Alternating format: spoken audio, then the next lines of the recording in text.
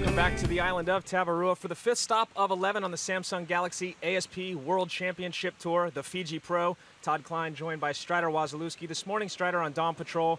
You know, a lot of the surfers were out there getting warmed up, but the contest, you know, I should say the ASP commissioner, Kieran Perot, you know, assessed the conditions. He said it just wasn't right. We went on hold, and it looks like we will start now. First heat in 10:30 a.m., 5 minutes away.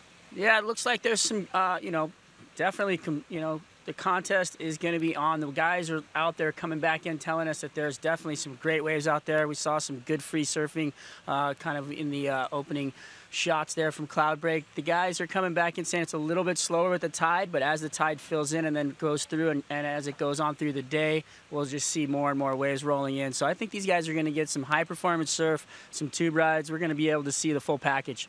Yeah, and you know, we see the guys come and go all morning while we're sitting in the restaurant having breakfast, Strider. And just a few moments ago, we saw Kelly Slater take off on one of the jet skis out there by himself. And so he's going to get out there and try to sneak a few waves in before we kick off with heat number 1. Kind of interesting. Slater kind of runs the show here. You know, John and Dave look after him here at Tavarua, and he's got his own ski.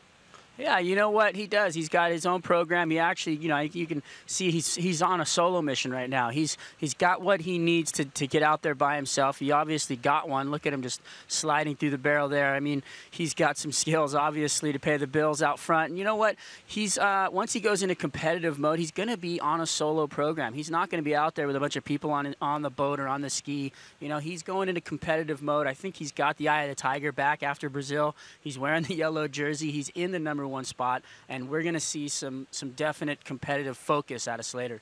Yeah, that's a given with old Kelly Slater. Well, just moments away from the start, we've got Martin Potter and Joe Turpel for the call. Good morning, guys. And just quickly, you know, we've had a couple lay days, and Potts, you know, you a former world champ in '89.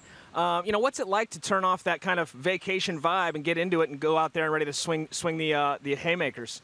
You know, ever since that waiting period came into play, the surfers have been getting used to that, being in that headspace where you've got that on-off switch. And a lot of guys, you can see them cruising around the island, nice and relaxed, Joe, just taking it easy. And as soon as the call comes through that it's on, you can see that mode change. So I don't think the guys are going to have too much problem clicking into that, flicking that switch and getting things going here this morning. Well, it feels a lot different than it does at any other venue we've had on tour so far. You've got everyone hanging in the pool, really relaxed. You don't have a lot of people standing by like a big crowd by any means. And so you see them real casual, and they're actually hanging out with each other more often than you see on other events where competitors are actually joining each other in the boat to get free surfs, playing ping pong, and keeping themselves ready to compete. As we're just a few minutes away, Potts, what's the conditions looking like for you? I mean, it looks like it's pretty rippable from this end. You know, it's not the best Cloudbreak these guys are going to be surfing, but I can tell you what right now, that wave from Kelly, there's obviously a couple little barrels on offer. We're going to see a lot of variety of repertoire today. We're not going to see the guys trying to find those big barrels. We're going to see maneuvers. We're going to see those lip line floaters. We're going to see some big radical turns. So exciting stuff that's going to be happening here in round number 1. Well, it was exciting to have a couple of lay days, and Potts, I know you had a pretty fun day exploring the other islands here in Fiji, and you got to hang out with Kelly Slater and his girlfriend Kalani. Let's check out some of the footage from what you guys did yesterday, Potts. Yeah, we had fun. It was just a little bit of a different vibe yesterday. Where'd you learn that, Potts? Just you know, just keeping it loose, and you know, Kelly's got that amazing ability to just be able to switch it off as well. Bit of competitiveness there. Anything you can do, I can do better. You know, just a nice cruisy day, and that's what you got to do. You got to be able to switch off, enjoy your surroundings, enjoy the atmosphere here in Fiji. It'd be a shame to leave and not experience what this place has to offer. Fun to check out some of the fishing, but also that restaurant that's floating is called Cloud9, where you can hang out and get some pizza, and then jump in and do some snorkeling. Where were you here, Potts? Mate, that's at Strider's Wave. It's on Castaway Island. You can see the boys there going in to check it all out. We also visited Musket Cove and experienced some cocktails at the bar there. So just, you know, keeping it real, keeping it loose and relaxed, and you know, making sure that we do experience what Fiji has to offer. And if anyone wants to come here, I'll tell you what, there's just a plethora of islands. There's so much good stuff going on. You in and out of the water. So I do recommend it as a holiday destination. And you passed the island where they filmed Castaway with Tom Hanks. Did you find Wilson hanging out there? Yeah. No, we didn't find Wilson, but we found some beautiful diving spots and so some beautiful coral and all that other stuff. So we're here to watch the surfing though, and it looks like we're going to be getting underway here very shortly. First heat about to get counted in as we feature Adriano de Souza, Kai Otten, and Tiago Perez in the very first heat of round 1.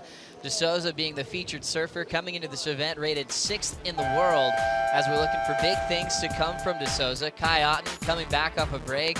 He's now a father of Oscar. Him and Sarah are really proud of that. And Tiago Perez, we talked about his run as being the ASP wildcard coming into 2014, where he has already taken one event off at Margaret River, but he's trying to find his form coming into Fiji Pots. Yes, these guys, I tell you what, this is an event that these guys really want to take advantage of. It's an incredible wave, and they want to maximize their time out here in the water. There's some fun waves. We're going to see some great surfing. As we check out the first wave of the morning, Kai Otten carving back into the pocket, has some momentum. He's going to find the lip. Speed snap for Otten as he's driving down the line to get this thing underway. Still committed to one more section, blasting it off the top, off the bottom. Closeout re-entry looked pretty challenging, and he ends up going down. Nice way for Kai to start things going. I'm sure that adrenaline's still pumping from yesterday after landing that huge fish. As we can see, Kai Otten just, getting things going here. This is what we're going to see. We're going to see a lot of big, radical maneuvers. And Kai Otten, I tell you what, he's taken an event off due to his birth of his baby boy, Oscar, and he looks like he's in good form. He's got nothing to prove, and I tell you what, he's definitely going to be a dark horse out here. Quick jam to finish. He ends up going down. The judges will set their scale on the opening day of round 1. 3.33 start for Kai Otten. Comes in at 34 years of age. A veteran on tour coming to Fiji. And he's staying over on Namotu, the island that you can see from Tavarua, and joining the record books with this dog-tooth tuna that he caught yesterday.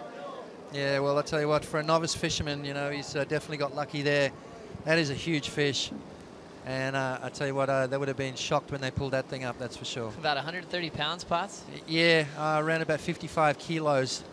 And that's probably weighs more than some of the guys on tour. Yeah, pretty amazing. And big thanks to Peter Jolie Wilson for capturing the images. Jolie's a part of the furniture out here in Fiji. He's been here for about a month straight, getting those great images and hanging out with the boys over on Aussie Island, as they're calling it, over in Namotu. Yeah, it's interesting how the Australians have kind of gravitated towards that island. Scotty and Mandy, the proprietors of that beautiful island over there. And it's kind of where all the Aussies kind of hang out together. A few Brazilians over there as well, Gabriel Medina and a few of the boys. But over here it's more the American vibe. There's some Brazilians as well, obviously the token South Africans, Geordie and Travis.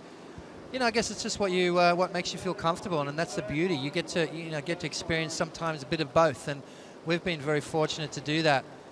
Both islands are just absolutely fantastic. Yeah, they're really different when you really break them down. Namotu a bit smaller. They've got a catamaran you can take out sailing. There's a bunch of stand-up paddles, just like Tavarua as well. Tavarua, you have these bures that everyone stays in around the perimeter of the island. It has kind of a luxurious feel to it, and all of them have really friendly Fijians that'll get you into the best wave of your life. As we look at De Souza setting up his opening strike. Off the bottom, nice vertical snap in the pocket. Adriano bottom turns and has to get out of there. They'll compare that opening snap to what Kai Otten did. Now Kai again pulls in on the first section, drives through the next one. He's able to get a completion for his second wave. Well, I'll tell you what, this is going to be an interesting situation because there's 2 takeoff spots here at the moment. You can see that at the moment, Tiago's sitting way up the point. Adriana scratching in. This is more down the end section here where we're going to find a lot more hollower sections for the guys to work with. De Souza draws off the bottom and that patented backside snap in the lip there.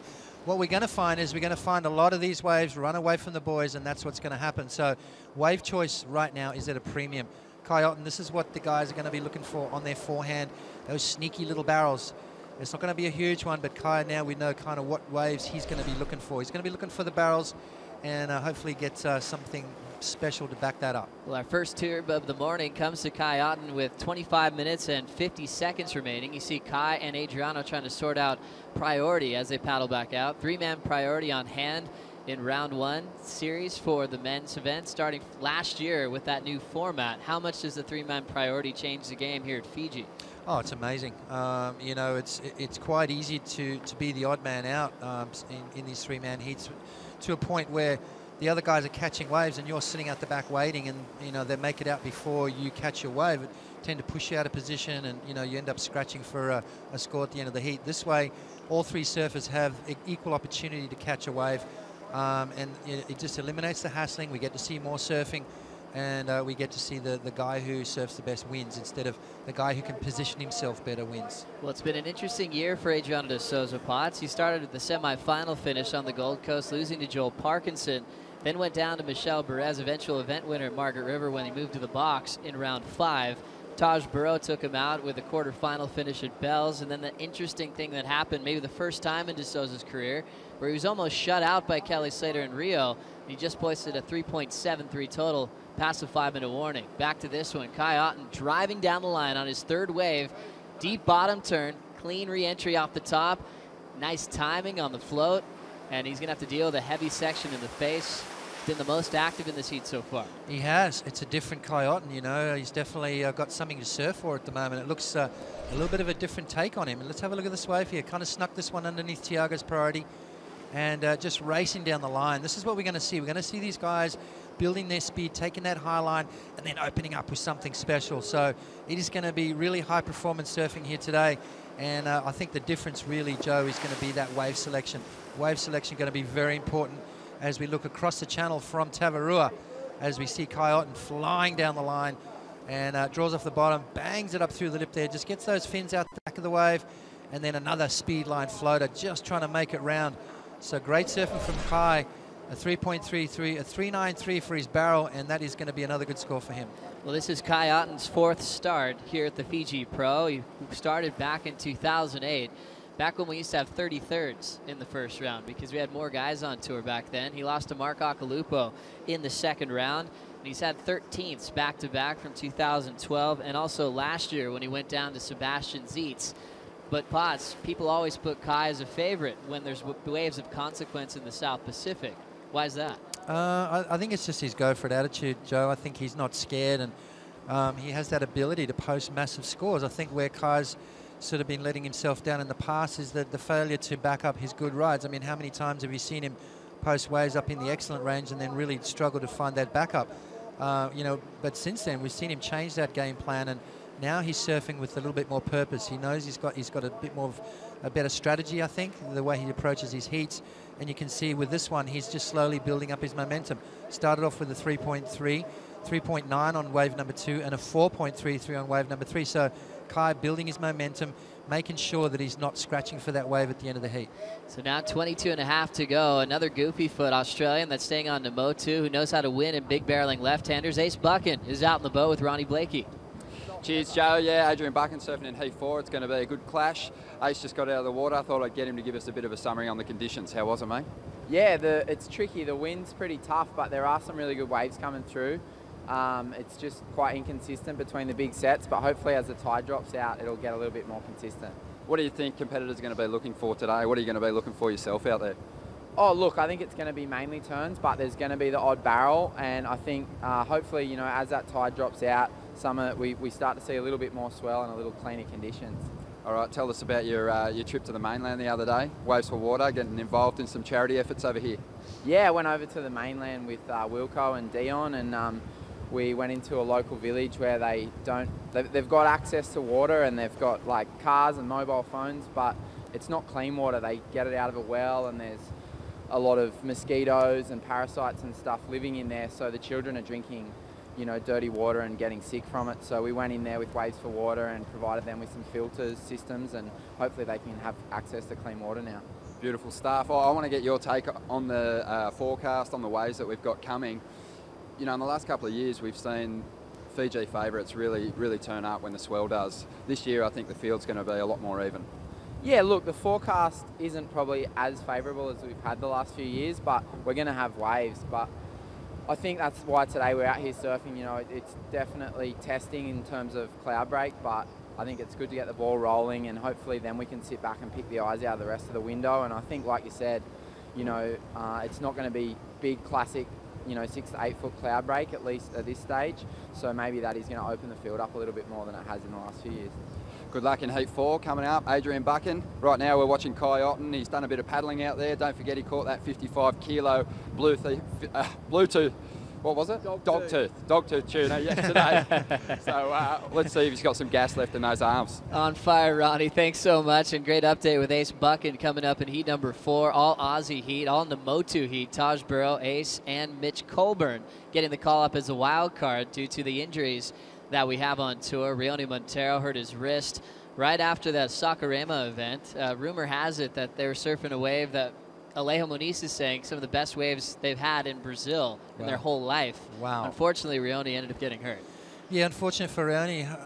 As we see Tiago's stats there, 34 years of age, 5'6", 154 pounds from Ericeira in Portugal. Beautiful part of the world. Tiago is being plagued by that knee injury. But taking his time here this morning, needs to get some scores on the board. That's the thing that can happen out here, Joe.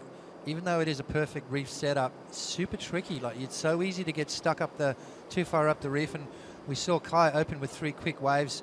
Adriano de Souza learned his lesson from his heat against Kelly and Rio, opened up really quick as well. But Tiago, with 19 minutes remaining, okay, there's still plenty of time on the board, but you've got to get the ball rolling. So Tiago being very selective. We remember when he started off the season at the Quicksilver Pro at Snapper Rocks, we were kind of waiting in anticipation to see what his form would be like after such a serious break in the offseason, trying to get his knee healed. He ended up taking out Jordy Smith from the contest in round 2. Yeah, surfed really well. And that's the thing, all these guys are capable of big results. All these guys have got the ability to win events, and it comes down to that real crucial wave selection, that consistency, utilizing priority in the right times, not making those mistakes. And you look at a lot of heats and it comes down to the guy who makes the least amount of mistakes ends up winning. As you see the boys on the boat getting prepared for their heat. Mick Fanning coming up in heat number 3. Still plenty to go in the opening round heat as Kai Otten has the lead. We'll be right back in Fiji after this.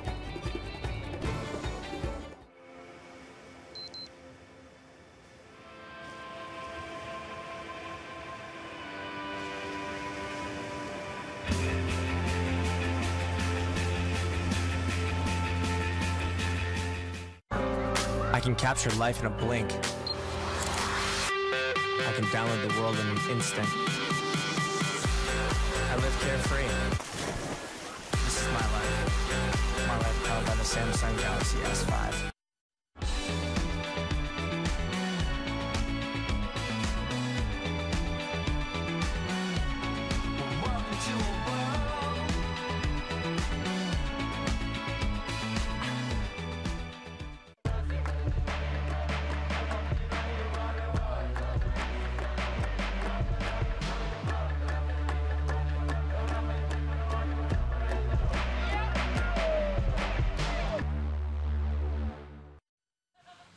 The Fiji Pro is underway, heat number 1 out in the water, and we're now joined by CJ Hobgood. CJ, some great news. We just recently were informed it's actually up on the ASP website. You've got a new sponsor after 5 years of not having a sponsor. You got to be feeling pretty good coming in knowing you got some backing here at the Fiji Pro. Yeah, no, and I thank everyone at ASP for, letting me tell my story and being a big part of me and my career. Sometimes you don't know how things are going to work out and how it all plays out, really. But yeah, man, I got to partner up with like-minded individuals, and we're excited, and we're going to have some fun. I'm sure a lot of people want to know more about Salty Crew. Where do they go to find out about who they are and what they stand for? Yeah, well, you can go see the whole story on ASP, and they got a little video and some pictures. And then, you can Google Salty Crew or salty-crew.com and check it all out. And yeah, let me know what you think. Hit me up. You can talk to me. I'd love to answer any questions that anyone has and all that good stuff. Were you a part of sending me a box? Because I got a box in the mail, and I was so stoked when that thing showed up, man. Well, I know you guys, like me, have a similar story as far as we grew up on the beach, and for whatever reason, sometimes we get away from the beach, and then look where we are right now, boys. We're on the island of Tavarua.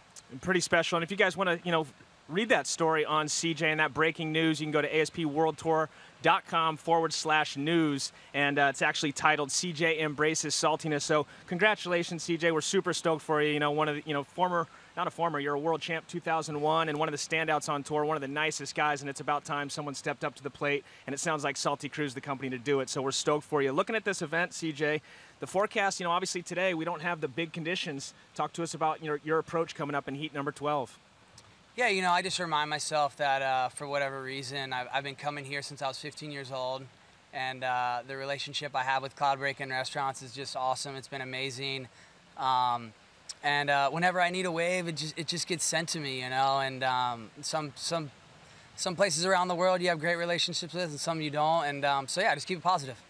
And we're looking right now. It's halfway through the heat right now in heat number 1. Long lulls. You know, a lot of people haven't had the fortunate opportunity to come here to Tavarua like we have. How hard is it? You know, it's a wide open reef out there. How hard is it to find yourself in position on a smaller day like today, or is it easy? Yeah, you know, it's kind of more the tides is where, but it is a big playing field out there. And, you know, I kind of just trust with, you know, with what I've been doing out there for a long time. And it's funny because Kelly always gives me a hard time. He says I sit too far down the reef, and he told me this year he was going to coach me and bring me further up the reef. And, you know, and I was like, well, will I beat you if I do that? And he never answered that question, but yeah, we'll see what happens. I'm super excited. I'm so stoked to be here. It's a vacation for all of us, really. That's insane. It sounds like everybody's got your back, everybody's trying to help you out, but you seem to me like you're doing just fine. I mean, you seem like you have a great relationship with the wave, and it's almost like a relationship having, you know, that you go through out there with a wave like Cloudbreak. Yeah, and it is, you know, I mean, and we all have a relationship with the ocean, really. I think that's why we started, and that's why we're so passionate about what we do. And yeah, man, if I didn't have the support of all my friends and family and everyone around the world, I wouldn't be in this seat right now. Well, congratulations on the newly signed sponsorship. We look forward to seeing you, CJ Hobgood, in heat number 12, guys. Great news there for CJ. Look forward to that heat in heat number 12. Thanks, Todd. As we transition right to Kai Otten on wave number 4, he'll be forced to kick out. Now back to CJ. This will be his 9th start in 2014 at the Fiji Pro. 7 out of his previous 8 appearances, he has at least made the semifinals. Yeah, talk about that relationship. You know, and he's that kind of surfing. I remember watching him. I think CJ's picked the eyes out of it, and his spot is down that inside section where the barrels are. You know, everyone's sort of got a different approach to the wave, and I love the way that he picks his spot and he sticks to it. And there's a lot of waves when you're out there that miss that outside section, double up on that inside, and it really does run off and give you that tube time. So stick to your guns, CJ. Yeah, this is his pet event. Talking to Kelly about it, they've had 2 finals out here where CJ's been runner-up both times. As you check out the lineup coming up next, Felipe Toledo has Michelle Perez and Brett Simpson in heat number 2. Toledo, one of the most exciting surfers on the planet. His ranking really doesn't do him justice at this point, Potts. No, it doesn't, and nor does Brett's. You know, Brett's an amazing competitor, and he's, you know, he's won before in California to Huntington Beach, the U.S. Open, back-to-backs there. So he's got the talent, you know, and it's just finding that rhythm. It's just getting that momentum growing, getting that confidence up. And we saw a little bit of that in Australia, where he fired up towards the end of the heat and posted some big scores. So he's got to bring that. He's got some tenacious competitors. Michelle Perez, 2 wins out of 4 events. Felipe Toledo yet to really fire here. We saw some flashes of brilliance in Brazil, but just didn't manage to continue that. Looking forward to the heat on deck as well. After that one, we'll have Glenn Hall returning as a wild card, which kind of brings up with our injury story. This is where Glenn Hall injured himself last season in his rookie year and had to sit on the sidelines. Glenn Hall was picked as the event wild card from the ASP. Issei Tokubao was the Fiji wild card because he won the trials to make his 4th appearance. Mitch Colburn got the call up along with Wiggly Dantes due to Adam Melling and Rioni Montero having to sit on the sidelines. Potts, remember Melling hurting himself in a free surf session at Stratty. He sustained that injury, battled through, but it really hurt the most when he was going left, and we know that's all he'd be doing out here at Cloudbreak and restaurants. Yeah, he'd be completely exposed, you know, trying to surf these little waves here today. And, you know, Adam's got a long career ahead of him. You know, you've got to be really mindful about, you know, making that injury worse. And, you know, Travis has got a bit of a shoulder injury, and I managed to talk to the doc, and he said, no, you know, it's one of those injuries for Trav that you know, he can't really make it worse if he surfs. It's going to hurt. Yes, he's got to push through the pain. We know he can do that. He's done it before. So we'll keep you on deck with Travis Logie. He would be surfing with CJ Hobgood and John Florence at the end of this round, as he's still trying to make sure he's 100%. He probably knows he won't be 100%, but he's at least able to surf through that shoulder injury. You saw Michel Perez getting the ride out with the ski. He's coming up next against Felipe and Brett. He hasn't had the great success in Fiji in the past, but we'll see if that momentum carries through this season. Deep bottom turn to fin release off the top for Kai Otten. Carving combination, 2 different turns, and he'll throw some water on that third carve. Nice easy pace to watch for Kai Otten. He'll slam the inside corner and look to extend his lead. Smart surfing from Kai Otten, and that's the part of the reef that CJ sits on. It's that inside section, and you can see that wave sneaking underneath Adriano de Souza and Tiago Perez. And you know what? He tags that one, throws the fins out of the back. A smaller wave, but I tell you what, he's got some momentum here. Watch this turn from Kai. Nice variety there on the forehand, and finishes with a clean little move. So Kai Otten starting to build momentum, posting a 5.83, so going from strength to strength. And the smart thing about it is that every time he stands up, Joe, he's replacing his second high scoring ride. Now De Souza on his second wave, opened with a 3.47, comes off the bottom, nice backside snap off the top, comes down with the roof on the second turn, vertical punch out on the third re-entry, and now carving away. Easy rhythm for De Souza to get his second score. Yeah, by far De Souza's best wave. And you know, it's sort of that wave right now. It looks to me like the easy approach is the way to go. I think you've got to just let the wave open up and really determine what you're going to do. De Souza, really good at that, really good at reading his waves, really good at fitting his turns in, and a nice little foam climb float there. Beautiful technique off the backhand, and he brings us one through the inside. So De Souza back in the heat. 3.47 on his opening wave, and backed it up with something good. Tiago Perez needs to get busy. He's got 9 minutes to go, and he needs 2 good scores. As we look back on Adriano de Souza's career, he got a semifinal finish where he ended up losing to CJ Hobgood back in 2008.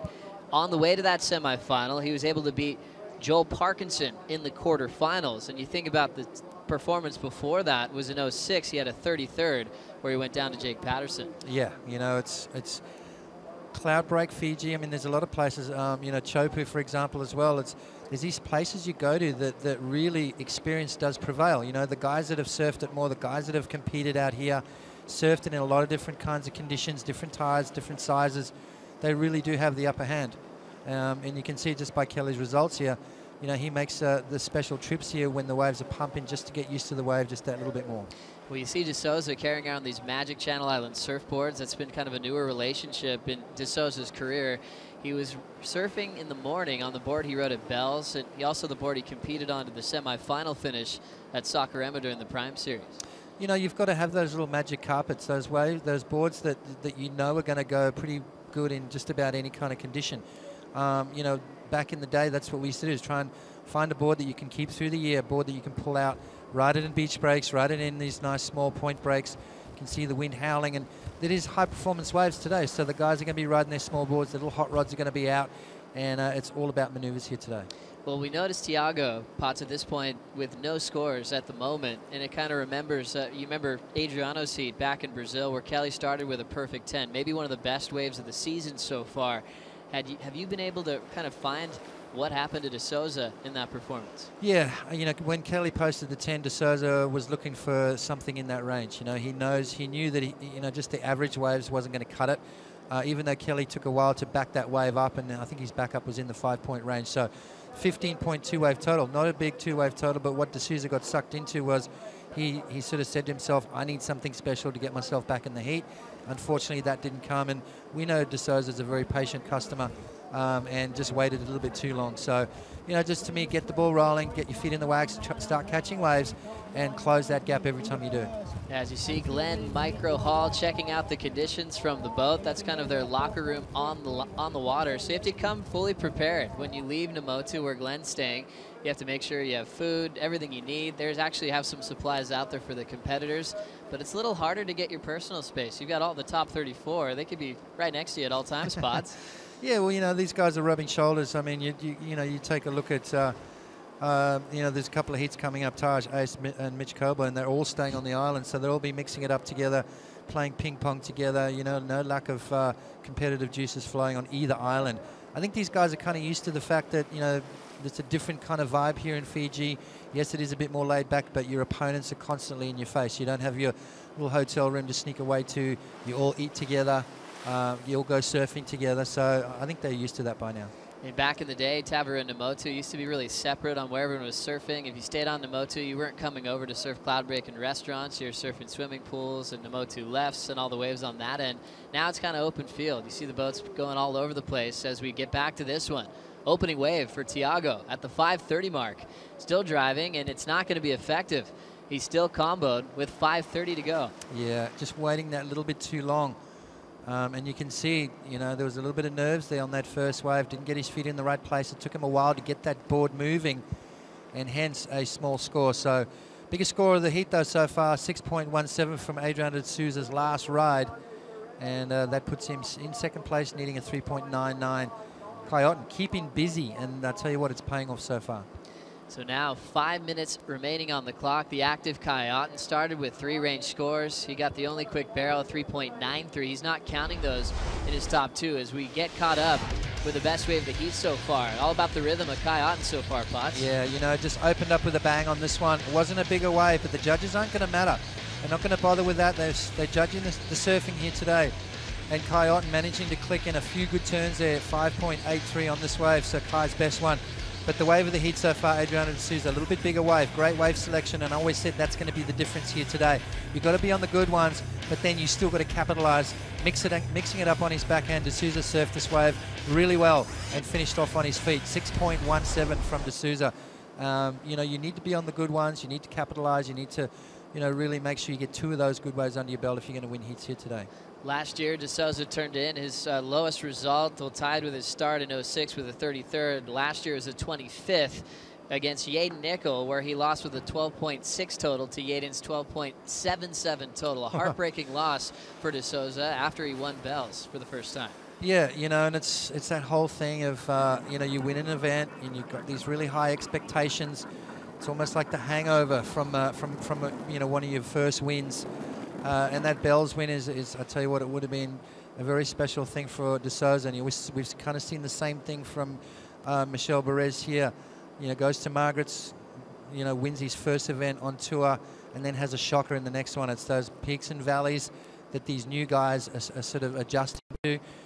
You know, you see the best guys in the world, the Micks and Joels and Kellys, that there's not as many peaks and valleys. It's more consistent, and I think as these guys learn about the game, we're going to see those adjustments being made. Well, you see some surfers, Mick Fanning used to talk about, he didn't really like starting as world #1 at the beginning of his season, so you'd have a little bit less pressure from the media going to every stop with the target on his back. Mick's kind of redefined himself nowadays in 2014. Potts, what were you like in world #1? Did you mind it, or did you kind of like a little bit more personal space? No, I didn't mind it. I think it's part of the game. It's, you know, with target on your back or not, I think it's you just got to surf your way. You've got to play your game and not fall into that trap of being world #1. And I think it did affect Gabriel Medina's performance a little bit as we see De Souza up and riding. Off the bottom and a little snap off the top for De Souza. Already threw his second snap, pushing harder off the fins. Easy rhythm. More vertical on the third re-entry, and now carving back into the pocket.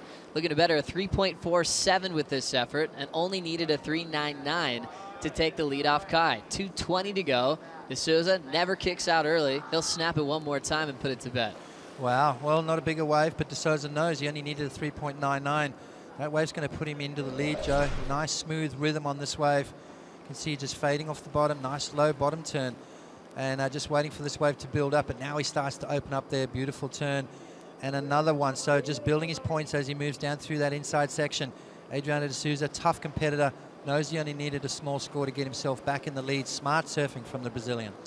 Third wave ridden for Adriano de Souza, and we'll see if we have a lead change. Kai Otten's best wave was a 5.83 as we compare the Goofy to the regular footer. And this is one event where we've seen a lot of success from the Goofy footers as well. You know, we look back in the last few years, it's always been about Kelly on top, but he's had guys like Gabriel Medina in the final, CJ Hobgood a couple of times. Seems like one of the more balanced events on tour as far as stances are concerned. Yeah, it is, you know, because it's got that variety. It's not all about the barrel. There's that open face. There's, you know, the outside section with the roll-ins on the bigger days. You know, you got that real fast inside section as well, where you really got to pump your board to get through the barrel. Natural footers find a little bit harder. But when it's big, wide, and open, I think it really does have an even playing field. A bigger set approaching now. Promising signs here for the rest of the day, Joe. As we look at this set pour through pots, it should be a fun day of action. We're going to try to finish round 1 before we leave the lineup today. 5-7-3 for De Souza's last. He takes the lead. Kai Otten needs an answer back. Needs a 6.08 on this wave, which could be his last of the heat. Big carve off the top. Bottom turns and snaps it. He's able to recover out front to the open face for a roundhouse cutback. And Kai's going to drift out the back. Needed a 6.08. Tiago combo. This will come a little bit too late for a surfer from Portugal. He'll get a little late hit and go down. He's going to want to recover quickly in round 2 from this performance spot. Yeah, he's got to. I mean, you just can't sit around that long. Let's have a look at Kai's wave from the channel as he races down the line and opens up with a big slashing maneuver. So Kai Otten committing to some big turns on this wave. And not really a long one, but I tell you what, he did some big turns, and the judges are going to have their work cut out for them. Is that enough to push him up into the lead? Kai Otten looking for the score. More waves on the way. We're into the countdown. Might be able to get one final wave in. It's not going to come in to the lineup in time. So the heat is over, and we anticipate the numbers to drop in. Tiago was comboed. He had a 0.57 and a 1.0. And last wave for Kai comes up short, just a 4.07. He stays in second. De Souza, very selective, but really effective with his wave selection pots. Yeah, you know, he was selective, but he started off. You know, he got his waves under his belt early and managed to answer back. Kai, unfortunate there for him, just not finishing off that last wave. He needed to get a little bit, you know, maybe that last maneuver at the end there was deemed incomplete, but good promising signs from Kai Otten, surfing really well. So now De Souza moves straight to round 3. Coming up next, Michel Perez, Felipe Toledo, and Brett Simpson here at the Fiji Pro.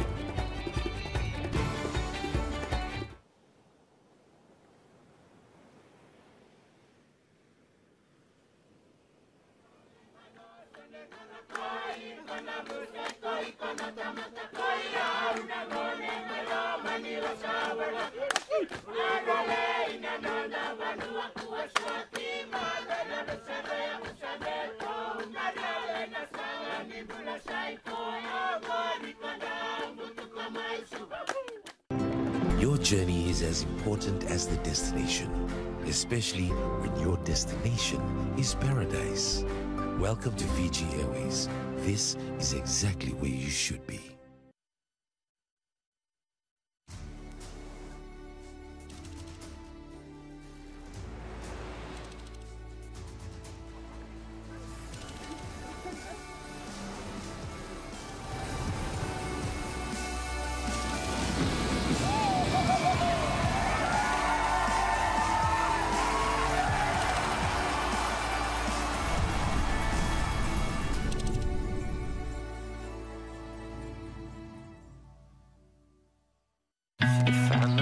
I'm in tune with my body. It speaks to me and pushes me. This is my life. Samsung Gear Fit. You're watching the Fiji Pro, the 5th stop on the Samsung Galaxy ASP World Championship Tour. We have round 1 underway, the second heat of the event with Michel Perez, a 2-time event winner this season, ranked number 4 in the world, taking on Felipe Toledo from Sao Paulo, Brazil, and Brett Simpson from Huntington Beach, California, USA. Glancing out the lineup just a few minutes off the clock, we'll see a glide in and a setup from Brett Simpson, trying to get a quick start. Off the bottom, speed projection off the lip to cover some ground. Second blast puts him out in front for a big closeout re-entry. Simpo's on the board with a quick lead. Yeah, nice wave there from Brett. You know, and that's what you got to do. You got to get your feet in the wax. You got to get a quick start out here. There's not a lot of waves, and as they said in his interview, there's some big lulls. So you don't want to get stuck in that situation. I think the guys watched that last heat with Tiago Perez waiting a little bit too long, and then kind of flustered at the end of that heat. So get the ball rolling early, get your confidence up, get some scores on the board. As we check out the replay, what'd you like about this wave? Nice, smooth transition here from Brett Simpson. Really good speed and finishes off with a bang. So, you know, I like the fact that he's off to a quick start. You know, Brett's that kind of kid. He you know, needs that momentum. He needs that confidence. Once his confidence levels up, he's pretty much capable of anything. 29 years of age, 6'1", 175 pounds, Huntington Beach, California, ranked 34. That's not indicative of how good this kid is. Well, when you look at Brett Simpson in Fiji compared to Felipe Toledo and Michel Perez, Brett's the only one with an opening round win. He did that last season when he had John Florence and Ace Buchan. He's able to take this first win to skip straight to round 3. So he's capable of doing big things out here, and that's what he's got to have, that confidence to do it. Know that he can do it. Now paddling into this one, opening ride for Felipe Toledo. Coming down to the bottom, snaps it. Off the bottom again, little carving section on the second blast. Always quick with fast reactions. He'll just carve his way through this inside shoulder, and he kicks out. Brett already on board with a 6.33 start, so Felipe needed a 5.84 to take the lead. Yeah, the judges like that. You know, those big projection turns that he had. Nice smooth transition and finished off with a bang. Felipe Toledo, different kind of wave, allowing him to go a little bit more vertical. So a different approach to the wave there than Brett Simpson. A little bit smaller, but you can see just nice and quick on his feet, managing to fit in some turns and bring this one all the way through the inside. So Felipe Toledo opens his account and gets his feet in the wax. Michel Perez sitting at the back now with priority. Can't let these guys get too far ahead, Joe. Now Felipe Toledo on tour is the youngest guy on tour, 5'8", 150 pounds, from Ubatuba, Brazil, ranked 20th in the world and trying to get to round 3 for the first time in Fiji. Last year he was out in the second round. We'll wait for scores from Felipe. Let's get caught up with our heat winner, Adriano de Souza, with Ronnie Blakey. Cheers, Joe. Adriano de Souza. Tricky conditions out there. You got through with a 6 and a 5, which got you into the lead in the final stages. Just explain what it was like surfing the first heat of the event. Yeah, I was kind of nervous because, yeah, Kai is surfing pretty smart during the whole heat, and Thiago as well. But yeah, unfortunately the waves coming through for Thiago, and it just like was between me and Kai the whole time because I got started with a 4, and I waited just for another one to back on track, and since Thiago was missing a little bit the first set, and I got that one to make it 6, so I feel more comfortable to the end of the heat, and unfortunately Kai left the little one for me, and then I got a 5. But I knew Kai was looking for the big one at the back, but yeah, he got out of the way, but it was not cooperating, it was not good enough. So I'm so happy to make my first heat of the year at the round 1, and yeah, I'm so exciting, and then hopefully the waves come. Let's just look back a little bit. Last year you came into this event in the #1 position looking to hold on to a ratings lead. This year you come into the event in the 6th position, chasing down a big result to get back up near the top. Yeah, it's true.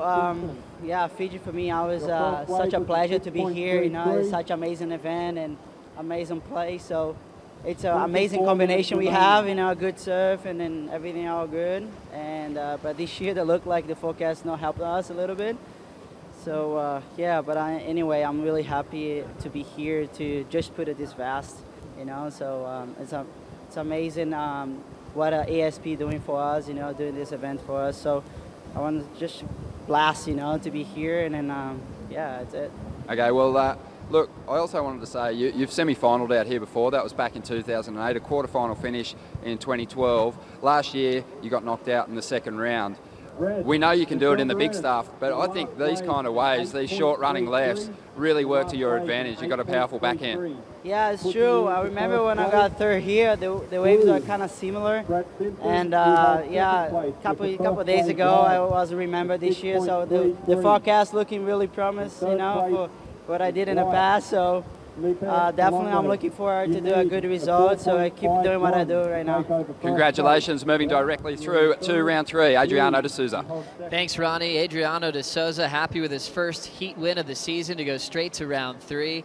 De Souza has been in that moment where he's had world #1 in the past spots. This year he already has 2 equal 9ths. So he already has a couple of throwaways. He can't afford another hiccup as we look down the stretch. Meanwhile, Michel Perez just dropped an 8.83 putts. Well, this was the wave that he caught while we were at that interview. And, you know, Michel Perez on a bit of a roll here. He's on his backhand, and he won Rio in these big backside maneuvers. So Michel Perez just going to town on this one. A series of big turns, that familiar floater rock and roll move, and then bang through the lip at the end. Michel Perez opens up with a bang, an 8.83. So he's been very patiently waiting out the back, and it's paid off, Joe. Look at those series of turns, the connection between each maneuver, nice and smooth, nice and clean, and that rock and roll float there to finish off a nice vertical upside down turn. So a lot of variety on that wave. The judges loved it. Everything up into the even to the 9-point range for Michel Perez. Well, solid effort for Michel. His first wave scored at a Jersey since his win in Rio de Janeiro, a place where he didn't even really see himself as an event favorite. He said you didn't even know what was going to happen round by round with that changing lineup. Coming into Fiji, he knows that he hasn't had the best success here. Are you pretty surprised that a Tahitian like Michel hasn't made a final series in the past in Fiji? Yeah, I mean, yeah, a little bit surprised, but in saying that, it's it's a very tricky wave, and no matter where you come from, it's a wave that you need to spend time at. Equipment choice is super critical. It's a big playing field. You kind of get stuck in no man's land, as we saw Thiago Perez fall into that hole in heat number 1. So there's a lot of factors come into play here. A lot of different kinds of conditions, restaurants, Cloudbreak, big waves, big barrels, maneuvers. So yeah, it's a tricky place, and I think experience out here will prevail. The longer you surf the place, the better you get to know it. Let's take a look back on Michel Perez going to victory at Baja da Tijuca, Billabong Rio Pro, using those magical fire wires, going backhand, tricky beach break conditions where he took out Kolohe Andino in the final. That backhand attack, Michel Perez loves his backhand. He can get that board nice and vertical. He's got a beach break at home that he hones his skills on, but also really, solid in big, hollow barreling waves. And I think he's got to draw on that experience here in this event. Can he go back to back? I mean, he can't fall into that same that rhythm of getting a first and then dropping down into 13th place. So he needs to back up that win at Rio with a good result here. And I'll tell you what, that'll put him in a really good position. 2 wins out of 4 events. He needs a backup result here. Quarterfinals are better, really, is in order. Well, Michel Perez ended up having a pretty long trip home from Rio de Janeiro as he missed a couple of flights due to delays. He finally was able to make it back to Tahiti after spending the night in Huntington Beach on his way home.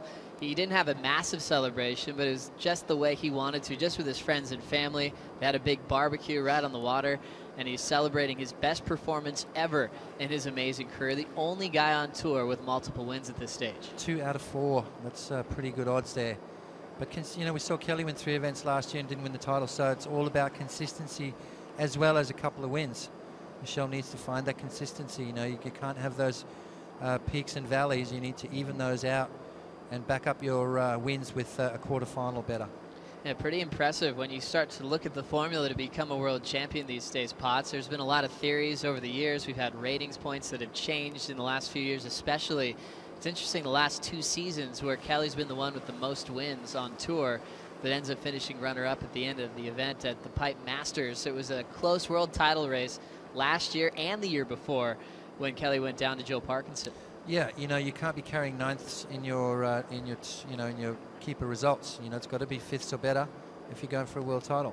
Throw first in the mix, and you've got a winning formula. So, if you're carrying 9th place or a 13th even in your end of year total, then you can pretty much kiss it goodbye.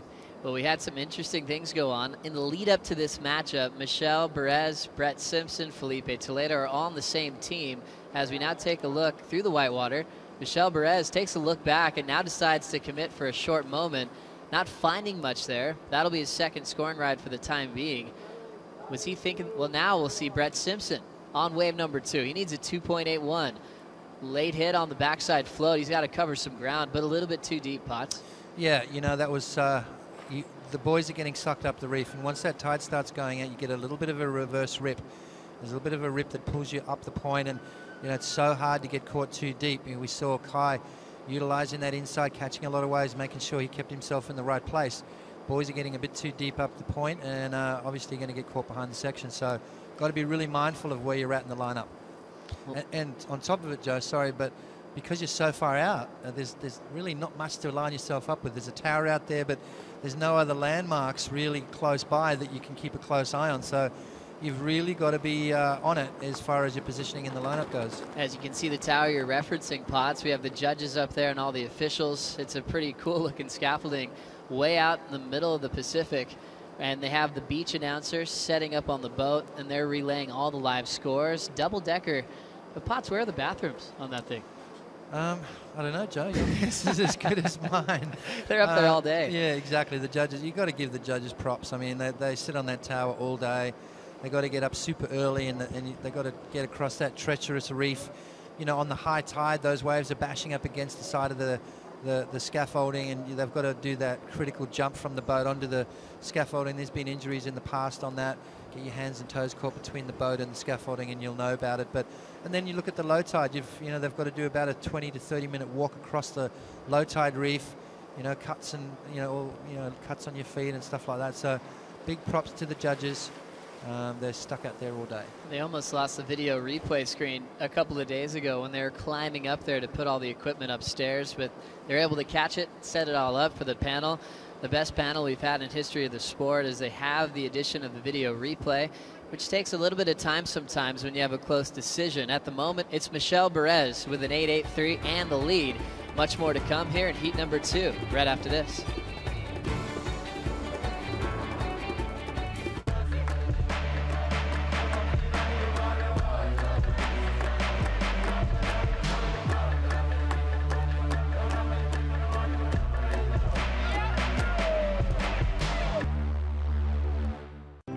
Your journey is as important as the destination, especially when your destination is paradise. Welcome to Fiji Airways. This is exactly where you should be.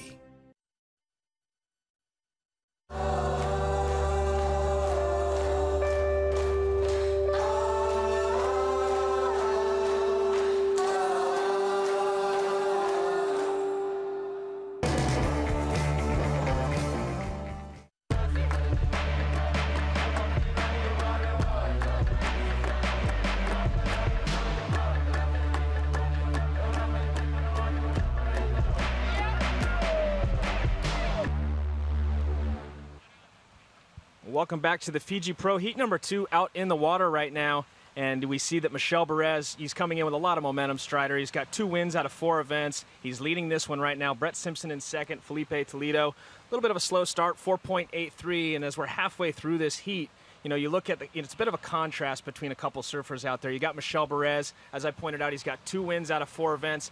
Brett Simpson, he's been having a tough go, Strider. 7 straight 25th results. Looking back, we've had 4 events this year, looking back to 3 in 2013. Tough go for Brett Simpson. What's it going to take for him to change things here in this heat right now out in the water? You know, I'm not a huge competitive surfer, but getting that many 25ths in a row is going to feel, you know, weigh on your psyche. I think he's just got to get the headspace back. He's got to get back into the driver's seat, maybe even get some coaching going from somebody on the sidelines to get that mental status back and get him back on the driver's seat. Well, I know somebody that can give us some insight. The 89 world champ, Martin Potter, you know, as I pointed out, 7 straight 25ths. What's it going to take for Brett Simpson, and what do you think is lacking right now? Oh, you know, Todd, I think his ability's there. You know, we saw a bit of that, you know, in Bells Beach where he fired up at the end of the heat. Michel Perez up and riding though at the moment, Joe. Having a couple of backside hacks going off the top, but Perez down to the bottom.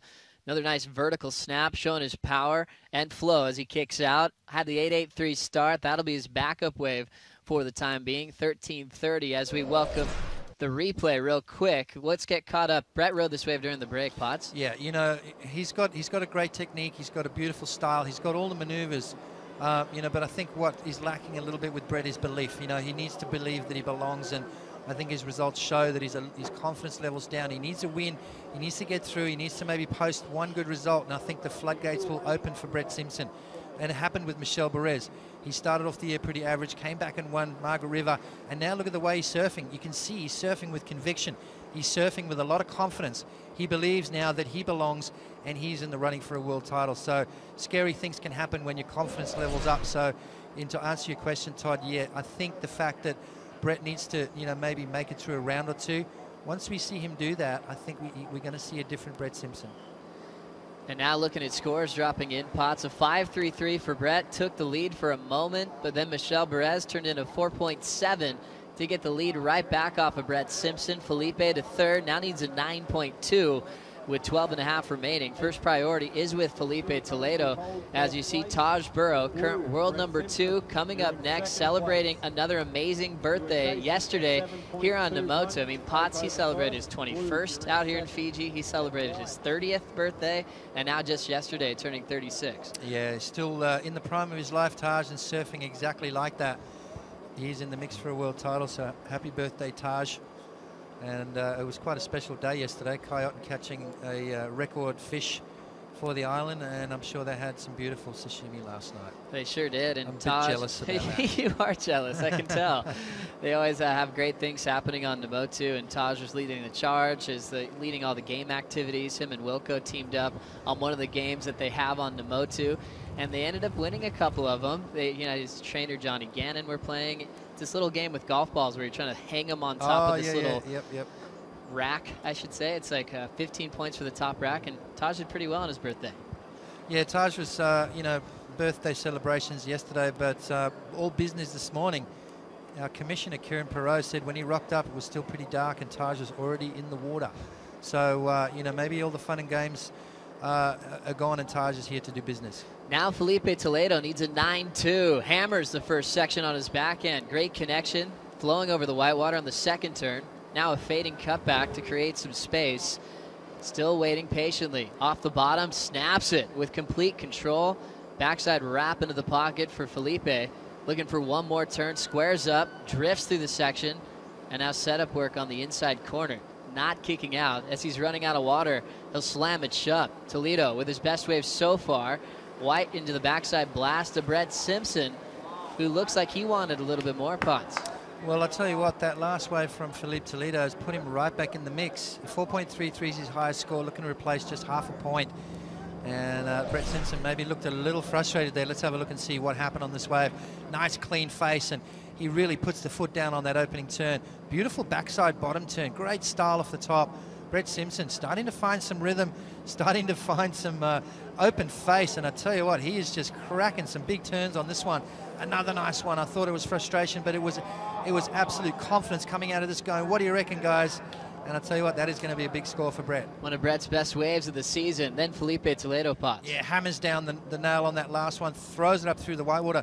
So Felipe Toledo starting to find his rhythm here. He's been pretty quiet towards the beginning of this heat, needing a 9.20 to get himself right in the lead. But I tell you what, this is a step in the right direction. It is going to be a good score as well. And Felipe Toledo, as you said, not wanting to kick out until this one is right on that inside shish kebab section. It's still high tide here, so the boys are able to finish off those last turns. As that tide goes out, Joe, the boys will be kicking out of that. Crazy sections on the inside we saw throughout the last couple of days during the free surfs. As we look back in Brett Simpson's career in Fiji, he's been able to get to round 3 a couple of times in his career. Better than Felipe and Michelle, as they've never made it into that round in their history competing at Cloudbreak. So Brett with a lot of recent success, especially with round 1 wins, and turning in one of the best waves of the heat so far on that last exchange. Judges still reacting to it. He needed a 7.21 to take the lead and maybe break the curse of the second round losses, as we see Perez now on the answer back. Looking to better a 4-7. Speed jam off the top. He hangs on and picks up the pace. Backside float. Makes it around the corner. Bottom turn to wrap combo. Perez firing off the bottom again and jams a backside power carve with a vertical re-entry to finish. What a heat, Joe. What a heat we've got on our hands right now. I tell you what, Brett Simpson was going to take the lead on that last wave. Michelle Perez answers back. Brett up and riding again. Heating up, Brett Simpson snaps it in the pocket. He'll glide down and kick out. Didn't like the way that one felt. Numbers are now dropping in for Simpson.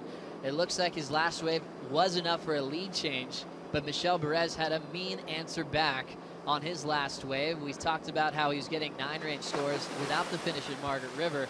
He cleaned that up in Brazil and still effective at Cloudbreak. Yeah, absolutely. And you know the funny thing with Brett is it's not due to the fact of his surfing too. He's had a little bit of bad luck in the sense of he surfed a great heat. It's just he comes up against guys that maybe post career heat totals, and that can happen.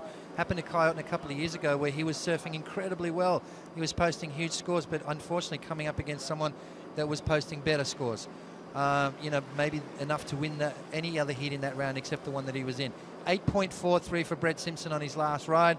That put him up into the lead momentarily. Michelle Perez looking for a 5.93 on his last ride, and I think he's going to get it, Joe. Let's take a look back at this heat as it fires up as the top 4 scores we've had so far. Back to Michelle Perez with this one. Yeah, opening wave of an 8.83, and you can see the power, you can see the confidence in his surfing. And I tell you what, a different tilt is Michelle Perez is not falling off as much as what he used to. He's finishing off his waves. Watch this, even this last little crack off the lip there. Complete confidence from Michelle Perez. Felipe Toledo, Here we go. This is his best scoring ride. Scores still getting posted now. He puts down the hammer on the opening turn, floats over the section. This wave kind of went a little bit slow through this midsection here, unfortunate for Toledo, and it is going to show on the scores. It's not going to go up into that excellent range, but is going to get him back in the heat at 6.23. This is Brett Simpson's best wave, Joe, and have a look at his transitions here. Nice smooth off the top. Look at that beautiful low bottom turn and that arcing turn off the top. Another nice turn from Simpson. He starts to open up the shoulders here, comes off the bottom. You can see the confidence starting to grow in Brett Simpson's approach. Massive score, 8.43. But unfortunate that Michel Perez answered back with his last ride of a 7.0. And here it is right now. This wave got him back in the lead as Michel Perez starts to answer back. Have a look at the commitment on that turn there. Races down the line. Speed line float from Michel Perez around the section and bangs it off the top. Great surfing, great positioning from the Tahitian, and Michel Perez on a little bit of a tear here in heat number 2, round 1. A pretty wild recap. Battle of the backhanders continues as Brett Simpson had the score for a brief moment. Michel Perez back in first. Felipe Toledo blows the tail and goes down on his 4th effort. Toledo needs a 9.6 to get into the mix and take the lead. Brett Simpson with an 8.43 and a 6.33 now needs a 7.41 to take out Michel Perez, an 8.83 and a 7.0. Maybe one of the best backhanded heats we've had so far this season.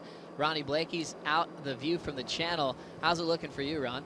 Oh, it looks sensational from out here, Joe. The one thing I'm noticing about Michel is even though he's not doing super explosive, mind-blowing, radical manoeuvres, he's actually surfing with no wobbles. You can tell he's in check with his equipment. I think this is an interesting heat because Michel's kind of been the surprise package this year.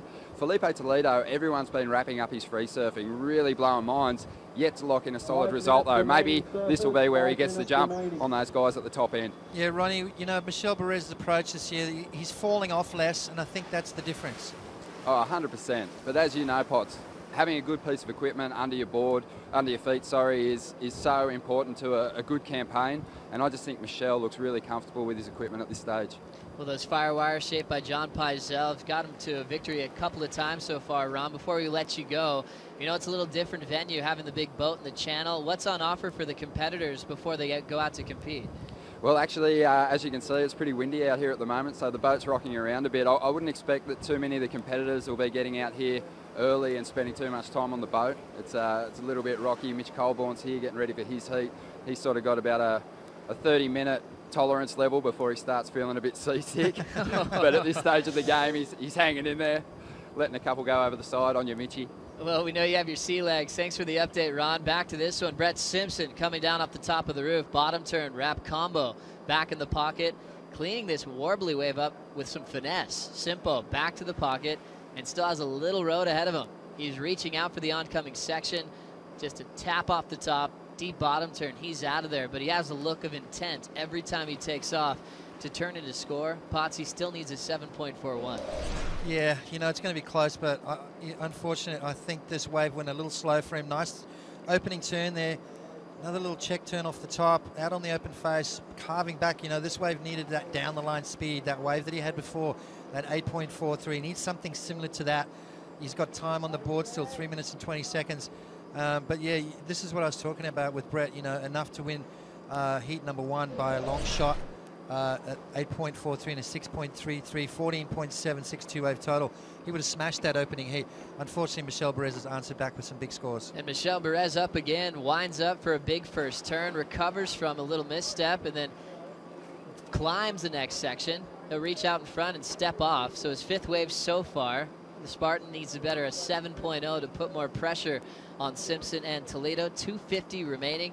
Once again, first place goes to round 3. Second and third are reseeded into round 2 to compete later on this week.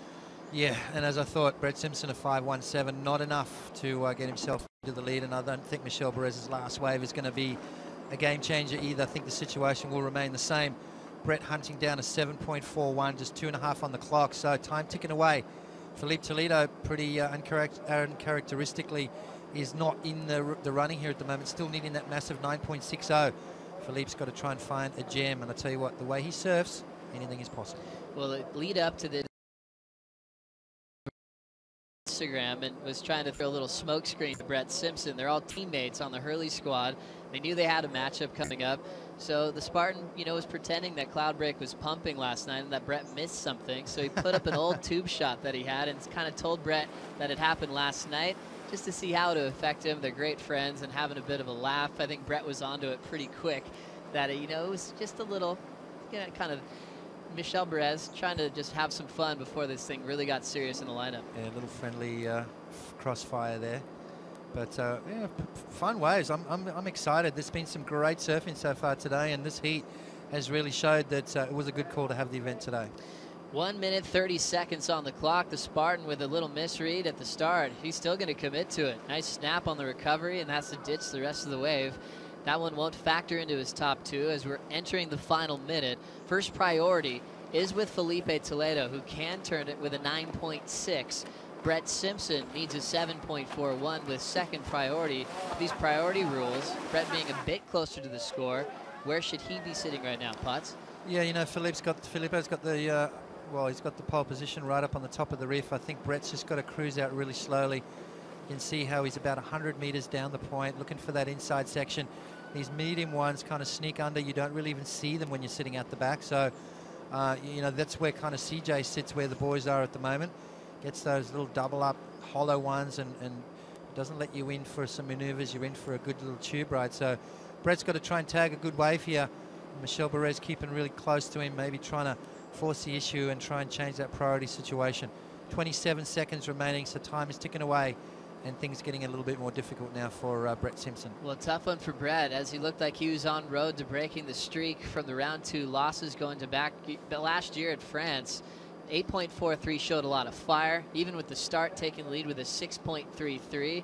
Hopefully that momentum continues in round 2, where you almost be certain he'd be destined for a victory to move back into round 3. Yeah, what do you say to him? You've got to take a lot of good out of this heat, but unfortunately, when you surf good and you still don't win, I think it's almost worse than having a shocker. It's tough to post waves up in the excellent range and still not get a win under your belt. Huge win for Michel Perez. He makes round 3 for the first time here in Fiji. Coming up next, 3-time world champion Mick Fanning takes Freddie P and Glenn Hall here at Cloudbreak.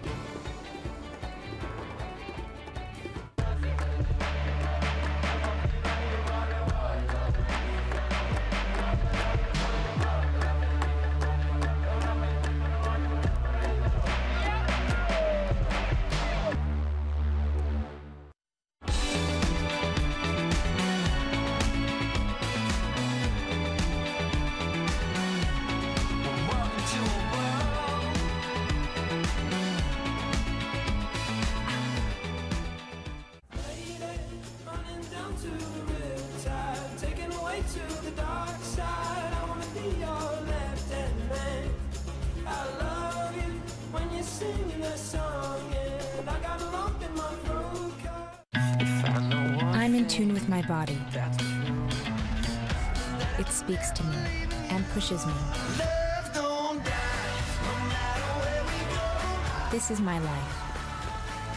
Samsung Gear Fit.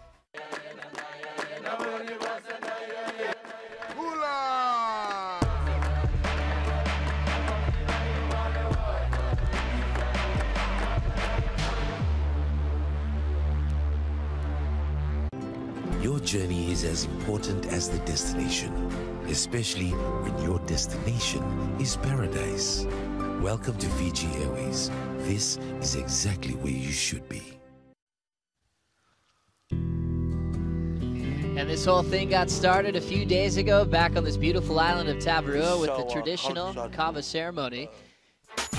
All the world's best gathering around for this spiritual moment with all the prestigious members of this Fijian crew, and it's really fun to start off the big event this way, Potts. You can see how special it means to all the top 34. Absolutely right, Joe. It's this place reeks of culture. We're coming onto their land, we're surfing their waves, and that ceremony there shows a sign of respect for the local people here in Fiji. And you know what? They embrace us with open arms and big smiles, and we've got to give back and make sure we leave a small footprint once we're gone. Take your rubbish, don't take advantage of the situation. Just don't destroy what you came to enjoy. So it's a beautiful part of the world. We want to keep it that way. That's exactly right. Mick Fanning knows what it's like to come here. He's been coming here for a long time. This will be his 9th start in Fiji. His first was back in 2002 as a rookie on tour. He ended up with a 17th result when he lost to Pedersen Rosa, but since then he's learned a lot, recovered quickly in 2003, where he ended up making the quarterfinals, losing to our commissioner, Kieran Perot.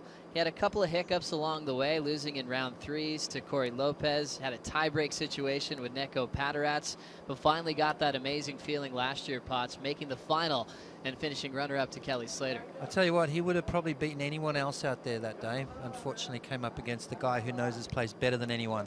Now Frederick Petaccia Jr. setting this one up. Driving off the bottom, carves it to get this heat underway. Off the bottom again and loses the handle as he goes down. Yeah, you know, Freddie, I'll tell you what, he's surfing really well. He just hasn't quite posted the result that signifies how he's been competing. You know, he had a pretty close call on the Gold Coast. He had another close call at Bells Beach and Rio. The guy's surfing really well. He's fit as he's ever been. He's got more determination than I've ever seen. And, you know, really powerful, committed surfing from Freddie P there, just pushing it a little bit too hard. And with the wind conditions at the moment, got to keep that board on the face of the wave, Joe. So Freddie Petaccia, 32 years of age, 5'8", 165 pounds, in the best shape of his life as he's redefined himself coming into this season. He's looking to make his first final appearance at the Fiji Pro. He's made the semifinals in the past when we go back to 2005. It seemed like his success in Fiji came early on in his career, Potts. Yeah, you know, coming from Hawaii, you know, he's not scared of the barrel, and this is what it offers. You know, you find those tube rides out here. Now setting up another wave on his way down the reef. Freddie will carve the first section. Deep bottom turn, little foam climb snap combo. He's out. Shorter rides for Freddie to fill in the gaps. You know, just keep him busy. I like his approach. Very similar to what Kai Otten did. You know, he's trying to keep himself on a certain part of the reef. Now, a lot of these waves that they catch will be strategically placed. Glenn Micro Hall carving the first section on his opening rate. Smooth bottom turn, clean carve back to the pocket. Off the bottom, a little change up, layback redirect on that section, but he can't hang on. And now Fanning, defending world champion, still highlining. Going Mach 10, he's going to go down around this section. Off the bottom and his first hook. Perfect in transition off the bottom, more vertical, and hammers it. Off the bottom again and throws down another fierce carve. Fanning on a roll as he drives back to the pocket. Perfect read, very patient, and absolutely obliterated that wave. Oh my goodness. I think we've probably just seen the best wave of the day, Joe. He used every bit of ability to get around that section, just picking up so much speed, keeping that high line, and then just unleashing some unbelievable maneuvers. Watch this here. You can see him seeing it down the line. He races, keeps that high line, drops down around the section. This was where all the points are going to come from right here. Whammo! Just big carving turn from Mick, and then backs it up with this right here. Have a look at the technique there. Perfect positioning. No wobbles in between the turns. Another one unleashes there. Mick Fanning on a tear, using his, I tell you what, using that result in Rio de Janeiro as a little bit of fuel to the fire. And now the first wave of Glenn Hall, Potts. Yeah, nice opening turn from Micro. You know, that injury from last year has got to be playing a little bit in the mind psyche, but, you know, great little surfer. Needs to really finish his waves there. A little bit of a mistake there from Micro. You know, first wave of the heat, first wave back here in competitive surfing. So. And now we check out the board breakdown for Glenn Hall coming from Avoca Beach in Australia. He's riding a 5'8", 18 inches wide, 2.13 inches thick. He's got the volume at 21.96, a DHD that he's going to try to work out in this opening round heat. At the moment, we have Michelle Perez standing by on the boat with Ronnie Blakey. I had an 8'8", I think, in the 7. Hey guys, well, joining me on the deck here is Michelle Perez. A couple of decent numbers in the first heat. And Michelle, you're into the third round for the first time here in Fiji. Well done. Yeah, thank you. I feel like it needed to get smaller for me to make the run 3, but yeah, I'm just happy just to make it. I wish the conditions were better and bigger. You know, every time we come here in Fiji, we expect to get some big barrels and, you know, and big turns, and you know, it's not going to happen, I think, this year. Maybe at the end of the waiting period. Let's just talk about that a bit, because this specific leg, I think everyone always expects you to do so well in it. But your best results have always kind of come in sort of marginal conditions, and your two big wins, obviously, this year. Yeah, you know, that guy that, you know, doesn't fit where he belongs, you know. I'm like, I make results where I'm never supposed to do results, so I don't really mind, you know. I just want to do well in every single event, and hopefully this year the weather is going to be good here and I can do it better. But do you think your expectation on yourself to perform when the waves get really good maybe sometimes hurts you? Yeah, you know, I just hate when we have like slow heats, you know, that the pressure gets too big on me, you know, and I feel like I need a lot of waves to come, so I have like more options and more opportunities to score, you know. So, you know, that happened, you know, at Margaret River in Rio de Janeiro. So, you know, I hope it's going to happen here. Mate, tell us what it was like before we let you go, going back to Tahiti after winning in Brazil. Oh man, like, you know, Tahiti was going mad. You know, it was amazing to see all my friends coming to the airport, and my lady and my baby too, and all the people that I don't even know, like, come to me and congratulate me, and they always say to me like, oh, we're behind you, we're behind your back every time, we're looking at you, like, and I'm like, yeah, that's great, you know, that's good for the future of surfing in Tahiti. I think the danger for you now is these early round heats. You want to make sure you keep progressing into that fourth round, into the quarters, getting those keeper results. Do you feel the pressure of having already 2 throwaway results? Yeah, I have 2 throwaway results. I don't have any pressure, you know. I just want to do well in every single event. That's all I want to do. So I don't care about what I did before. I just want to keep going, look forward for the next event, and this one is like right now. So I need to focus on that. Yeah. Obviously, you got a huge following in Tahiti, but also Europe getting right behind you. Just quickly give a shout out to your French fans. Un grand bonjour à tout le monde, toute la France et les dom-toms. Ben voilà, on est ici à Fiji et j'espère que vous suivez la compétition. Bon, les conditions ne sont pas fameuses, mais bon, les vagues sont présentes. Et j'espère que les vagues seront meilleures ces prochains jours et j'espère que vous suivrez. Current world number 4, Michelle Perez, powers on through to round 3. Back to you guys. Thanks, Ronnie, and merci beaucoup, Your Honor, Michelle Perez, for putting on a great performance, making round 3 for the first time, and a great celebration in Tahiti as they're loving their possible world title contender coming from their region. Y'all had all the government officials help him out in the airport in Tahiti as well. He didn't have to pick up his board bags or his luggage. It was all delivered to his house. As this one continues, Glenn Microhall representing Ireland, covering some ground. Setup work off the top as he finds a pocket on the first turn, then jams down on the oncoming section, flows through this inside corner, and he gets another clean off the roof's turn, clean wrapping cutback, setting the rail beautifully, and he hops out, and now we'll catch up to Mick Fanning coming off the top. If you had anything major before that, we'll bring that to you. Down to 20 minutes on the clock, Bots. Yes, and scores for Mick Fanning's opening wave, an 8.60. So Mick Fanning starting off just like he normally does with the bang. And just back to Michelle Perez, yeah, probably at this point in time one of the most successful surfers out of Tahiti. Current world number 4 and is in the running for a world title. Let's have a look at Freddie P's last ride. Started off with a bit of whitewater and a little slow, but these are the growers. Watch this wave, how it picks up as it starts hitting that inside section.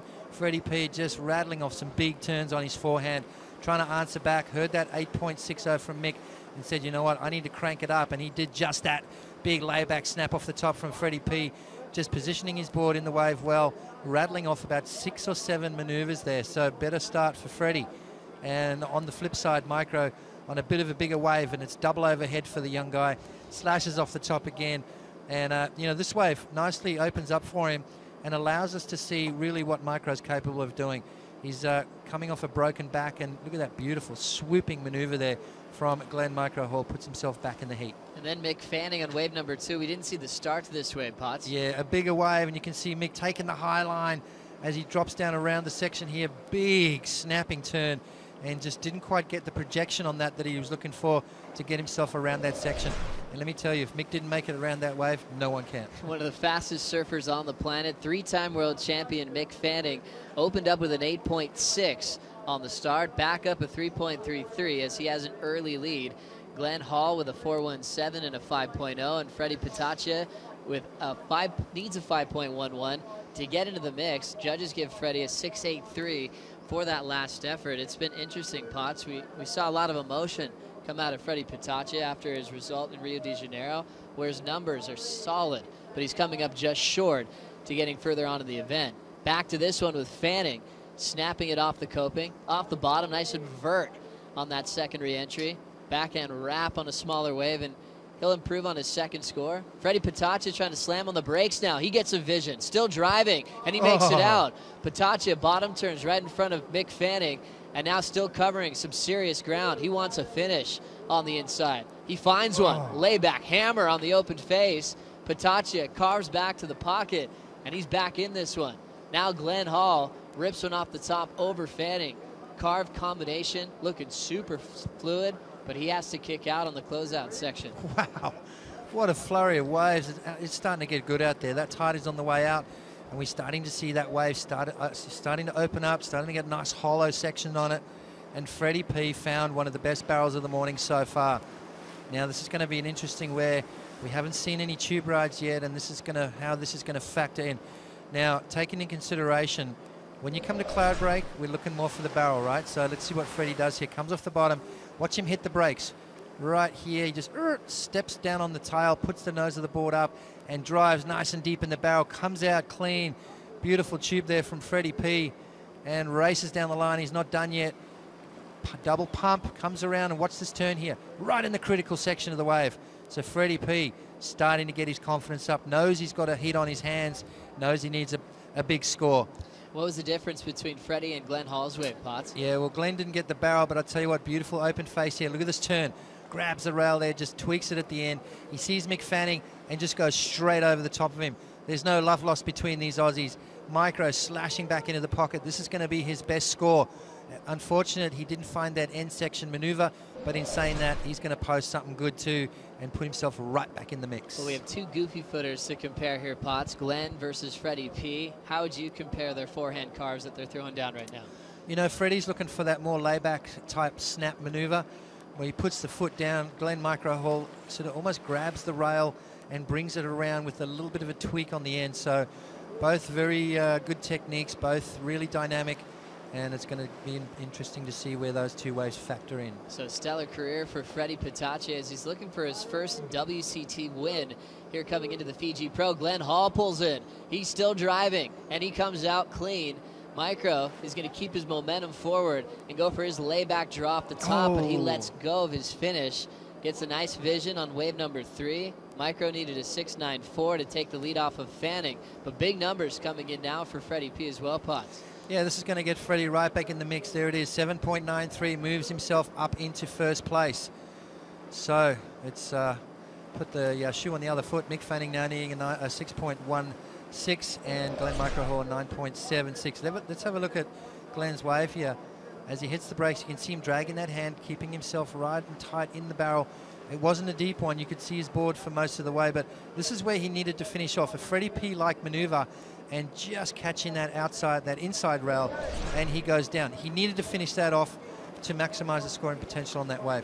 He's done all the hard work and then stomps his foot on the tail at the end of that wave. Needed to complete that maneuver. Well, conditions are getting better out here at Cloudbreak. We have tubes successful by Freddie and Glenn, and still 15 minutes to go. We'll take a quick break. We'll be right back after this.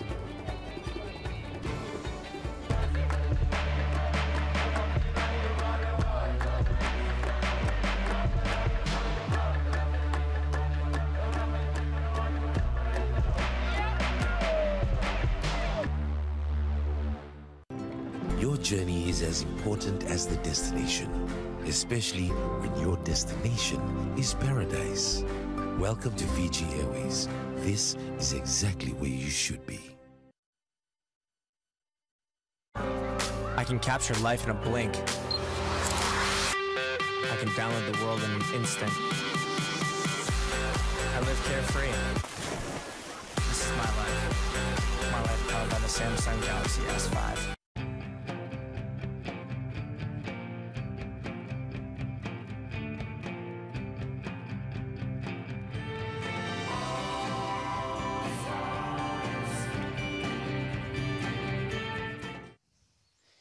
Thanks for being with us here on Tavarua Island. You're watching the Fiji Pro. Freddie Pataccia gets the lead with a 7.93 on his last wave. Mick Fanning to second. Glenn Hall in third. He needs a 7.93 to take the lead, but conditions are getting better coming off that high tide. And it's just the third heat of the opening round. If you're just joining us, we had Michelle Perez take the last heat win. Battle of the backhanders. A solid performance from Brett Simpson. But him and Felipe Toledo moved around too. And also the first heat, De Souza looking dynamic as the regular footers secured those first 2 heat wins moving into heat number 3. A big moment, though, for Glenn Hall as he's returning to the scene of the crime, the place that took him out of competition in his rookie year on tour. For more insight, we'll send it to the desk with Todd Klein and Strider Wasilewski. Yeah, thank you, Joe. It was last year, 2013, that Glenn Hall broke his back actually in round 2 out here, right behind us at Restaurant. So, you know, you hear the old saying, you know, get back on the horse and go again. He's not on the same horse, but he's in the same stable. And what's it like, you know, out there now for him? Obviously, he's ripping. How good does it feel for him? You know, you've come from injuries in places like Chopu to get back out into the water or even get into that environment where it took place and overcome what happened to him out here at Restaurants. Oh, that's pretty severe injury to go through. I mean, broken back, you know, crushing vertebrae, and that must have been like a mental one. You know, you get into something like that, it's going to hurt. He's out there. He's probably got it in the back of his head. But, you know, on top of everything else, it's honestly, it looks like his back's a little stiff. I mean, he's surfing really good and fast, but it looks like he still needs to loosen up a little bit in the heat. It looks like he hasn't gotten his feet, so to speak. Well, he's into this event by way of wild card, courtesy of ASP. Obviously, you know, he missed every event following, you know, Fiji last year, so, you know, giving him a nod here to kind of get redemption, if you will. So, you know, he wants to capitalize on the opportunity. And, guys, I tell you what, the conditions definitely starting to look better out there right now. A couple of tubes, and I tell you what, one person hoping to get one right now is Glenn Hall, as he's showing moments of brilliance, but he's looking for that tube right now. Thanks for the update, Todd and Strider. As you see Glenn Hall coming back to tour, they talk about the big moment that happened last year when he lost in round 2 to Jordy Smith. He had to get, you know, flown out of here to recover, and he spent a lot of time just really worried about if he'd get back on tour to be able to compete at the top level. He's been able to get back in the mix, but it was one of the toughest years to apply for the ASP wildcard. You had Tiago Perez, who was out for a while. Owen Wright was a shoo-in with his injury from a long time ago. And so you had Glenn Hall just being the first replacement at each event on the CT. But at first, it was a tough one for Glenn to swallow after spending about a decade trying to qualify for the top 34. Yeah, you know, it is really a tough one for him. And, you know, I think that what he's taken out of it is that, you know, not only lucky to be competing again, but lucky to be walking, lucky to be just able to get in the water and have a surf, never mind come out and compete at a high level. So, you know, he's going to be using this experience and just trying to get himself back. He's surfing really well. He beat Michel Perez at Bell's Beach, surfed really smart and posted some big scores. So, you know, he's getting back. He's getting back to his old self, and, you know, watch out when he does. Mitch Colburn, Potts, also coming up next, representing the wild card story. We all know what Mitch did last year, getting perfect 10s in great conditions at Cloudbreak. He has Ace Buchan and Tajborough. They're all staying on the same island together. And Colburn was pretty devastated last season. It was pretty tough to be a part of the top 34, and he was just a spot out of contention. It was a tough one for him to kind of live through. He actually left Hawaii when it was coming down to the Pipe Masters because it was too much pressure to deal with. It's been fun seeing him get the call up a couple of times so far this year, though. Yeah, you know, the kid surfs incredibly well, especially out here. 10-point rides he's had out here before, so no slouch. I think he's just going to have to keep plucking away, you know, you've got to just look and take a little bit of what Micro's done. You know, it took him 10 years to qualify, so some guys, it takes a little longer than others, but, you know, if you keep plucking away, keep knocking on the door, it eventually will happen. He's got the talent. He's just got to find a few results and get himself in there. He's definitely part of that new school program, and how to surf above the lip. These conditions should favor him well. Let's get caught up with what we've had so far in heat number 3. These are the best waves so far. Let's start with Fanning's 8.60. Yeah, look at this turn from Mick Fanning, and just absolutely unloading on his backhand, showing us why he's called White Lightning. Have a look at these turns here. Power, precision, speed, flow, all the criteria, all in the judging criteria that they're looking for. Freddie P finding a little barrel. He comes around the section. Watch him hit the brakes right there. Slides himself down. Beautiful positioning from the Hawaiian. Comes flying out the end. He's not done yet. Watch this. He races down the line. Finds a little bonus section on the inside here. Comes around and just unloads a big man turn there. So Freddie P starting to look dangerous. Maybe this is his turn for a good result. 793 got him in the lead, and then Glenn Hall got his best score, 683, starting with the grab rail cutty. Yeah, beautiful grab rail cutty. Almost takes Mick Fanning out there, just ollies over the top of him. Beautiful surfing from Micro. You can see that he's starting to get his confidence back. He's starting to surf like his good old self. And I'll tell you what, I can't wait for this kid to really get back to 100%. So Glenn Hall on the road to come back. Right now he needs a 7.93 to take out Freddie Pataccia. Mick Fanning needs a 6.16. We have the 3-man priority set up. Freddie with first priority, and you reflect back to a heat with Freddie and Mick Fanning back in Tahiti, and that's the heat where they decided to update the priority system coming into 2014. Freddie was able to block Mick Fanning at Chopu on a wave, and while Mick was underwater dealing with the heat from that little section, Freddie was able to go back and regain first priority to close out the heat, and the judges and officials on the ASP board of directors decided that that was a little unfair, and now if Freddie or Mick would decide to block a wave to take somebody off, they wouldn't be able to get first priority again right away. Yeah, you know, to be neutral until your opponent gets back out into the lineup.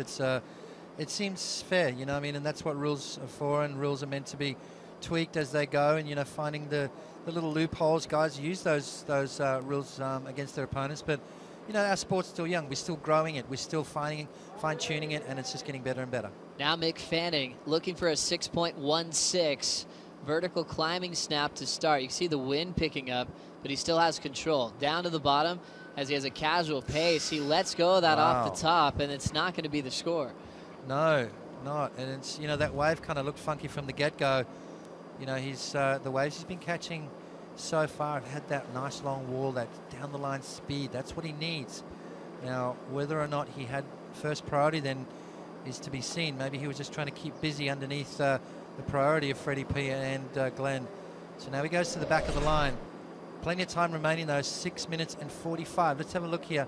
Foam climbs it there. You can see he's showing a little bit of disinterest, waiting for it to happen, and this wave not really cooperating and Mick going down. So that's not going to really play into the things. 2.50. It's not going to ruffle his feathers too much. He's still got plenty of time remaining. He just needs to find one of those nice long walls that he posted at 8.60 in the beginning of the heat. Well, Mick Fanning's been keeping his focus pretty strong on the lay days so far, Potts, but he has been taping up his knee a bit, just making sure that it's got some support. He's been working a lot with Chris Prosser, part of the medic crew, to make sure he's fit and ready to go. So his knee's bothering him just a little bit, but it's not affecting him so much where he's not going to be able to compete. Right now he needs a 6.16, 6 minutes remaining. Fanning also with a win this season, back at Bells Beach when we shifted down to Winky Pop to beat Taj Burrow in the final. Yeah, that was a great final. Definitely the two informed surfers of that event. Mick Fanning loves that Bells Beach event. Won it as a grommet, and you know, just showed why he's one of the best in the world. A tough event to win, but Mick really, you know, showing that he belongs. Well, that's right. When you mentioned that wild card option that Mick Fanning had when he came into Bells Beach before he was on tour full time, that's why we always talk about this wild card picture. Guys with Mitch Colburn, there's not a lot of people that come in as a wild card about 18 years of age and go on to take out a major event. No, I tell you what, it's very special, and you know, Mick obviously in that category. Big sets coming through out the back, though. Have a look at this. Gliding in, it will be our Hawaiian, Freddie Patachia, setting up the tube. It's not going to open up on the first section. Goes off the bottom and has a high lining carve. Projects out in front and keeps that line nice and high on the top turn. Now just a little setup slash to get a little cover up off the bottom and a full wrap on the open face. Nice pace for Freddie, clean over the top, and he'll continue to do work on this inside corner. Freddie Patachia looking to improve on a 6.83 to extend his lead as we pass the 5-minute warning. Yeah, great wave from Freddie P. Let's have a look at this from the water angle. You can see him racing down the line. He just wants to get barreled, but unfortunately not happening, so decides to tag it a few times. First wave of the set, so a little bit of bump, but dealing with it really well. Holding his rail there, just projecting that turn back down the face. Snaps and tries to do that combo snap under the lip. Didn't quite get it, but out on the open face again. Another beautiful turn for Freddie P. Is it going to be enough to improve his 6.83 and put Mick Fanning in a situation where he's going to look for something up into that 7 to 8 point range? 4 minutes remaining. Freddie P starting to look good. He's picking off great waves. He's already on the back of the ski. He'll be in the back of the line with priority. We'll see if he's successful in increasing the total that Fanning and Glenn Hall need to make the difference to move straight on into round 3. We mentioned Fanning's runner-up finish last year. On road to that runner-up finish, he also turned in a 19.53 combined total in round 5 against one of his longtime friends, longtime rivals, Joel Parkinson. Yeah, I mean, last year was absolutely pumping, you know. The waves were just perfect. Kelly Slater posted a perfect heat last year, 2 10-point rides against Sebastian Zietz, and then went on to win it with a 10-point ride in the final. So, you know, it's the kind of wave where you find the right one, Joe. no matter how far behind you are, you know, you've got to look at that. You've got to think, well, hang on a sec. Even if I need a massive score, don't give up. Glenn Hall needs a 9.2. They are out there. Those gems, those diamonds in the rough, and this place has got the ability to throw up something special when you least expect it. Gliding into this one, Glenn Hall's running out of time. He'll drive in the barrel. He's deep, and he's still pushing through. Micro makes it. A long threaded tube ride for Glenn Hall. He needs a 9.2, though, to move straight into the lead, and we'll see if he betters his 5.10 with that effort. Yeah, the judges love Freddie P's last ride, but let's have a look at this. And I was talking about those diamonds in the rough, and almost on cue. Unfortunately, this one didn't open up for him towards the end, but nice tube ride there. Fights his way through the end of it. Had he had some backup section on the inside, that could have been a pretty good score for Glenn. So you see him driving, pulls in nice and deep, rides over the foam ball and squeaks out through the end. So great work there from Glenn Micro Hall, but unfortunately getting caught behind the section on the inside. So it's going to go back to the drawing board. 2 minutes and 20 seconds remaining. Freddie P posting an 8.10. And Mick Fanning now needing a 7.43, a wave close to that excellent range, Joe. So Glenn Hall got a lot of great tube riding practice right before Fiji in his home court in the northern beaches of Sydney, Australia, where he had so many local breaks, slabs on offer, really maxed out to perfection. Himself, also Ace Bucket, ended up running into Taj Burrow, who realized that they had something going on their turf. Taj joined them for some amazing free surf, so he's really ready to compete here in Fiji. We're down to 1:40 on the clock. Glenn needs a 9.2 now to take it off Freddie. Mick Fanning needs a 7.43 because Patacha just dropped an 8.10 on that last effort. Potts, what are they liking from Freddie Patacha at this point? Well, it was those big committed turns, Joe. That big, you know, that turn off the top where he set the rail and he really did bring it all the way around, you know, showing the judges his total control over his surfboard. He mixed it up with a couple of different turns. The judges liked it. It was a bigger wave, you know, big committed turn. So at the moment, the barrel not really scoring as it normally does here at Cloudbreak because it's not quite as perfect as we see. Watch this. This is the 8-1 here. Watch this turn from Freddie P. Nice gouging turn there. And then the second maneuver as he draws off the bottom. Watch how he holds the rail all the way around back into that power source and out on the open face, snaps it. So variety there. Just got a little shampoo and then finished off with another gouging maneuver. So Freddie P showing a lot of power, a lot of speed, and a lot of confidence going into this heat. As you see another great view of the channel of how much open face that Freddie Patacha had to work with, keeping that high line off the top in a great rhythm, little change-ups in between to, you know, fit in all the different elements of this wave. It feels a lot different from that first section out the back to what you have on the shish kebab section for your finishing move. Yeah, absolutely. It sort of cleans itself up as it moves down the line. As that wave does bend around the reef, it sort of goes a little bit more offshore with the wind direction the way it is. So a little bumpier out the back as opposed to a little bit cleaner on the inside. And you've got to really capitalize with those inside maneuvers. Make sure you finish off good. Make sure you finish off on your feet. You know, we saw Micro with that nice tube ride earlier. Didn't quite finish that big layback snap that he did and posted a 5.10. Had he pulled that off, that was going to go up into the 7+ range. Well, Potts, we just ran out of time in this one. Fanning ends up in third. He'll have to go to round 2. Glenn Hall also back in round 2. Freddie Patacha with the big win. Coming up next, more action. We'll bring in Pat Parnell and Ross Williams for the call.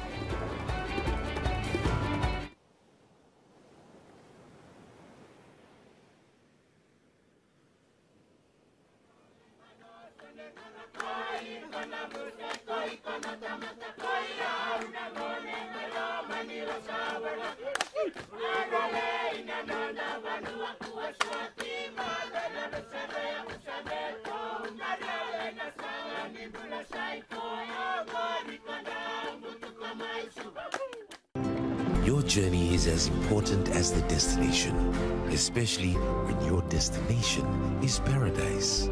Welcome to Fiji Airways. This is exactly where you should be.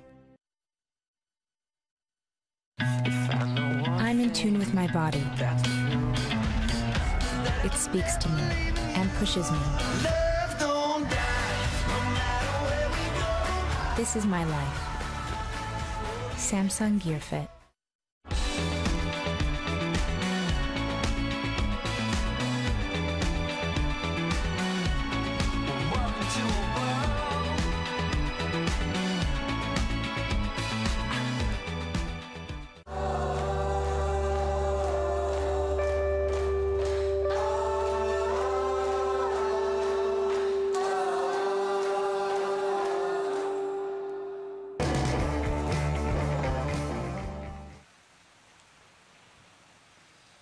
You're watching the Fiji Pro, the 5th stop of the 2014 Samsung Galaxy ASP World Championship Tour, the Judges Tower overlooking the infamous and one of the most desired breaks on the planet, Cloudbreak, as we welcome everyone back. Pat Parnell along with former ASP CT campaigner and big wave charger Ross Williams, and a good perspective of the lineup as we check in with the live shot. Lots of wind, but as we just witnessed, incredible showdown, and hats off to Glenn Hall coming back after that back injury. He's looking strong, but Freddie P moves onward and forward. The question is, can current number 2, Taj Burrow, get out of round 1 and go directly to round 3? He's going to have to go through Adrian Buchan and Mitch Colburn taking the wild card. Who do you like in this matchup, Ross? Well, I'll tell you what, Taj Burrow just quietly is setting up to me what seems like a really good campaign here in Fiji. You know, obviously he celebrated his birthday yesterday, but he contained himself. He didn't get too crazy. He was a first out this morning practicing. That shows me he's all business here. Showing a little hunger. You talk about the 2014 as we jump in, and Ace Buchan up and over. First one to get things started, but farther down the line we check in with an active Mitch Colburn. Big first turn. He'll pump it, get a little cover up. Can he come out? He does, and he'll go down. So Mitch Colburn, success on the first part of that wave, as we see trying to get a little distance on that. It just shuts down for Ace. Yeah, interesting that Mitch is in this event because, you know, he's been dipping back and forth with the replacements from injuries and that. You know, he has a relationship with this wave, being a wild card from the Volcom event. So, you know, he's definitely comfortable out here in the lineup. He has positive experience. You know, he took down Kelly Slater a few years ago, so he's definitely the X factor in this heat, even though Taj arguably would be the favorite to win. And you can see Mitch there. Nice start to this wave, a lot of speed. That carve was beautiful. That's the trick of, you know, the tricky part about pulling into these barrels today. They're not wide open like the normal Cloudbreak. They're very almondy shape, so you have to squeeze through them. When you talk about Mitch Colburn, you have to talk about his go for broke approach. In the process, with that comes 2 knee injuries. He's been able to bounce back out of that, but he always seems like he's one of those staple characters on any major quality surf film. You can always count on a solid Mitch part, it seems. Yeah, I would agree. And, you know, at this day and age, there are so many stars. You know, there's at least 100 to 200 amazing surfers out there that everyone loves to watch. So it's hard to stand out. So Mitch is one of those guys, and he's really at that breaking point where he could, you know, join the big league, so to speak, and get on the CT tour. So he's right there on the bubble. Well, you mentioned Taj Burrow, the birthday boy yesterday, 36 years old. You kind of made reference to you're liking the style of his campaign this year. A 3rd on the Gold Coast, got that 13th interesting run-in he had with the leash tangle at the Drugware Margaret River Pro, 2nd at Bell's, and then a 3rd place finish at the Billabong Rio Pro. So it's, you know, it's that silent, innocuous approach. He's just going to have to finish strong. It's amazing. I mean, it's baffling how consistent Taj Burrow is. You know, all these years, you talk about Mick Fanning's world titles and Joel and obviously Kelly. Taj has been right there, you know, and there's going to be the talk about, you know, him not being able to get it done and win that world title. But it's simply amazing the record he has. And at his age, you know, he's getting older. Let's face it. He's still surfing as good as he ever has. So he has the potential to take it down. Well, everyone focuses on Kelly's age, but Taj Burrow has been around almost as long. I mean, we've just relied on so much progressive surfing from him, and I guess we've gotten used to it. And some would say potentially the most underrated Australian surfer. Would you agree with that? It's hard for me to say underrated because he's in the top 3, it seems like, year after year. So it's not like he's finishing 20th. To me, those are the guys like, ooh, you know, a little bit dark horses that aren't achieving what they should. But in terms of a world title, which is what you're getting at, I'm assuming, sure. I would like, you know, I wouldn't be surprised if he had a couple by now. But Mr. Slater, you know, winning 11, he's very greedy. And he's taken a bunch of those away from a handful of surfers, let alone Taj. Well, a slow start so far. Taj Burrow yet to get on the board. Ace Buchan with a 0.2 and a 0.6, and Mitch Colburn for that first effort, a 2.4. Ace Buchan, we talk about last year's success he had, except for the win in Tahiti. It was a very, very rough year for him. What do you think Ace Buchan needs to take into 2014 after having that success in Tahiti? Yeah, you know, he baffles me a little bit this year. We're so used to him being one of those consistent surfers.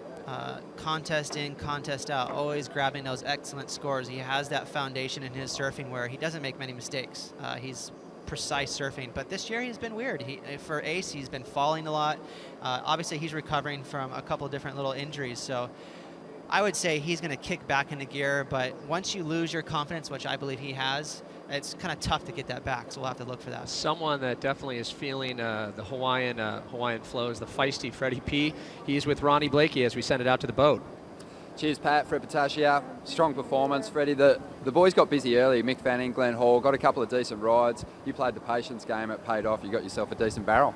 Yeah, you know, I got a pretty good barrel on that one. I was kind of thinking with the lower tide we were going to get some barrels throughout the inside. Little bummed out on the score I got, though. I don't know.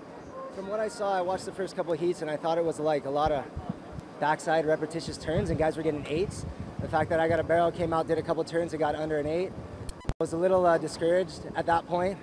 You know, luckily I got a wave after it, but I feel like if I would have lost the heat with that, I would have been a little bummed because I don't know what they want. Is this a turn event? Is this a barrel event? I know it's small, but a bit of both.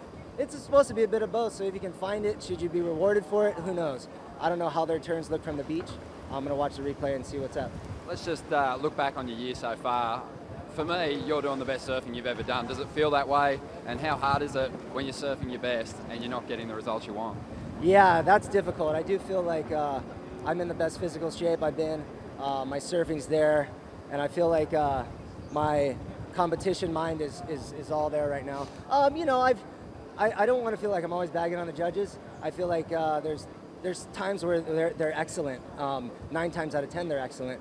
It just seems like in that 1 time out of 10 it seems to be my heat, unfortunately. But you know, I've kind of blocked that out of my mind. And I'm just going to keep the ball rolling. It's early in the year. Hopefully things turn around for me. This is a good event for myself. And I'm just hoping that this is the change that I need. Well, here's a little confidence booster. You're the only surfer on tour at the moment who's ever beaten Kelly here in Fiji. So take that on through to the 3rd round. Fred Patashia moving on. Thanks, Ronnie. As we check in, Ace Buchan finds a quick cover and can't come out of it, but you love to hear that passion from Freddie P. The Patashia passion right now. It's up there. You know, I think I mentioned it in an article I wrote for ASP's website. You know, he is fired up right now, and to me, what's exciting about that, you know, I'm sure obviously he's a little salty about the scores, but what's good about that is he's got so much motivation, and I believe he's using that in every turn he does. He is grunting through those carves, and you can feel that passion when you watch him surfing, and that's going to translate into big scores. So, you know, there's all kinds of different ways to trick yourself into being really motivated on tour. Freddie's not lacking any motivation. Well, we definitely enjoy watching that tube ride and that turn that he came out of it. Just a big channeling his inner Castle Grayskull. Big He-Man turn. He's just laying into it, putting so much power. It's great to see Freddie P find his stride this season, and I'll tell you what, a strong finish here at the Fiji stop would do wonders. He's had close starts, and then, like you said, he feels he has those heats where it just doesn't go his way. It's such a tricky sport, you know, and another fellow Hawaiian that had a love-hate relationship with the judges was Sonny Garcia, and it seemed to work for him. He always had motivation. As we see, Mitch finds another one, sends it to the top, gets caught up a little bit, stays with it, drives the bottom turn, quick cutback, making a good use. He'll pull in a quick cover up. He'll be able to force through that section, sends it up to the top, releases a little fin on that last exchange as we jump out the back, and Taj Burrow finds his first wave, sends a lot of spray with that turn. A little more vertical on the next turn. And Taj Burrow getting very active. Quick float section. He'll come down, and right behind him, Ace Buchan, wrapping cutback, sends it back to the pocket, stays with it, another big carve. And he'll kick out. So 3 waves back to back for all 3 surfers with 1940 on the clock here in Heat 4 as we check back on Ace's wave. Well, you can see there's some good surfing in all these waves, but what I'm really interested in is look how clean the wall is on these waves. The low tide dropping is definitely doing favors for the lineup here at Cloudbreak, and that's just going to allow these guys to open up and really put some oomph into their turns. They're not worried about chattering on the face, so they're going to be really hacking into it. And Taj, you know, conversely with Ace, we saw was on his forehand. Taj here is on his backhand. You can see he's got his heels to the water, and right there he's going to use that to his advantage, stabbing it initially, right there, bang. Those are very scoreable moves.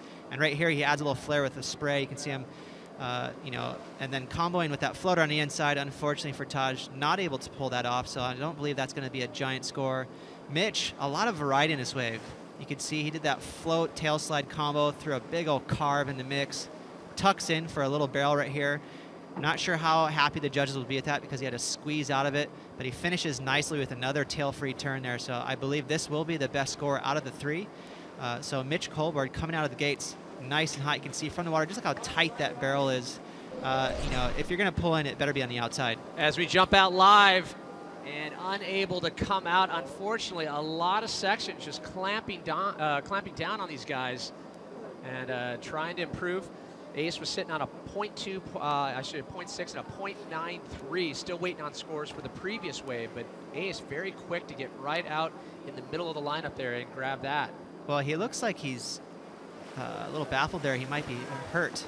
You can see him really getting slow back up onto his surfboard. Now he looks like he's fine. He's making his way back out. So pulling into that barrel, he might have fell awkwardly. It looked like he had to take a slight moment there to collect himself. He's going to take a look at his surfboard pad and make sure he doesn't have a buckle. So that tells me that he landed pretty weird inside that barrel and had a bit of a wipeout there. It's sometimes on these inside sections, the medium-sized waves, it's that's the ones you can tend to get more worked on here. And you know, what I was mentioning on it before we hit to that live clip was, you know, we saw that little tube ride by Mitch on the inside section at Shish Kebabs. You know, sometimes you have to do what the wave gives you, so you go ahead and pull in, but ideally, if you're going to get a barrel today, you're going to want to be on the outside. That's where it's open, and you're going to get much more points for a tube ride out there. Well, we'll have to see how it unfolds here in Heat 4, Round 1 of the Fiji Pro. Taj Burrow finally on the board. We'll see how it unfolds when we come back to Tabarua right after this.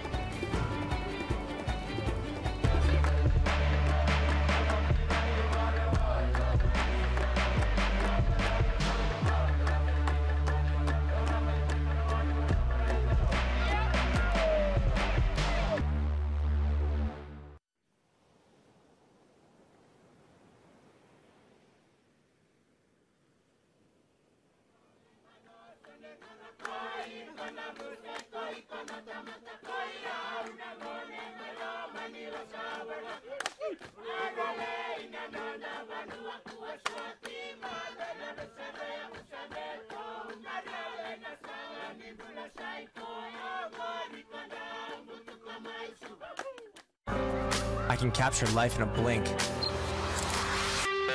can download the world in an instant. I live carefree. This is my life. My life powered by the Samsung Galaxy S5. Welcome back, everyone, to the island of Tavarua, nestled here in the middle of the Pacific as we are underway with round 1 action of the men's Fiji Pro. Mitch Colburn, Ace Bucket, and Taj Burrow in the water, still waiting on scores. We had a flurry of waves, and that is good to see. Clean conditions starting to improve as we jump back out to the water. Taj Burrow, problems on his drop in there, utilizing priority.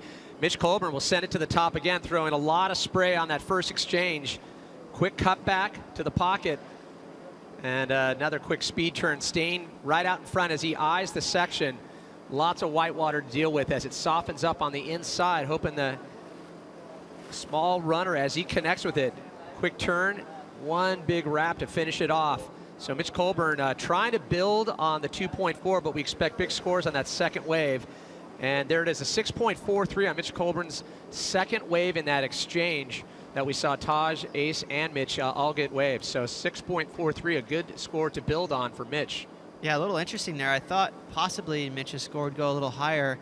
You know, he had that nice tube through the outside in that hack, but the judges giving that 6.43. I do notice on Mitch's surfboard, if I'm going to be a little bit critical, it looks like he's got loose trucks on there. As, you know, his fins might be a little bit on the smaller side, and he's doing those sort of floaty tail wafts out the back. So maybe if he you know, supplements those moves for something a little stronger, we'll see his point range go higher. So coming into this event, Taj Burrow went on record, said depending on conditions, if it's flawless, as we check in with Taj Burrow, trying to build on a score in the 6s, he'll send it right to the top, trip to the lip, throws lots of spray, vertical even more so on the second turn, quick carve back, and he's done with that. Taj Burrow waiting on the last score of the first wave. Judges right around in the 6 to middle 5 range as scores for Ace Buchan a 6.5 on his last wave. Well, you could see there, Taj, as he's paddling back out, having a dirty word with himself. He is not happy. He knew he was onto a big score there, and he couldn't quite finish it off. But nonetheless, a nice start there, that speed turn, getting out to this section, another vertical backhand stab, and here's where the wave opens up for him. That allows for him to hack into it a little more, and he catches that outside rail. So a very rare mistake from Taj. And this season, we've been making a lot of commentary, how comfortable, how springy, how great his boards are looking under his feet. Taj Burrow trying to find his form here in round 1. I was mentioning, he said coming into this stop, depending on conditions, if it's flawless, then you wait for the gems. But if it's a bit junky, then you got to get busy. And as we look at priority being utilized by Mitch. Yeah, I can see right there, even that bottom turn, he slid just a little bit. So what happens there is he's losing drive. Every time his board slides, you're not projecting down the line. It's great for those tail wafts out the back. That was a nice, radical maneuver. But I believe that, the judges didn't go super high with that first wave. Nonetheless, he's in a great rhythm wave-wise for this heat. He's been on a couple of long walls, and he's capitalized on it, not falling. You can see he liked that ride there, and he backed it up. Pat, there's a score. Well, scores looking good for Taj Burrow, 5.83 and now a 4 for the third wave. As Mitch Colburn, though, showing his dominant 6.53, so the judge is starting to warm up to what Mitch is doing out there. Ace Buchan needing a 6.47 and Taj needing a 7.13. We talk about Cloudbreak or restaurants, and it's all about what boards are needed to do well here. A lot of talk about step-ups. That we're not seeing that today. Ronnie, in terms of what the guys are opting for, a good look at the difference between Mitch, Ace, and Taj right there. Yeah, look, all of them are basically going for their standard shortboard, rounded squares, and some of the guys opt for the rounded pin here just to get a little bit more drive down the line. I know that Taj Burrow, well, he doesn't use quads ever. He likes the feeling of that release that a 3-pin has, and he's out there on a 5.11.5 by Ollis at the moment. He's got one of the best backhands in the game and looks sharp. I think that Ross Williams made a point before about Mitch Colburn's equipment, just looking a little bit lofty off the top. I think that's just kind of part of Mitch's style. He's got a pretty graceful, flowing act down the line. I think he'll ramp things up in the final stages of this heat. Yeah, Ronnie, we saw Ace Buchan has a 5.11, a couple inches longer than his other competitors. Would you say that's hindering him out there, or is that just part of his deal? Adrian Buchan, sorry, there's a bit of wind in my ear then. Yeah, Ace Buchan, he had that 5.11, a couple inches longer than the other guys. Yeah, Ace Buchan is a guy who's kind of more likely going to ride a quad over here at Cloudbreak, but he said to me just before he paddled out that with these smaller conditions, you want to just have that release. You want to be able to throw something a little bit more dynamic, and as we know, the quads tend to hold in a little bit more. So Ace, at this stage, I'd say that he's probably looking to do the kind of surfing that he'd do at a beach break out here on this wave. Yeah, you want to have the flow, but you still want to be able to throw your board up and over the lip at times. And Ronnie, in terms of the wind, and we're obviously seeing some great sets showing some promise. What's it doing wind-wise, and are you seeing at least an improvement on the condition front? Mate, I've almost been blown off the boat a couple of times already. It's blowing a gale out here. The wind is radical, but as you know, Cloudbreak with these trades you're pretty well groomed. It's not too bumpy on the faces out there at the moment, but I think, if the wind stays this direction, these guys are still going to be able to lay down some big tracks for us. All right, we'll try to stay on board, Ronnie, and great insight from the boat as we take a look at the clock right now as we hit near the 10-minute mark here in Heat 4, Round 1. Mitch Colburn still on top. Taj Burrow looking for a 7.13, and Ace Buchan needing a 6.47. And interesting heat so far. Mitch Colburn only 3 waves, but able to get the job done. Talked about Ace Buchan had the success in Tahiti last year. So you see Mitch Cruz getting ready for his upcoming heat, going to take to the water. And it's going to be an interesting one. Former world champ Joel Parkinson and Wiggly Dantas. Yeah, I'm excited to see Wiggly Dantas. He's an amazing surfer. Getting a wild card into this event, pretty rare, for someone to get pulled off the top of the QS ratings and be able to, come over with the big boys, so to speak, and see how he does. But he is a great surfer. You can see him right there in the channel getting ready, and that was obviously Mitch Cruz going through his little routine on that boat there. One of the other wild cards, but speaking of wild cards, Mitch Colburn on top for the moment as we see a few lines approaching. Any takers? You have to wait and see there. Taj Burrow finds another quick one, and utilizing priority, Ace Buchan will take the inside section. Quick turn, driving down the line, waits to set it up. Big carve as he sets it, brings it back. Very smooth, and Ace Buchan making good work of this wave, trying to stack something with scoreable nature on top of the 6.5. He'll kick out now. Priority goes to Mitch Colburn, who's on top for the moment. Taj Burrow still needing the 7.13. Well, I can see Taj right here. He's going to jump off his surfboard. He's sitting further up the reef. That's because this man right here, Ace Buchan, had priority. So it's his choice of go on any wave that comes through the lineup. Beautiful surfing right there. That was one of the nicest carves we've seen all morning. You can see him on that touch of a longer board. I think that's helping him draw those lines out a little more than the other guys. And no release of the fins here, just real strong carves. So that'll be a good rate to see where that measures up with the judges and how high they throw a number at it. So Ace Buchan, we talked about the success in Tahiti, dealt with the ankle injury last year, 8 years on tour, and the best finish he had was back in 2008, an 8th world ranking. And they always talk about Ace Buchan, they talk about his high wave IQ, but his high IQ out of the water, a very well-read surfer, come to find out. Yeah, and also a surfer's representative, so, you know, he's not out here just simply trying to hack apart waves. He definitely likes to use the noodle upstairs, and, you know, Ace is, you know, I definitely think what's cool about that is he's used that to his advantage in heats. You know, there is quite a bit of strategy involved.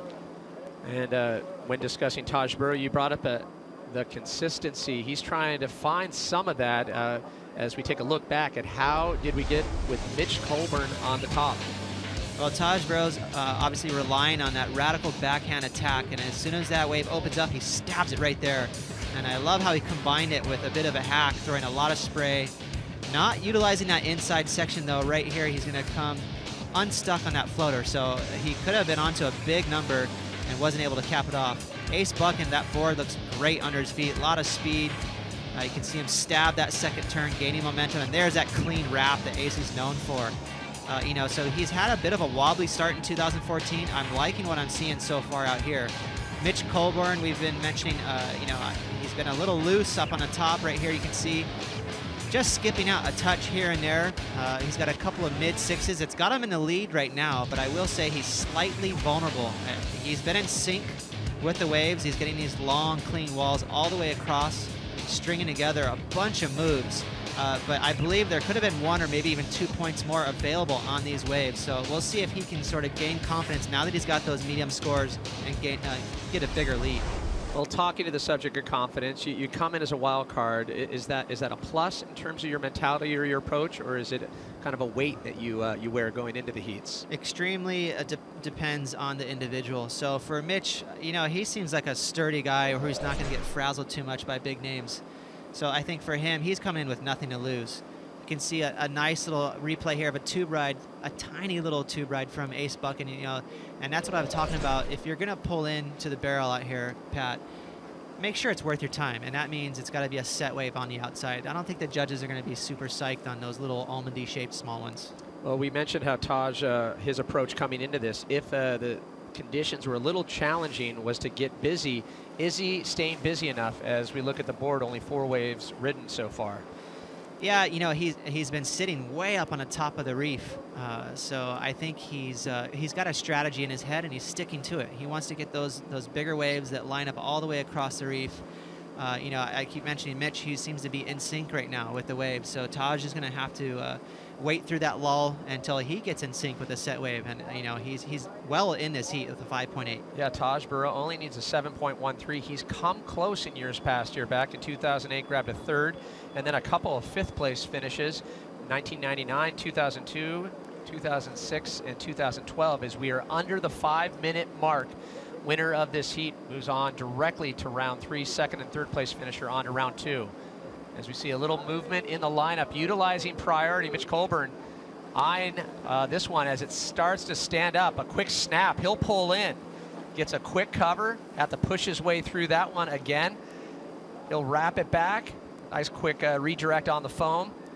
And tail release there, and he'll kick out. So a quick tube, couple of turns, and Mitch Colburn trying to get rid of a 6.43. Ace Buchan with under 4.5 on the clock, needs a 6.47, and Taj Burrow still hunting a 7.13. Yeah, Taj had a couple priority blunders, and he's lost it, and every time Mitch goes back out, look what happens. He just paddles himself into a bomb. Nice long tube ride. Again, this wave crunches down on him a little bit, so not the cleanest exit, but it was a nice tube ride there. It was really good surfing. He did exactly what that wave called for. Just a cheeky little slide there on the end. So it's really going to be based on that barrel and see how high it goes. Well, it's great to see Mitch Colburn just kind of in form here. He's always been on the forefront of progression and the type of surfing that we love to see in the videos. And we've talked about the success that he's had here in the past. Looked awfully comfortable here last year.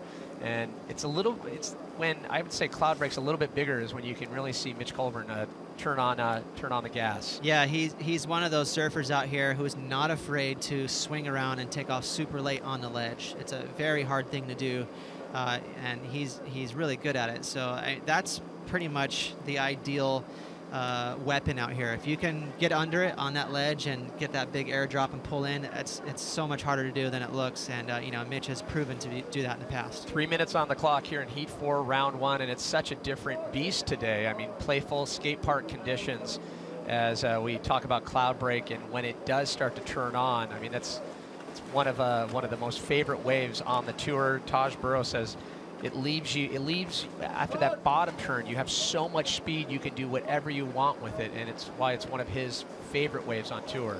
Yeah, and so with that being said, even though on a swell like this one that we're going to deal with today and tomorrow, it's still really fun, and it provides tons of speed. So it's so different from another wave somewhere else on the planet that's the same size. So say it's about 6 feet tall. Just because it's out in the open ocean, these swells are traveling much faster. There's nothing to slow it down. So by the time it hits that reef out there, it gives you so much speed. You are flying down the line, and that translates into, you know, really strong carves and big turns. Well, now 2 minutes, non-elimination round in round 1 on the top right now. Mitch Colburn winning by a mere 2.73. All Ace Bucket needs is a 6.47, and Taj Burrow still needing 7.13 as we are under the 2 minute mark here in Heat 4. Coming up, it's going to be Joel Parkinson, Mitch Cruz, and Wiggly Dantas in our next heat here in round 1 as conditions definitely serving up some good quality waves. A bit of a lull in between, but nonetheless quality throughout when it does come through. As you see Dion Atkins looking out from that boat there. That's where a lot of the competitors will go out maybe 1 or 2 hours before their heat and just prep, get ready for their heat. They'll have all their surfboards on this beast of a boat. And it's safe to say Dion was one of those surfers hoping that they were going to get huge Cloudbreak. He can pull into some massive kegs. And it's amazing how comfortable he is in huge barrels. I'm loving to hear that. You know, yeah. Dion's a rookie on tour, so we haven't seen a lot of him. You know, he's a rookie, but being from South Australia, there's so much swell on tap there. So growing up in those kind of conditions, obviously, you know, he's made a name for himself being comfy when it's big. Slabs and sharks, definitely known for that. As we are winding it down here in Heat 4, round 1, Mitch Colburn doing a great job keeping Taj Burrow and Ace Buchan at bay. Is still time on the clock, 30 seconds left. As we look on the horizon, not much happening. So unfortunate for Taj Burrow. Started off strong with that 5.83, was only able to back it up with a 4. And Ace Buchan, the 6.5 and the 3.73. And in terms of what Mitch was able to do, really stayed focused on the quality of the waves that he was grabbing. Yeah, I would agree. He surfed good on them. He picked the eyes out of those tubes. You know, he didn't make any clear mistakes. I'm not super in love with his surfboard. It looks a little loosey-goosey, but he looks like he's on point. And like, as you mentioned, he was totally in sync with the waves out there. Well, it is official. Current number 2, Taj Burrow, disbanded to round 2 along with Ace Buchan. Mitch Colburn moves onward and forward. When we come back, Joel Parkinson, Mitch Cruz, and Wiggly Dantas take to the water.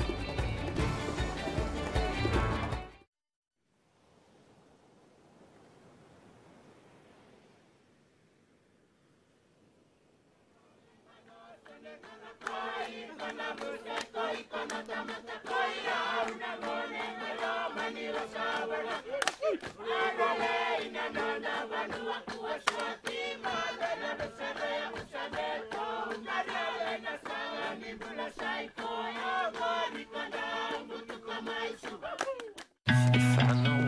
tune with my body.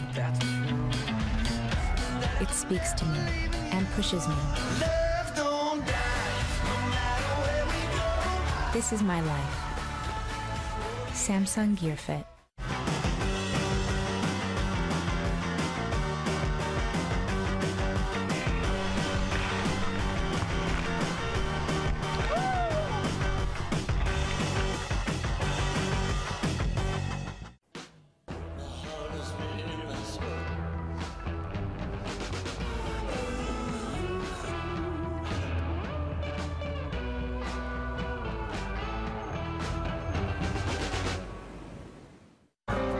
I can capture life in a blink. I can download the world in an instant. I live carefree. This is my life. My life powered by the Samsung Galaxy S5. Well, welcome back, everyone, to the island of Tavarua here in the Pacific for the 5th stop of the 2014 Samsung Galaxy ASP World Championship Tour. Paradise realized as we take a look at this heart-shaped island, one of the most coveted surf breaks on the planet, the breaks of restaurants and Cloudbreak. And today we're out at Cloudbreak in the midst of Heat 5, Round 1. We just witnessed the wildcard, Mitch Colburn, take down Taj Burrow as he advances on directly to Round 3. The question is, can current number 3, Joel Parkinson, dismantle with Mitch Cruz and Wiggly Dantas, the other wild card? And you talk about the X factor with the wild card every time they enter into a heat. Well, we just saw Mitch take down Taj Burrow, you know, who's rated number 2 right now in the world. So these guys at this level are so good that, yeah, they are capable of taking down the best in the world. And Wiggly, you know, he just came off that win in Sakurama there with a 6-star prime. So he's going to have a lot of confidence. And before we returned, it was Wiggly getting right to work. And Wiggly is known for having a lot of power. He's comfortable in big and small waves. You can see, obviously, he's a goofy footer. And he slides over that white watery section there, realizing he wasn't onto something too big, so he kicks out. So the surfer out of Ubatuba, Sao Paulo, Brazil, 5'9". Wiggly Dantas getting on the board quickly with a 3.67.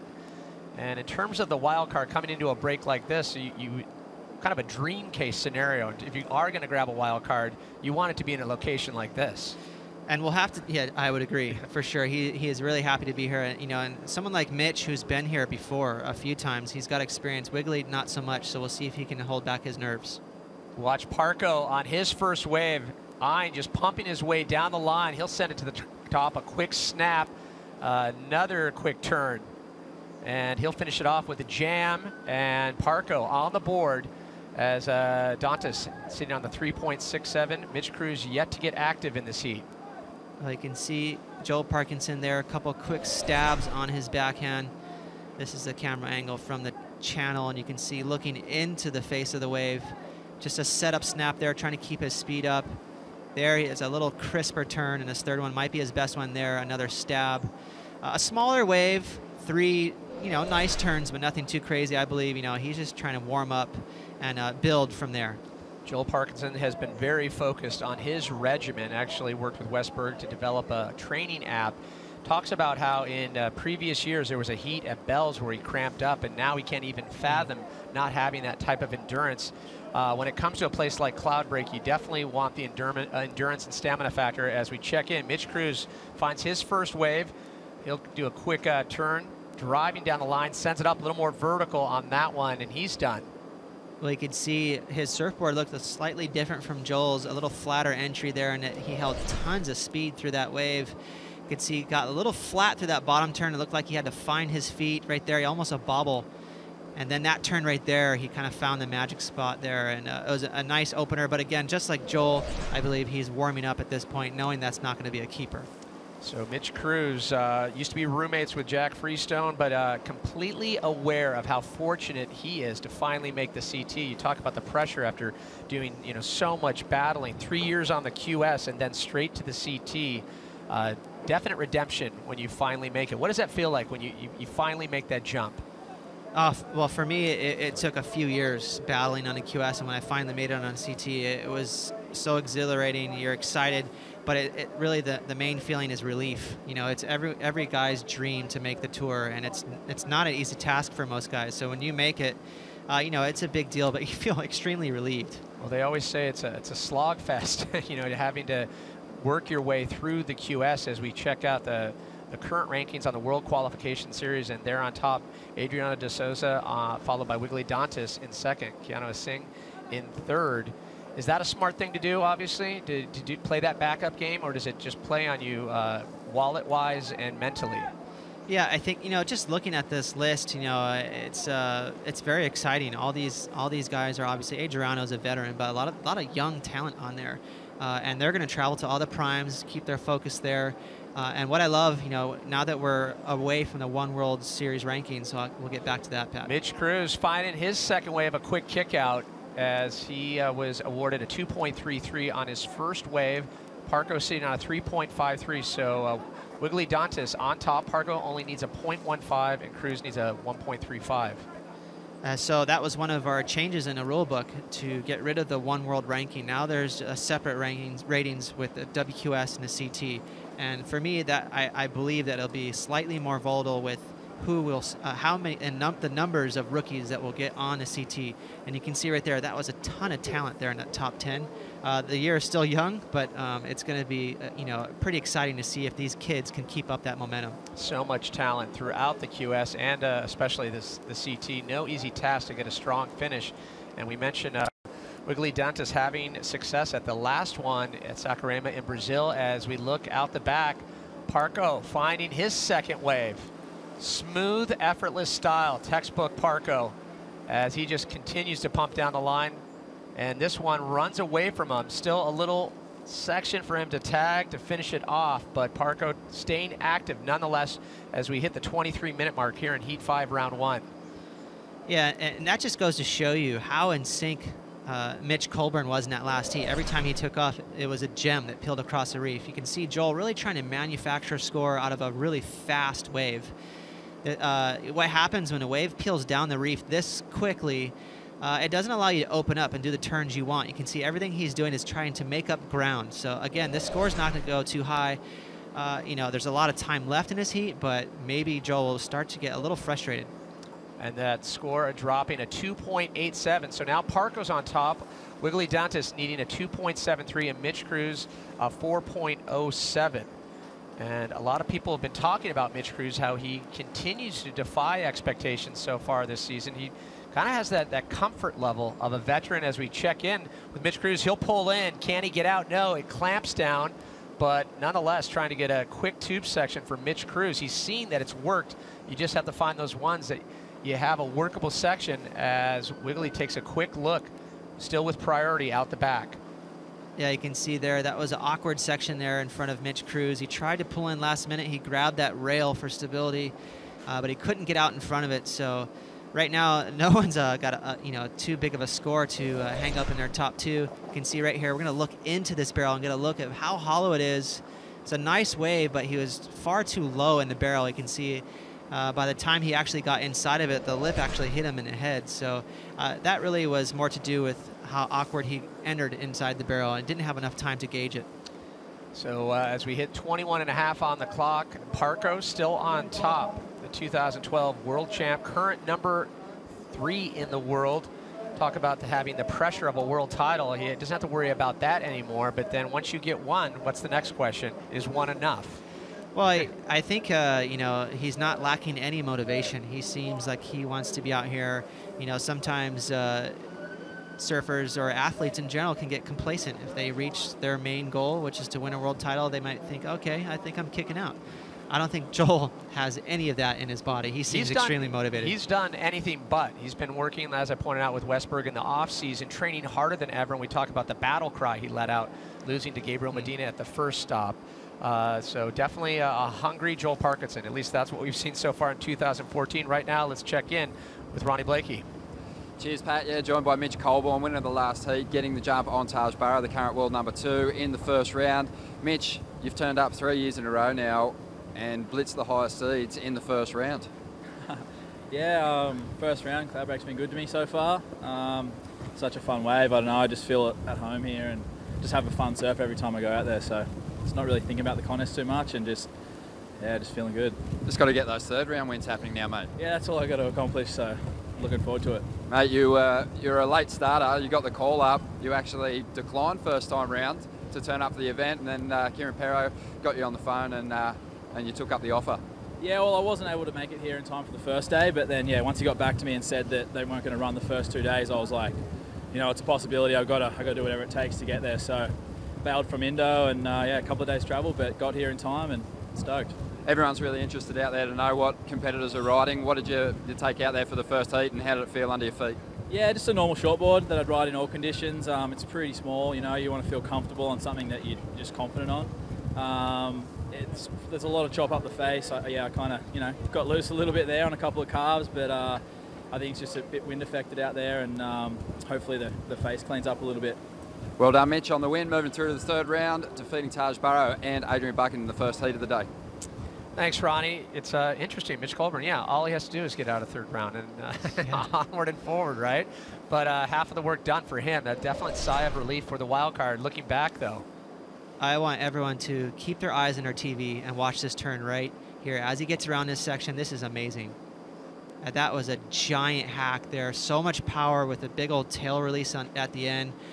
You know, I don't know how high the score can go. It's just one move, but I really enjoyed that. That was a ton of power. Well, we've seen scores up there for sometimes one and done, and surprisingly, scores not reflecting the power of the turn on that one, but obviously he had to make up a lot of real estate on that wave to get to it, so a 3.17 on that, but nonetheless, beautiful to watch. Yeah, a little snug there with that score, but I'll tell you what, you know, the judges obviously know that there's waves out there that can produce 6 turns, so they can't go bananas on a one turn. Mitch Cruz finds another wave to work with, sitting on a 2.33 and a 0.57 throwaway. Some clean turns to open it up, and big slash off the top there. Sends it to the top of the roof, and it softens up a little bit as it just dies out on that inside. So Mitch Cruz trying to get rid of that 0.57, and a wrapping cutback, lays back into it. Parco looking awfully comfortable as he gets a little behind on that. Nice cutback there from Parco. That was crazy. You know, he really laid into that beautiful style. He went for the Hail Mary in that one big swooping carve and couldn't keep the speed up for Wiggly finds another one. Tries to stall up. He'll get a quick cover and out the front. So situation prior to that 3-wave exchange, Parco looking for a 3.32.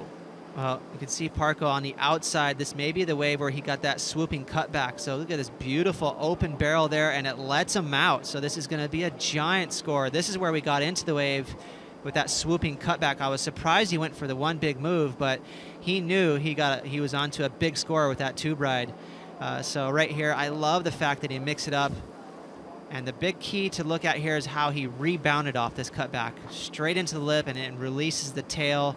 So sort of a 2-for-1 there with that cutback, and that's going to be definitely opening up a can of worms right there in terms of scores. Parco sitting on a 3.53. He wants to get rid of the 2.87. He needs a 3.32 to jump to the top as we wait for other scores for Mitch and Wiggly.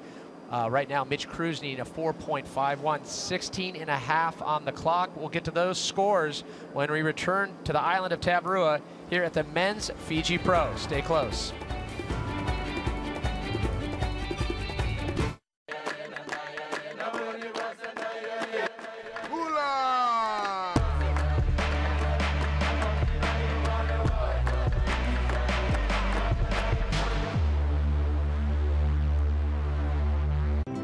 Your journey is as important as the destination, especially when your destination is paradise.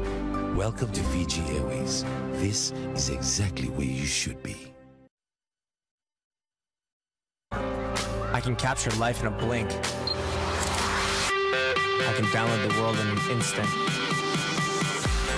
I live carefree. This is my life. My life powered by the Samsung Galaxy S5. I'm in tune with my body. It speaks to me and pushes me. This is my life. Samsung Gear Fit. Welcome back, everyone, and there is the Steve Sassu of surf, a.k.a. 11-time world champ Kelly Slater, as he gets ready for his heat. It's coming up next, along with Jeremy Flores and the local wildcard Issei, a legend around these parts, as we look forward to that heat. But right now in the water, Joel Parkinson, Mitch Cruz, and Wiggly Dantas, the wildcard, as we check in with Todd Klein and the boys at the desk. Thanks, Pat. It looks like you can take the Florida boy out of Florida, but you can't take Florida out of the Florida boy. Running those goggles actually to keep the spray off, and we caught up with him before he left. But right now we're joined by Brett Simpson.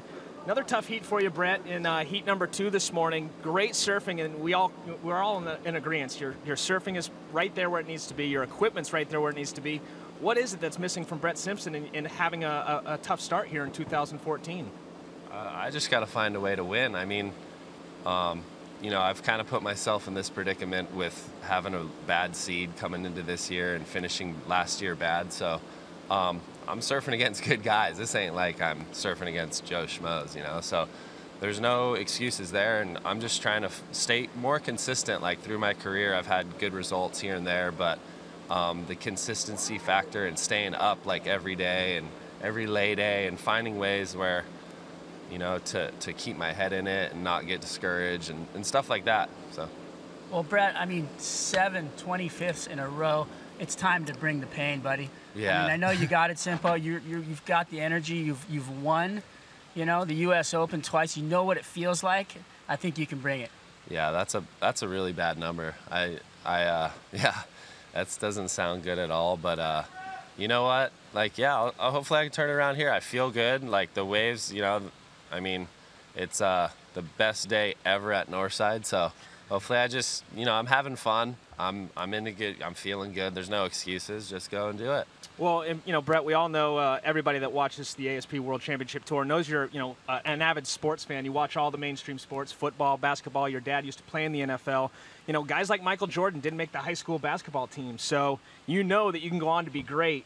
And right now in this next heat, you could do it. Oh, yeah, for sure. I got to just go one step at a time, like pick the right waves. I mean, that's the stuff that kind of, I think about things, and I don't think that's bad by any means. You know, maybe some people think I overthink it. Some people think that, but it's better than being a ling brain and not thinking at all, you know. So I think things through, which sometimes maybe it hurts me. Sometimes maybe it works good. As of late, it hasn't. So hopefully I can just let loose and kind of surf well and pick the right waves that fit my surfing. Well, we look forward to that heat. Hopefully, you know, maybe later today, round 2 action. Brett Simpson. Brett, as we said, just want to say best of luck. You're surfing in form. Best of luck in that next heat, guys, or next round. Brett Simpson. Thanks, guys.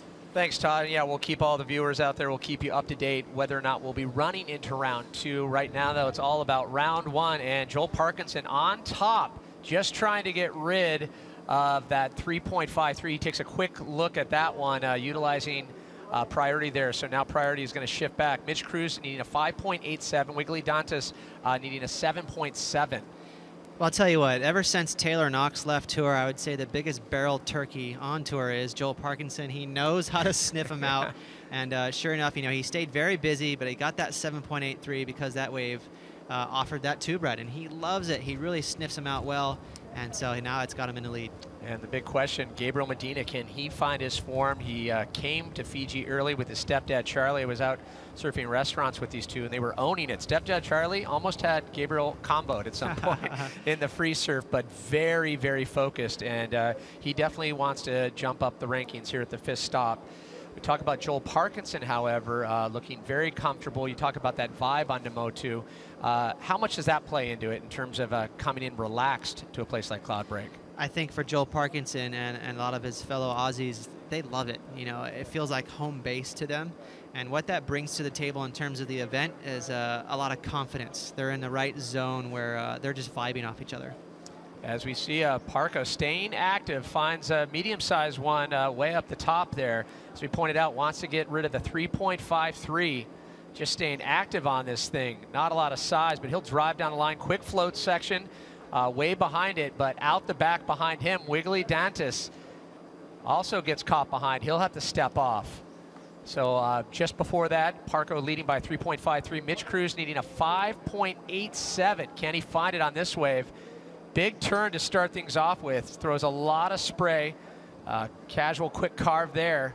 And he'll take his time to see if anything stands up on the inside, softens up a little bit, and he'll look out the back. He'll decide to kick out. So needing a 5.87, Wiggly Dantas needing a 7.7 as we approach the 10-minute mark. Well, there's a lot of time left in the heat, but Joel's slightly vulnerable right now with that 3.53 backing up his score. Well, trying to stay active. Wiggly Dantas, once again, way behind the section as just trying to read that middle section. A lot of these surfers just getting caught about 10, 15 feet behind. Not an easy thing to do when you catch it midway. Not at all, but we just saw that wave from Mitch Cruz, and you know, he had a serious wind-up on that wave and threw down a couple of vicious snaps. So I'm guessing he's going to get that 5.87, but I'll tell you what I mean by that wind-up. He really torques his back. You can see he'll turn his shoulders well before the board does, and it allows the board to whip around. So a lot of power, a unique style. You know, not many guys on tour do that, but it creates that X factor in his lower body, and he has a great whip around on that backside. So we'll wait for numbers to drop for Mitch Cruz, see if the torque factor will grab him a 5.87 under the 10-minute mark as we eye the lineup, and it looks like Wiggly, he'll get covered. No chance to come out of that, so Wiggly Dantas getting a quick cover-up, and it clamps down on him. He's still needing a 7.7 as scores dropping for that previous wave. It won't impact his score line. Once again, Mitch Cruz needs a 5.87. We still wait for scores on his last wave. Well, I tell you what, Wiggly's showing that he's coming off the QS. You know, a lot of these surfers, they catch a million waves. You know, they're used to surfing with 4 men in their heat. So I think he'll have to adjust to the tempo on this tour, where you have to slow things down and really pick apart the lineup. That wave had to have looked like a closeout, and he went anyways and pulled in. So let's see if he can slow it down just a little bit. And we know have a lot of fans watching worldwide. We want to know how you're watching. Be sure to join the conversation. Hashtag Fiji Pro. Hit us up on Twitter and Facebook. And this is how you watch the ASP Fiji Pro 200-inch screen. You could say the screen is double overhead. Wow, that's a quality setup. That's probably in his man cave. Nash Villaryan, or Nashville Ryan, we say, depending on where you are in the country. Enjoying himself, and the waves are going to be bigger than it is here, maybe on his screen. Oh, for sure. As the clock winding down, and there you see the yellow jersey, meaning he is current #1 coming into the fifth stop. Kelly Slater, he'll be up next, up against Jeremy Flores and the wild card Issei. And interesting story about Issei. Works here on the island and very, very comfortable in all conditions, whether it be restaurants, Cloudbreak. I mean, there's stories of Issei riding completely dead low, where you cannot do a bottom turn, and he'll just ride the high line above the reef. I don't think he has the same feet that me and you do. You know, his callus on his heels must be 2 inches thick. I saw him do a maneuver on the dry reef at restaurants a few days ago, and he just simply stood up on top of that fire coral, grabbed his surfboard, and walked back out. No one else on on tour can do that, so pretty crazy. One of the perks of being a local here at Tavarua. As we jump back out to the lineup, Mitch Cruz needing a 7.01, a lot of distance, eyeing down the line, lots of room to make up. He'll send it to the top, throws a lot of spray, and a late jam to finish it off. So 7.01 with 6.5 on the clock. Parco still on top, the 4.67 and the 7.83. As we take a look back on the top scoring waves, starting with Wiggly Dantas. Well, this is that turn right here. As soon as he got around this section, he had laid into it, and that was easily my favorite turn so far in this heat. But it's just a one-turn move, so he's not going to get too big of a score. Mitch Cruz right here, this is a 5.5, really winding up. You can see how he faces his shoulders around and whips it back, throwing a lot of spray. He's a powerful rookie, this guy on tour. He doesn't make many mistakes, a slightly wider stance, so a sturdy surfer and really showing some power. And this is easily the best score so far in his heat, a wide open tube. He had so much speed through that, flew out of it, had no choice but to ring it back.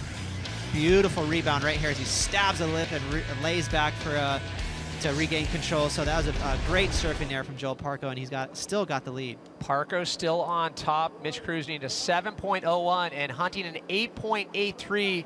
Can Wiggly get it? Big first turn, but loses it. Loving the way that wave was starting out to go for Wiggly.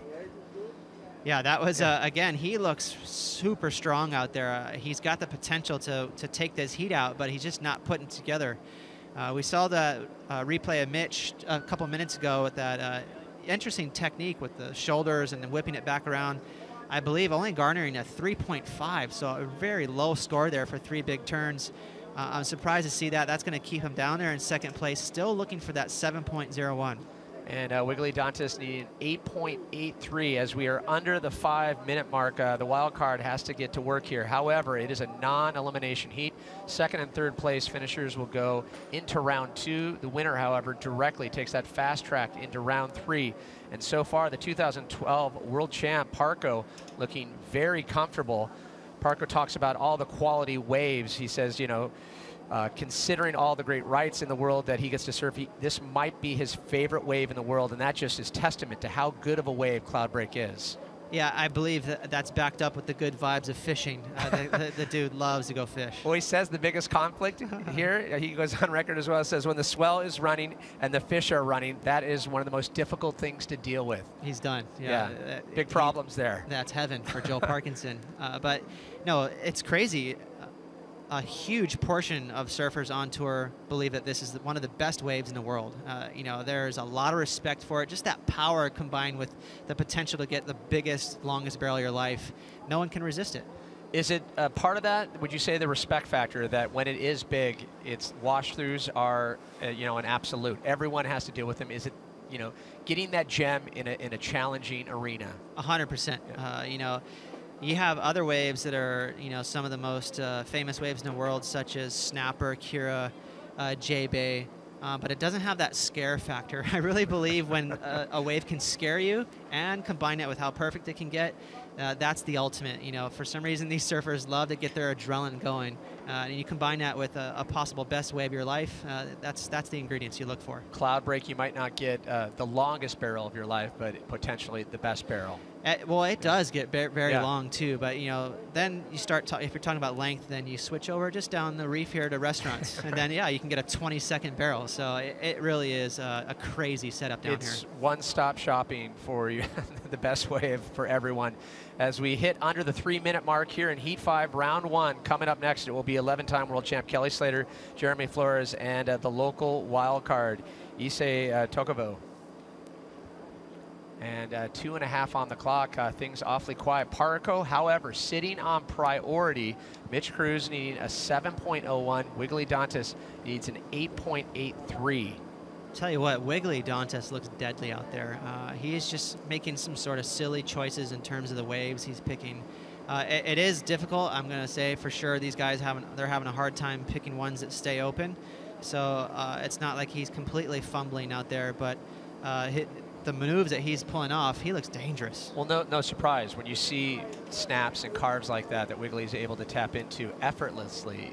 It definitely, you know, it makes sense that he took the win at Saquarema. Yeah, and so, you know, this again, you know, we talked about how Tatiana had a good look, you know, during the women's event and what it's like to be on tour.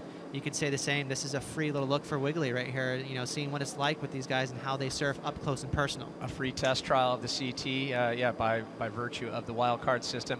Always a good thing. You can definitely test how well he can do up against the world's best. And it kind of strips away that intimidation factor when you do make the CT. You've already had a couple of goes at it. Right. Yeah, get rid of the nerves, flick them to the side, but it just shows you how tough it is to go up against the likes of someone like Parko. I mean, look, he hasn't even really built a solid backup yet, and he's still way out there. Mitch Cruz, as we get close to the 1-minute mark under priority, takes a look at that one, but he'll decide to kick out. Priority still sits with Joel Parkinson, and Parko will utilize it. 60 seconds left, a lot of distance. Drives down the line and has to jump off. As now priority will jump to Wiggly Dantas, needing an 8.83, Mitch Cruz a 7.01. Both gettable scores, but they would definitely need a wave of a decent size, potential variety there with a barrel and some solid turns. Well, I'll tell you what, you know, door slightly cracked open still with 38 seconds left to go. 7's pretty big though, and again, Joel's still holding on to 4.67. So we'll have to see if right now it looks like Wiggly has priority.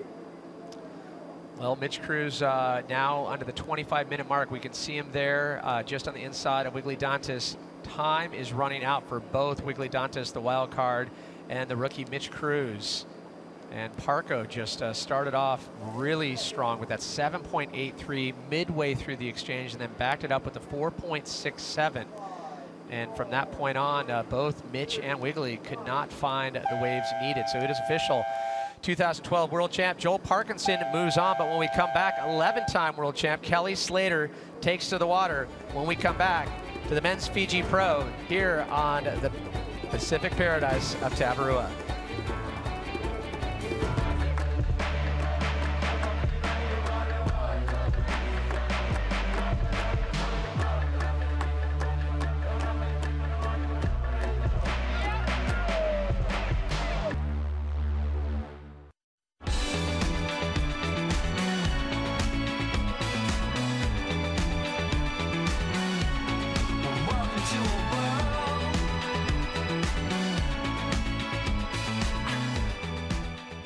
Introducing Orbitz Rewards, the instant approach. Earn rewards in an instant, redeem in an instant. Book a flight, use rewards for the hotel. Book the hotel, use them to stay longer. Think reward, redeem, relax, repeat. Orbitz Rewards, instant vacation gratification.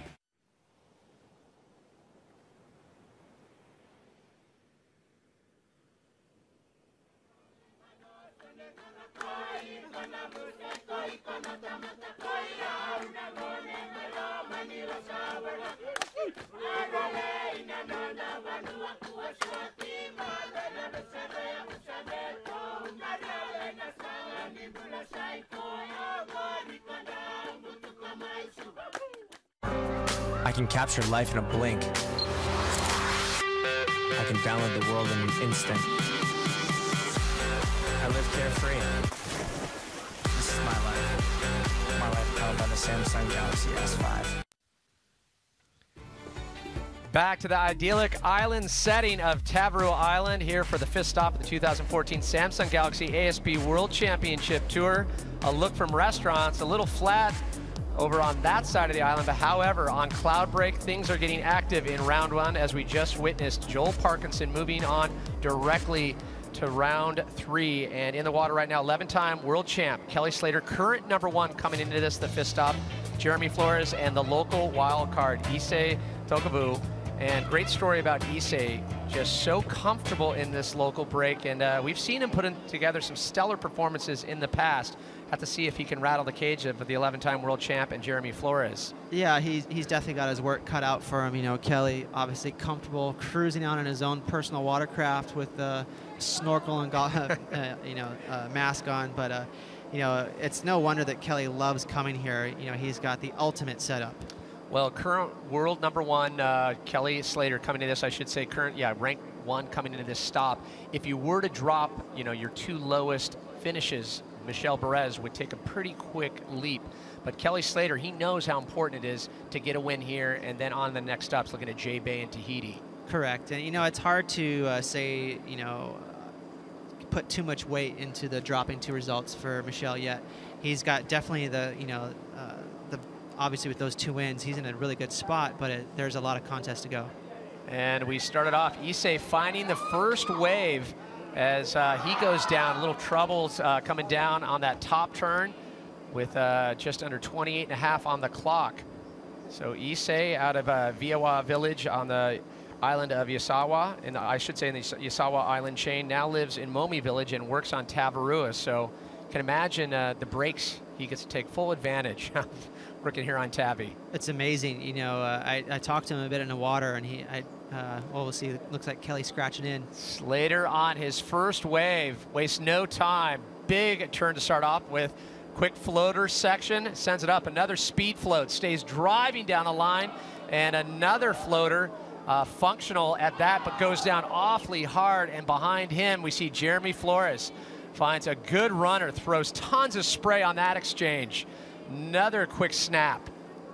And Jeremy Flores just driving down the line. Another speed float from him, and he'll be done with that. So great speed from both surfers, Flores and Slater. Great surfing there. You can see Kelly garnered so much speed on this wave, projecting down the line on each and every move. Yeah, there was definitely meaning behind every turn he did to get further down. This wave was so fast. You know, there's so many surfers that wouldn't have been able to get that far down the line, and Kelly was able to achieve at least 3 or 4 turns in doing so. Right here, look how much speed he got off that floater, actually gaining speed off of it. And then a second one to get around that section right there, unbelievable. Not quite able to get up over that lip, and he caught that inside rail and went down hard. And out the back, really good surfing from Jeremy Flores as well. You can see him project right there, gaining speed off that turn. A lot of spray out the back. Good surfboard under his feet. It looks, you know, like he's got a lot of speed. And right here, I love that float right there. Little bunny hop off the top of the roof there. So great surfing from the two. So great exchange as we wait for scores to drop between Kelly Slater and Jeremy Flores. Issei's first wave, a throwaway with that 0.6, having problems on that wave. And you talk about Jeremy Flores, 8th year on tour. Talk about that innate talent. He came from nothing and really worked his way up within the tour. The greatest European export, he's often called. Would you agree with that statement? Yeah, he's right there. I remember seeing Jeremy Flores surfing in Australia at the age of maybe 10.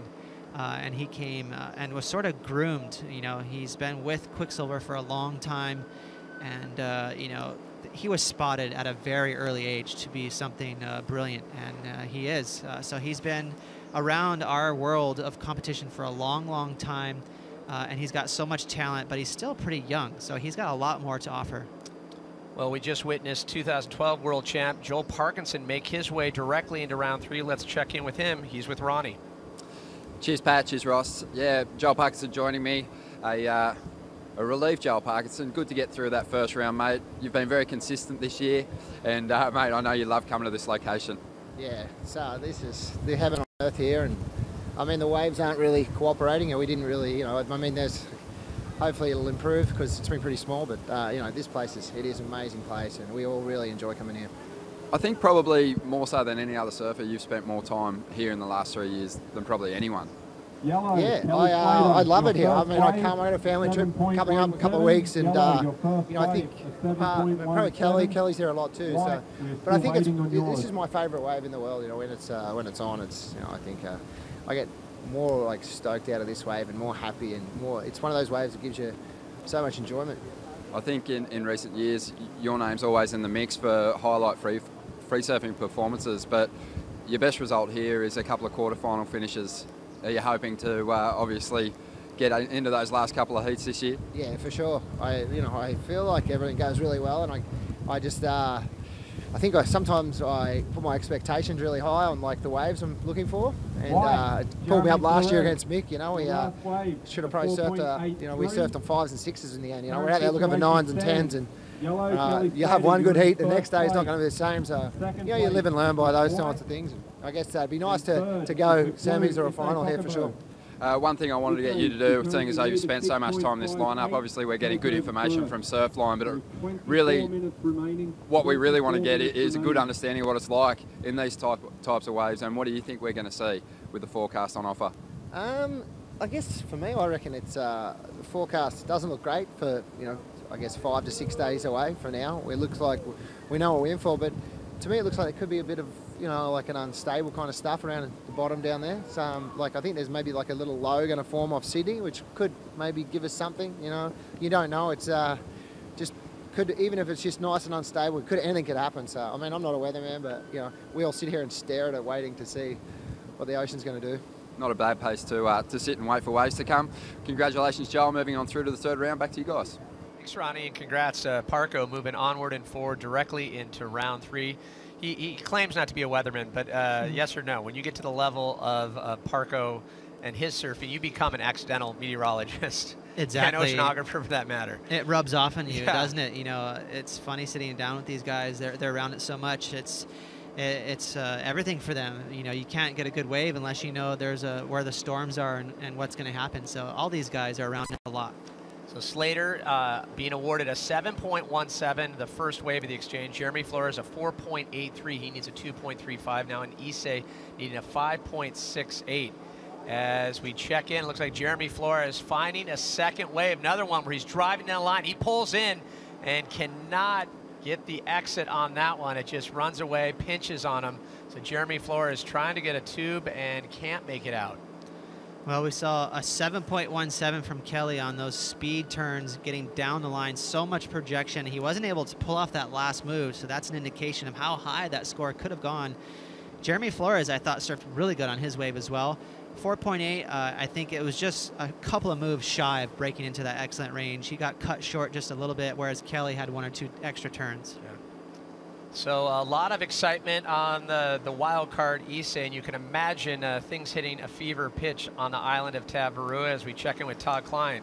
Yeah, right now it's like the Super Bowl behind us here at Restaurants. All the staff is on hand to root on Issei in this heat. It's a big deal for all of Fiji, let alone Tavarua here. He won the trial, so we know he's got the talent. And I tell you what, they're all fired up. You can hear them, you can see them. They're fired up for their boy. And I tell you what, if he can take out this heat up against the likes of Kelly Slater, you can see right there, they are fired up, guys. And I've said that about 4 times. Why? Because they are. All right, duly hashtag fired up. You can hashtag it. Okay, duly noted. Great to see the spirit and the support. Issei just always smiles in the lineup, as is the entire staff here on the island. You'd be hard-pressed to find a frown ever on the island of Tavarua. So they want to see Issei obviously make it out of round 1, go directly to round 3. An amazing surfer at 37 years old. It's incredible how quick he got comfortable on a surfboard, Ross. Yeah, I think he probably holds a world record. That airdrop on a 10-foot wave out at Tabarua. As we check in, out the back, can't make it through the section, pinches again. So unfortunate, some waves just behind it, line starting to filter through. And that is good, as Slater yet to catch his second wave. And we'll have to take that one on the head. Not ideal, to say the least. 11-time world champ, there he is, Kelly Slater. Another fast runner driving on his backhand. He'll pull in. Quick cover. Can he get out? He does. And he'll take out the front door as Kelly Slater just driving down. How about the speed factor on that? Now we're at Cloudbreak. Yeah. That was a legit wave out here on Cloudbreak. Kelly Slater getting easily the best wave we've seen all morning there, so that's going to be a great score for him. Backing up that 7.17, you can see he gauges things so perfectly. I guarantee you this wave looked like it never was going to end for him. Timing it just right, tucking in, grabbing that rail, making sure he doesn't get too far ahead of it. And there was just a slight opening, so he timed it perfect, getting through the doggy door. You can see he didn't want to get too greedy. He knew he needed to back up that score, so right here he exits, getting nice and low. You know, instead of pulling in and taking the rest of that on the head, he gets it, so it's a made barrel, and it's going to be a nice score. Well, when you look at the numbers, it doesn't lie. Kelly Slater dominance here in Fiji, 2013, 2012, 2008, 2005, obviously along the likes of Andy Irons, Damian Hobgood grabbing 2 wins. But Kelly Slater, we talk about this love affair. He's been coming here since 1990. And the story is Bob McKnight brought him here way back when Kelly was just getting his start with Quicksilver, dropped him off with one of the first boatmen here, Mike Fair, who's a switch master. This guy can go regular, goofy. Guy knows the lineup. He basically would throw the anchor off the boat, have Kelly go get it, would do all these types of testing, if you will, with Kelly, and would really sit Kelly down and show him what and how the waves react here to the reef, the different tides. Kelly stayed on for a few months, and after that, that's when the love affair started. So Kelly Slater just showing, spending a lot of time here, definitely pays off. As we wait for scores after that amazing barrel, we'll see how it continues here in Heat 6. Stay close. Your journey is as important as the destination, especially when your destination is paradise. Welcome to Fiji Airways. This is exactly where you should be.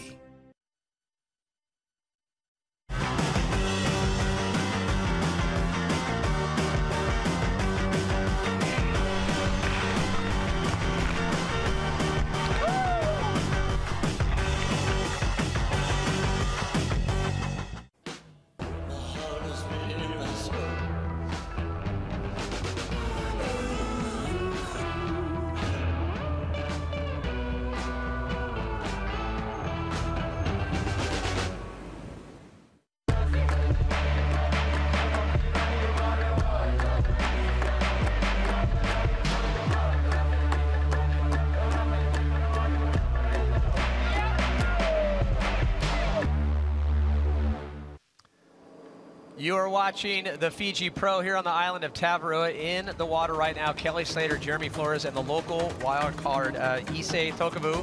While we're away, Kelly Slater getting to work and staying awfully busy. Yeah, you can see once he finds his groove, it's somehow he just clicks in. And waves seem to go his way right there. Second turn, nice snap there, another float. You can see these waves are so fast. Each of these moves are functional, trying to get down the line. That wind really whipping up. But Kelly, you know, he knows at this point he's somewhat in cruise control. Jeremy Flores is a little lost out there. Kelly coming unstuck. I'm not sure it matters at this point. He has a pretty much of a stranglehold on his heat. And this is from across the channel. This is 2.5 miles away, looking into the throat of the barrel. Kelly Slater threading a needle right there, just sneaking out. It's a 7.67, so as I said, Kelly way out in the lead here. And the third wave, a 6.93. There's always so much discussion about what board is under Kelly's feet. You know, he was trying stringless, varial foam, polyurethane. What are you liking in terms of what you're seeing with the boards that Kelly is on now? You know, as we see Kelly's stats right here, obviously 11-time world champ, 54 career wins. Looks like he's scratching into this wave, Pat.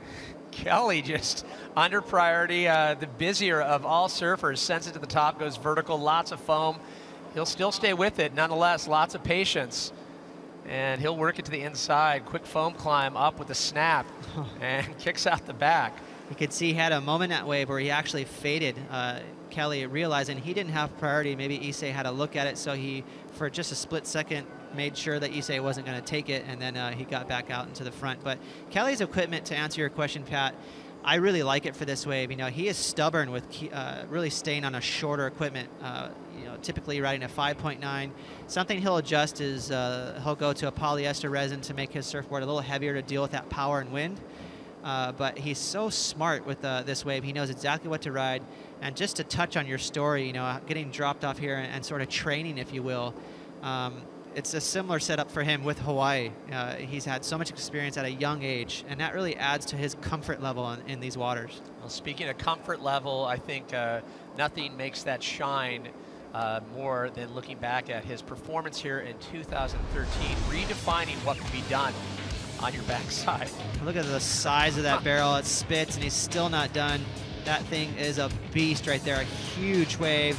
Still throttling through the inside. That was pretty much 3 for 1 right there with that barrel.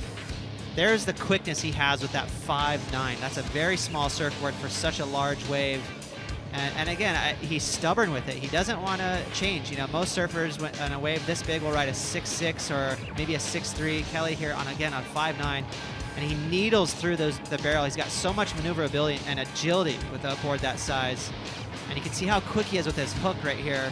You know, not only did he get some of the best barrels during this event, but some of the turns he did were unbelievable. As we check out the back, Kelly Slater yet again finds the tube. Can't make it out of that one, as he is sitting on a 7.17 and a 7.67.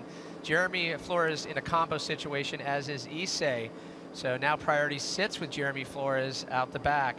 And Jeremy Flores known for having heaps of bravado, but he backs it up with talent as we check in with Kelly's last wave. You can see basically Kelly right now just having a good old time. He's out there free surfing at this point, pulling into that barrel. Maybe a glimmer of hope to make it out, but with those smaller waves, again, they really pinch in on you. Not much of an exit. Well, amazing stats when you talk about Kelly Slater. 4-time Fiji Pro champion, 11-time world champion. We always bring up the discussion. I don't think you can do it too much. I mean, is he immortal? As we look at Jeremy Flores, he is in that combo situation looking for 2 waves to improve his standing, as he's going to town on this wave. Just getting angry, a smaller size wave, but nonetheless, Jeremy Flores just juicing the scoring potential out of that wave.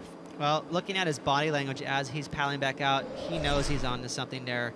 Not a big wave, so it'll be interesting to see what where the scores go. You know, in comparison with Kelly's waves, they were big open barrels, but he really finds his groove on this turn right here. Stab, you can see him wind up this one right here again. Another one, he really felt that one.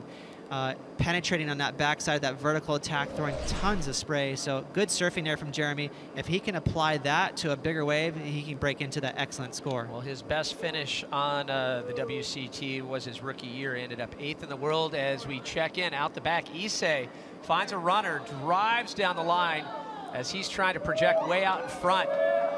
Hopefully he sees something he can work with. He sends it to the top, goes vertical. Unfortunately, Issei goes down. Wow, Issei is such a big man, and you know, you can see all that power. You know, it looks like the surfboard is flexing on each turn. And you know, I was just gonna say, you know, Issei at the age of 16 got that cover shot on Australian Surfing Life, and I was thinking that might be a world record in terms of, I don't know any story, you know, in our sport where a 16-year-old airdropped into a 15-foot wave. And how many months was he surfing? That was the 6 months. 6 months into the sport, you know, he's never been in waves that size, and he's airdropping into a giant wave. And you're getting comfortable with taking off onto the ledge. That's amazing. So at the ripe age of 16 years old, you can say Issei, that classic Fijian smile on your right. Look at that cover shot. That is a big wave on the ledge. He's only been surfing for 6 months at this point, and he just flips it and airdrops into that wave. That's got to be a record. So much talent, and now 37 years old. As we check in out the back, he finds a quick, cheeky cover, but stays with it, gets a little behind. He'll get out in front. Big float section, and Issei goes down trying to climb out of the combo situation. Scores dropping for Jeremy Flores, his last wave, a 6.03. So now Jeremy Flores only needing an 8.81 as priority sits with Kelly Slater, who is out the back under 11 minutes left in a Heat 6, round 1. Winner goes directly to round 3. Well, Jeremy just made ourselves a heat to watch here. You know, Kelly was just free surfing in for a while there, way out, had everyone comboed, but now Jeremy, even though it's only a 6, the surfing he did on that wave was excellent. So if he can garner that kind of speed and agility on a bigger wave, look out. And you can see Jeremy Flores a little farther up the point. Kelly Slater, however, with priority, opting to sit on the inside as we check in with Ronnie Blakey, who's got some great perspective from the boat. Ronnie? Awesome perspective. Just watching Kelly from this angle, you can see how he climbs up onto those falling lips to get those floaters done. I know he hasn't really busted in the excellent range yet, but it certainly looked excellent from where I was sitting. Watching Jeremy Flores now, he's taking a wave apart. But Kelly, just amazing out here. His results over the years. He's won the event the last 4 times he's surfed in it. I believe he's had about 18 plus heats here in the 2-wave scoring era. So he's a freak. We know that he's had a perfect heat out here, something like 6 19-plus point heats. So, yeah, obviously the most dominant surfer out here over the years. From your perspective, talk about the aesthetic, how visibly different in how comfortable Kelly looks compared to the other surfers from the boat. Yep. Well, what you notice about Kelly is he'll drop right down into the flatter part of the wave, get right down to the trough, and then he aims pretty much vertically into the pocket each time he approaches the lip. But I love the fact that he's able to sometimes climb onto the falling lip in his vertical approach. And like I said, from the judges' tower, I think you sometimes miss that perspective, just how critical some of those turns are. But at this stage of the game, Kelly well out in front and looking comfortable, and probably, you know, based off his performances earlier this year, even though he's in the #1 position, I think he's still yet to show us his best surfing in 2014. Yeah, you know, Ronnie, it seemed like you were slightly surprised there by those scores, just under the excellent range. Give us an example, or, you know, can you tell, sometimes it's hard to see on your TV screen, how much ground he's covering? That 7.67, it looked like he, you know, went a couple of football fields. Yeah, exactly. Yeah, he does cover a lot of ground, but like I mentioned, it's just how drawn out those bottom turns are that are impressive. Somehow Kelly's just got the pace of this wave really figured out. I think when the wave first starts breaking, there's a bit of an opportunity to get some scoring done, but when Kelly wants to put his foot down and maximise some opportunity on the inside section, I mean, he can really generate a lot of speed with some high-line manoeuvres. I think that the judges tend to pull back a little bit on the scale when Kelly's in the water. I mentioned before how many 18-plus heats he's had. I think they're just leaving a little bit of room in case a decent set wave rolls in. We know what he's capable of. Well, maybe the judge is warming up to Kelly. He just got an 8.83 on that last wave. There's been a lot of discussion in the 2014 season that, you know, you made the point of it, that Kelly is judged against himself. Is there any credence to that argument? I think that at times the judges, like I mentioned, pull back on the scale, but I think once that scale's set, everyone's kind of in the same boat. And, you know, I'm sure that there's a lot of guys towards the back end of the ratings that would say that the scale is sometimes set a little bit low for them too. So, you know, I think it's a really tough job. And when someone rides a wave at the start of the heat, if they surf it really well, obviously you don't want to just throw out a 4 or a 5. You want to reward them somewhat, but you need to leave a little bit of room there. And I think they've done that beautifully in this heat. Well, Ronnie, I don't know if we should give you one of Rosie's bikinis, because that last 8.83, Kelly looked like he nearly sprayed the boat there. Yeah, I'm wearing it actually under the shirt, but just in case I get a little bit wet later on. But yeah, you know what? Really windy out here at the moment. Pretty comfortable in the shirt and shorts, thanks. Stay clothed. No sun's out, buns out, Ronnie. All right, so under 7 minutes left in this heat. Heat 6, round 1 winner goes directly to round 3. Jeremy Flores with that last wave that Kelly Slater got. Now Slater just knocking Jeremy Flores back to the combo land. Issei also in a combination situation. 6:40 on the clock as we look at our next heat, and another stacked heat. Gabriel Medina, Chloe and Dino. And jumping back out to the water, Issei finds another wave. Quick foam climb section as he eyes down the line, making good work of this one. Sends it to the top again, able to stay with it. So Issei Tokavu of Fiji trying to climb out of his combo situation as Jeremy Flores, he finds a good size one. He'll pull in, gets a little cover. Can he make it out? And we don't see him. Jeremy Flores just getting clamped. He actually made a good amount of distance on that, Ross. Oh, he had a ton of speed going into that barrel. He nearly penetrated through that whitewash ball, and you can see how competitive Jeremy is. Very frustrated right there. You know, he wants to be in his heat. Right now, comboed by Kelly, that 16.51. That's a massive score to come up with. How about Jeremy Flores? They always talk, I mean, he is so amazing in barrels, just trying to find the tight ones here. Well, look how much speed he gets right into this. You can see that extra pump just before he grabs a rail. Still wiggling just a little bit there. He had so much speed, almost penetrating through that whitewash there that filled up that barrel. Almost reappearing there, but it was just what didn't stay quite open enough for him to gather through into the next section. So once again, the combo situation for both Jeremy Flores and Issei Tokavu, that combo situation meaning you need 2 brand new waves, 2 replacement waves, by virtue of Slater's just dominance in this heat. He has an 8.83 and a 7.67. Jeremy Flores, his best result here in Fiji was back in 2013, where he grabbed a 9th. It looks like Jeremy there frustrated with 5 minutes to go, is paddling towards the channel, so possibly looking for new equipment. We'll try to keep you up to date with that. With this update right here, best wave so far in his heat. Kelly gaining so much ground on that reef, reading it perfectly and knifing through that inside section right here, just ducking out before the wave closes out. So perfectly measured there by Kelly, and that's what I meant by it's simply amazing how much ground he covers. He's on a quad setup. It's one of the first we've seen all day, and quads are typically known to be much faster than thrusters, and he is utilizing that. Jeremy Flores, you know, very frustrated as it looks like he went to the channel. We'll try to see what's going on there, but his surfboard looks good under his feet. I love these backside whips he does there, so he really found something, but again, that was a smaller wave. So Jeremy just trying to claw his way back in his heat, but Kelly, 8.83, not letting it happen for Jeremy. And I believe the judges really liked the power and the spray he was able to throw right there. Look at that, that's to the moon. And he backs it up with another critical turn on that inside section. So I think the judges are making a statement that they really like to see vertical surfing. I'll tell you what, Slater looking awfully spry and just having a lot of snap, so quick on his feet, finding the barrel sections, but backing it up with turns. So interesting as we see Jeremy Flores with 3.5 on the clock opting to come in. What do you make of this? Yeah, I'm not sure. Right now, I have no idea, but I'm guessing maybe just frustrated. You know, he was maybe realizing, hearing the scores, that he's comboed with a 16.51. We'll have to get back to you on that, because I'm just speculating. But he definitely is an emotional surfer. Sometimes that helps him. Right now, it looks like maybe it got the best of him. Well, the good news for both surfers, both Issei and Jeremy, they are in combination situation right now, but the good news for them is that it is a non-elimination heat. They will have round 2 to dig their way out and make it into round 3. However, Kelly Slater setting an amazing tone so far for the 2014 stop of the Fiji Pro.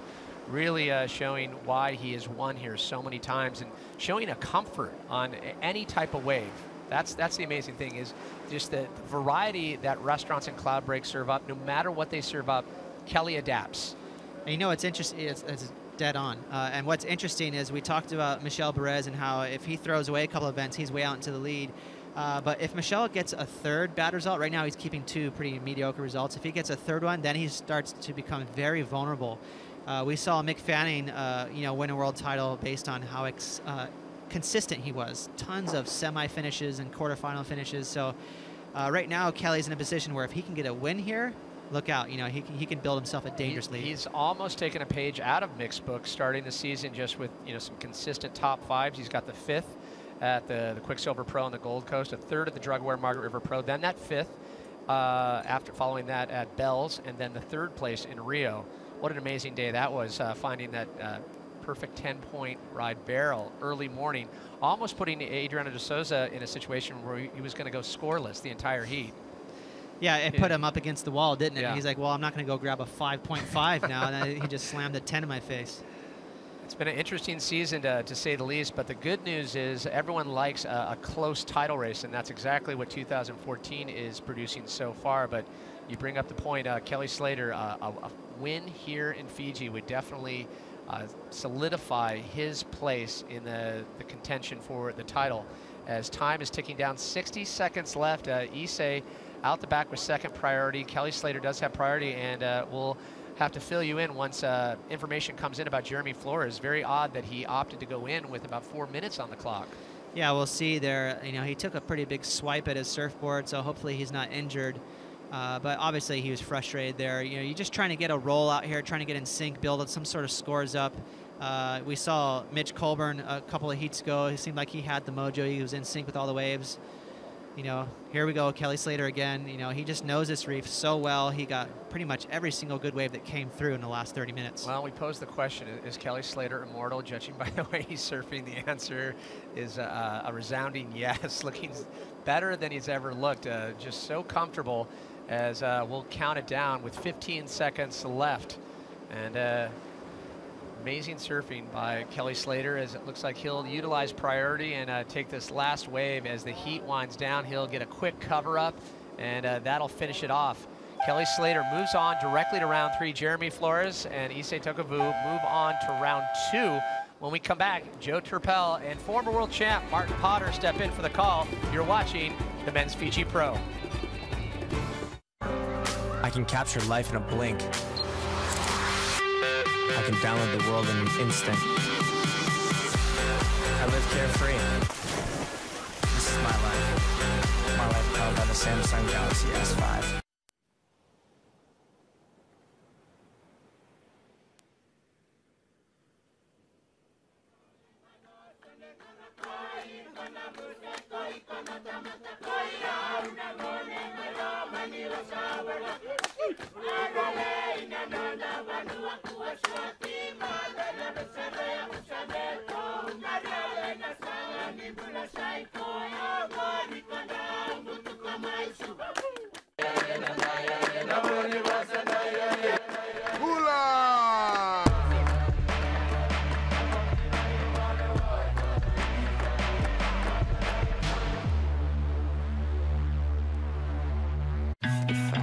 I'm in tune with my body. It speaks to me and pushes me. This is my life. Samsung Gear Fit.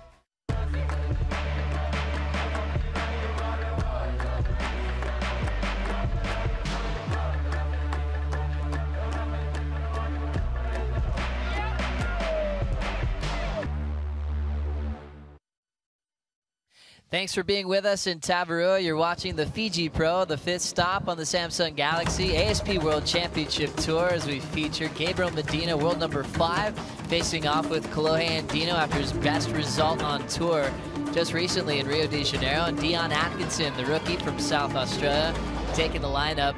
30-minute heats, scored on your top 2. Joe Chappelle alongside former world champ Martin Potter. As we break this one down, conditions like this are looking pretty fun, especially coming off the last heat.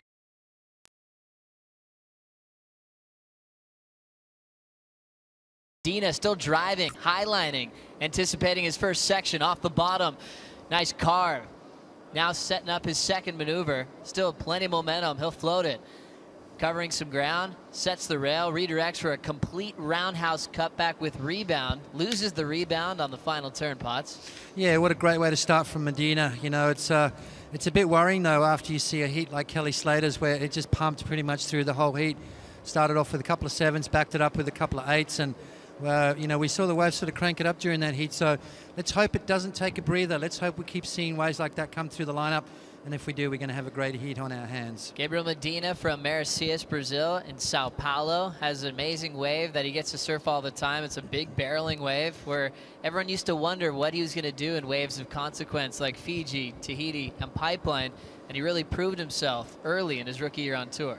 Yeah, he did. You know, he came on that halfway cut and he won 2 out of the last 5 events. So, you know, Medina obviously making it quite clear that he belongs on the tour and, you know, excelling in ways like Pipeline towards the end of the year, getting good results in some gnarly conditions. So, gone are the days of being that kid that can rip in small surf. You need to have everything under your belt these days. Well, Potts, during the break, we got to sit in the restaurant and really get an amazing feeling from the locals, the Fijians getting behind Issei in such an amazing way. The funny part about it was they're rooting for everybody. Yeah. Jeremy and Kelly. It wasn't like they're just going for Issei.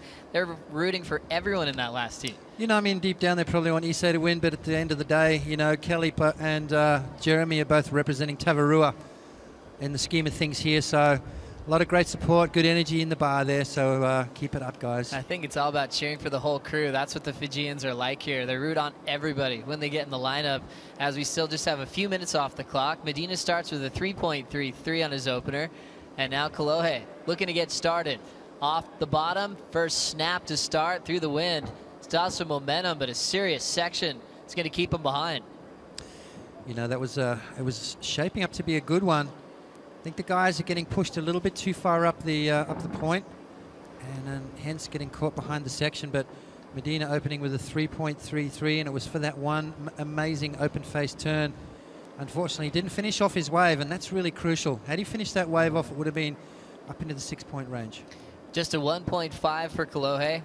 Medina with a 3.33, and we'll wait for the start for Dion Atkinson. Plenty of time on the clock. Let's now hear from Kelly Slater on the boat with Ronnie Blakey. Thank you, Joe. Yeah, Kelly, a round 1 win.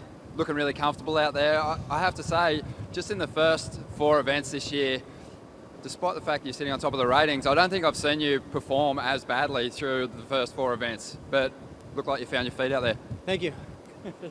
Well, can you give us some insight into that? How do you think your form's been this year? No, I haven't felt on for more than like a heat or even a part of a heat this year. You know, I've just kind of had that luck to get through a few squeakers that weren't very high-scoring heats, and you know, I'm turning into that consistent guy without the wins. But you know, I'm happy to not have throwaways at this point. But yeah, like you said, look, it's no secret. I'm not trying to hide the fact I don't feel like I surf very well this year. I think it's been pretty obvious to other people who've seen what I can do when I get going. You know, but 25 minutes. you know, I really only feel like I've had a couple waves I surf good on this year, to be honest with you. So that was actually like 3 of them. So you know, I feel good out here. You know, I feel right at home. That, you know, I understand where the wave's going to go. I can see them bump on the outside, know if they're going to shift wide or be deep ones, if they'll be fast or slow. So. And you know, the way the wave is here, you don't have to work very hard to make your board work, so it makes it a lot easier for you. I think you know, everyone's kind of talking about this next leg of the tour. You know, the quality of these next few waves. Obviously here, Jeffreys Bay, Trestles, Tahiti. They're events that you've claimed the lion's share of your World Tour victories in. Does that give you a lot of confidence in the world title race? It does, but I mean, you can't rest on that. In the past, I mean, I've had bad results. I've gotten last place at Chopa before. I've gotten last place at Trestles before. You know, I've had my fair share of 9ths at J Bay, and you know, this has been a really good one for me. But that being said, that's, you know, I've sort of relied on those events, so I kind of, those are really my bread and butter events where I sort of have to get my results there, or else I put more pressure on myself for places that I maybe don't have historically good events at. So, you know, it's pedal to the metal time for all the guys up there. I mean, for everyone on tour, obviously, but you know, for all the guys that are up there with a chance at it, you know, somebody's got to start pulling away and make something happen. I love how this title race is kind of shaping up at this point, because in the last couple of years, you've kind of been like a Michelle in that you've had the wins, you've had the big results, but you've also, at the end of the year, been counting on a couple of shockers. This year, you're kind of doing the Fanning Parkinson thing, what they've done in the last couple of years. Yeah, I'm still learning. Working it out? Figuring it out? Figuring it out with from those guys. But yeah, I mean, I'm not trying to get just consistent results. You know, I like wins. I'd honestly probably be happier in Michelle's position with 2 wins and a couple low throwaways. The pressure would be on, but it's easier to replace those results towards the end. And you know, but like you said, last 2 years really, that's been my Achilles heel. Last year especially, I was counting a 13th, I think, and that's just ugly when you're trying to win a world title. There's just a couple bad, you know, just a couple bad conditions thrown in, not conditions, results thrown in for me, and. You know, a couple of moments that I definitely had the chance with a wave here and there, and I didn't do it, and you know, that's what would have cost me the title 2 years in a row there. So. We worked out that you've never been beaten by a fellow regular footer here in Fiji. You keep that record intact with a win over, of course, Issei, a wild card, and Jeremy Flores moving on through to the 3rd round. Congrats. All right, thanks guys. Thanks, Ronnie. Thanks, Kelly, for the insight from the channel. And Kelly, quick to admit that he finally found his form in his first heat here at Cloudbreak. This is the 5th stop on tour. And to say that he hasn't been in rhythm, but he's still world #1 is something to say as we get caught up with this heat. Here's Kolohe's last effort. Yeah, have a look at that. And Dion just ditching the board there, making sure that he doesn't get taken out by Kolohe. But let's have a look at this wave. It's a bit of a lumpy one, and you can see him just riding on the foam ball there, trying to make it, and just getting swallowed up. So, boys trying to find the barrel here this afternoon at Cloudbreak. Obviously watching Kelly's heat and seeing the waves he picks off, and it's interesting to note that, you know, when he sits out the back, he knows exactly what the wave's going to do, whether it's one of those ones that swing wide, whether it's the ones that are going to allow him to do a few maneuvers, or the barrel. So, timeout here, very important. Well, first priority is with Gabriel Medina now, as you see a wave starting to pop up. He has a 3.33 so far as he digs in. Medina glides down just the mid-face and starts with a wrap. Now building momentum, he'll pull in behind the barrel, he'll pop out, setting up the stall once again. Medina with both hands on the wall will let go, gets the vision off the bottom and snaps it hard off the lip. Nice snap to project, deep bottom turn, and ditches the fins on that final turn. Medina out, getting his best wave so far and still in the lead. Yeah, it was a great wave from Gabriel Medina, just showing so much technique and so much ability to be able to ride through that foam ball, hit the brakes and get that little secondary cover up. So Medina definitely going to post a good score, probably the highest score of the heat. Let's have a look at this one from the water angle as he takes off, does a nice carving maneuver, setting it up, double pumps and then pulls in nice and deep. So the judge is going to like that, comes out, and you see him dragging both hands there, just trying to slow himself right down and maximize the time behind the curtain. This is what I like right here. Big opening turn there from Medina. Snaps it up through the lip. Lightning fast surfing from him and just perfect positioning. You can see him carrying that down the line momentum and offers him those end maneuvers just to put some extra points on the board. So great surfing by Medina, and will and truly be in the lead. Well, such an amazing athlete. Gabriel Medina had a breakthrough win at Snapper Rocks to take world #1. But remember his success in the past. His first start at the Fiji Pro was back in 2012, where he was dynamic in making the final, finishing runner-up to Kelly Slater, proving himself way beyond his years. Yeah, you know, that was a great result for him, and, you know, just to get that far in the event, it's such a tricky wave to ride. Even though it is one of the most perfect waves on the planet, it's such a wide playing field, so hard to find your spot. Now taking a look, we'll see Kolohe and Dino just look over the edge, and that one runs through. Kolohe had a 1.5 and a 1.37. Kolohe did get to have a matchup with Medina last season and handed Medina a 25th result right after, coming a year later after the final that Medina had in 2012. We were able to catch up with Kolohe and Dino recently, talk about his mindset coming into 2014. I was really frustrated with my results in Australia and felt really disappointed in how I reacted to like the scores I was getting. And I just kind of wanted to go home and surf with my friends and hang on the beach, do all the fun stuff that 20-year-olds are supposed to do. So yeah, when I did that, it helped a lot, I guess, to prepare for Brazil, because I got in good form and in a good mindset. It's fun to watch Kolohe and Dino in between the break down in San Clemente. He's got a lot of little beach breaks that are right by his house where he lives. He had all of his friends just set up on the sand, and they didn't leave. And Potts even rode a twin fin that had your airbrush, and you know what? I think it was your board. He's riding a twin fin and leading up to this event just to have some fun. You know, got to mix it up. You know, you can get kind of frustrated and a little bit stale riding the same equipment day in and day out. You know, that competitive juice is trying to keep it flowing.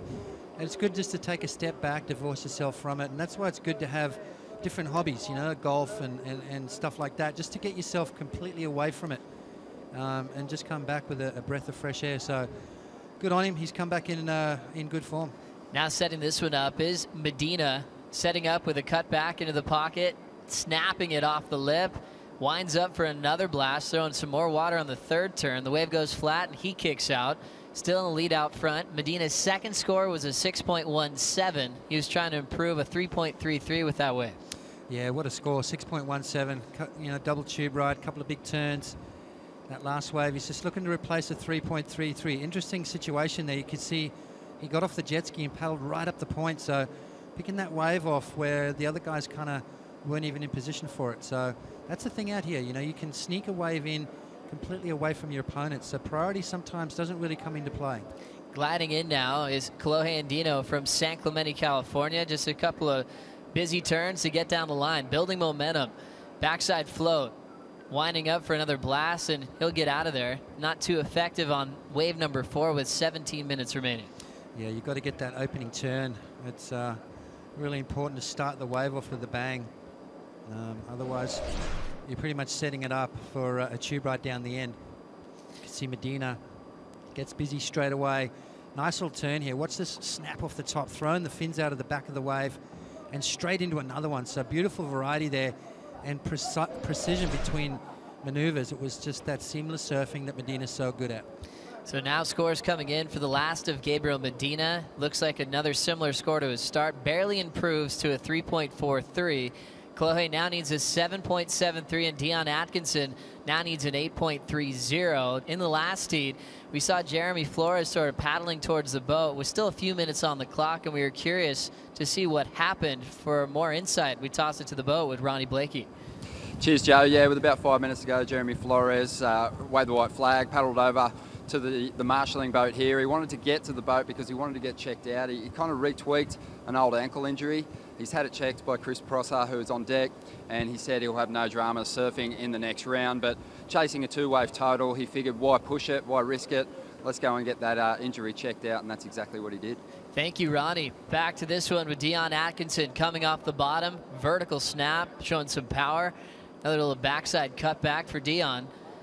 Wraps it back to the source as he's putting together his best wave so far in his opening appearance here at the Fiji Pro. The rookie kicks out. Now back to Gabriel Medina, looking lively to start. Layback blast, and he'll recover. Pulls that thing out, Potts. Wow, beautiful maneuver there from Gabriel Medina, keeping busy. You know, it's all those little waves that he's catching. He's repositioning himself on the reef. And every now and again when you do that, you'll find those little gems. Let's have a look at this one here. As you can see him just fading off the bottom, throws it up through the lip. This turn right here from Medina, what a maneuver. Big gouging, slashing maneuver. That's where all the points are going to come from, and finishes off with that big layback snap, just letting those fins slide and regathering, finishing off on his feet. So great sort of wave there for Gabriel Medina, going to replace his second highest score. On the backhand, this is Dion Atkinson just drawing back off. Nice low bottom turn, beautiful vertical surfing from Dion. Beautiful, stylish, and great positioning there from Dion Atkinson. So it's going to be his best wave by far and get himself back in the heat. So Dion Atkinson enters the Rookie of the Year race with Mitch Cruz as he's trying to make up some ground, wearing the blue jersey out there. It's been a long time since we've had a representative from South Australia. He's recently moved up to the Gold Coast to be in a good range to training facilities, and right now trying to prove himself against the younger crew, Kolohe and Medina. Still have plenty of time on the clock. We'll take a break. We'll be right back after this.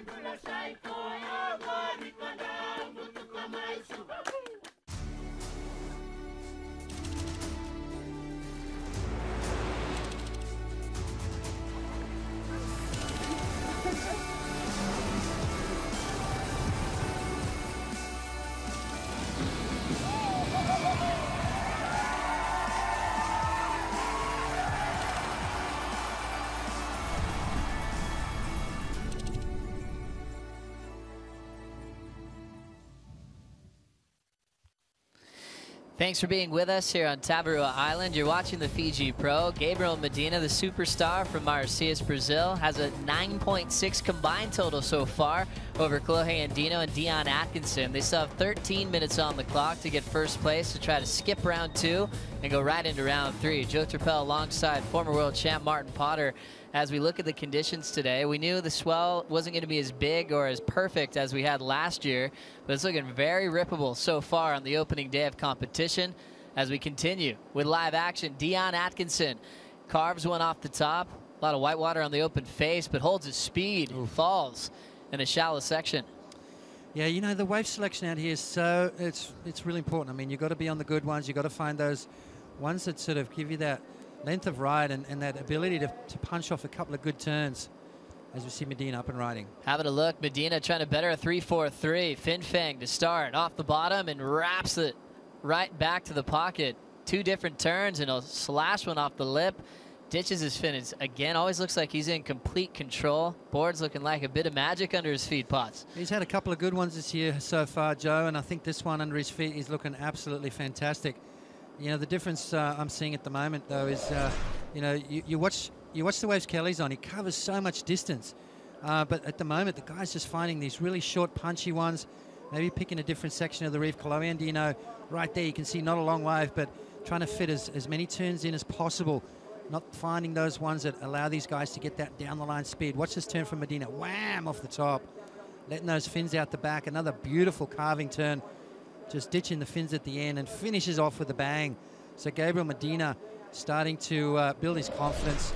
A 7.27 and a 6.17 in his scoreline is looking pretty ominous. There's something about Clohe Andino's form on his backhand. Sometimes he puts together his best waves on tour with that amazing backhand technique. Things are getting a little bit more exciting in heat number 7. For more insight, let's throw it to the desk with Todd Klein and Strider Wasilewski. Yeah, thanks, Joe. We're halfway through round 1 here at the Fiji Pro, so we're going to look back at the winners from this morning, starting out with heat number 1, where we saw Adriana de Souza set the bar this morning, Strider, taking out Kai Otten and Tiago Perez. As the boys have pointed out, though, nobody loses in round 1, but he will skip round 2 and go straight into round 3, so hats off to Adriana in that first heat. Yeah, Ott's looking good, though, out on the face there, but Adriano straight up into it, snaps away, and takes home the win.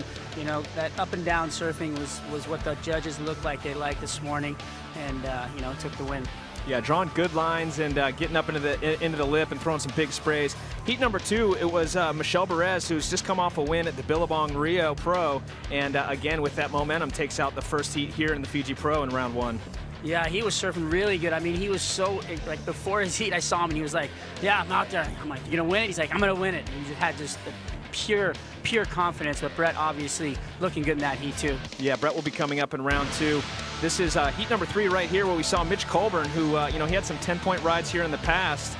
And, well, it was, sorry, Mick Fanning and Freddie Patashia and Glenn Hall. Freddie Patashia, though, as we see right here, pulling in high and tight, and he had some big turns out there. Yeah, Freddie got the barrel. He came out just looking really crispy and having fun. He said he was even confused out there to what to do because he wasn't sure if it was turns or barrels. Well, bang, he does both right there and just brings it home for the win. Yeah, and you can see there he was all smiles and fired up. Now this is Mitch Colburn right here. Talk about power turns. Mitch Colburn's got those, but Taj Burrow, one of the fastest surfers in the world, had a tough one in this one, coming up 3rd in this, and Mitch getting the win. Yeah, you know what, Mitch, he kind of had the flow. He had the bigger waves, open face, a little bit of a hiccup there in his surfing, but still throwing it out on the open face, some turns, some tubes. You know, Taj's birthday last night. He probably had his present last night. I'm sure he had a quiet one last night because he was one of the first out in the lineup. And then we look here, Wiggly Dantes in this heat, Mitch Cruz and Joel Parkinson. Wiggly had moments of brilliance out there, but unable to put it all together, and it was Parco who did. Again, wave knowledge came through. I mean, best wave wins out here, and you saw Parco, silky smooth, blows up a huge layback.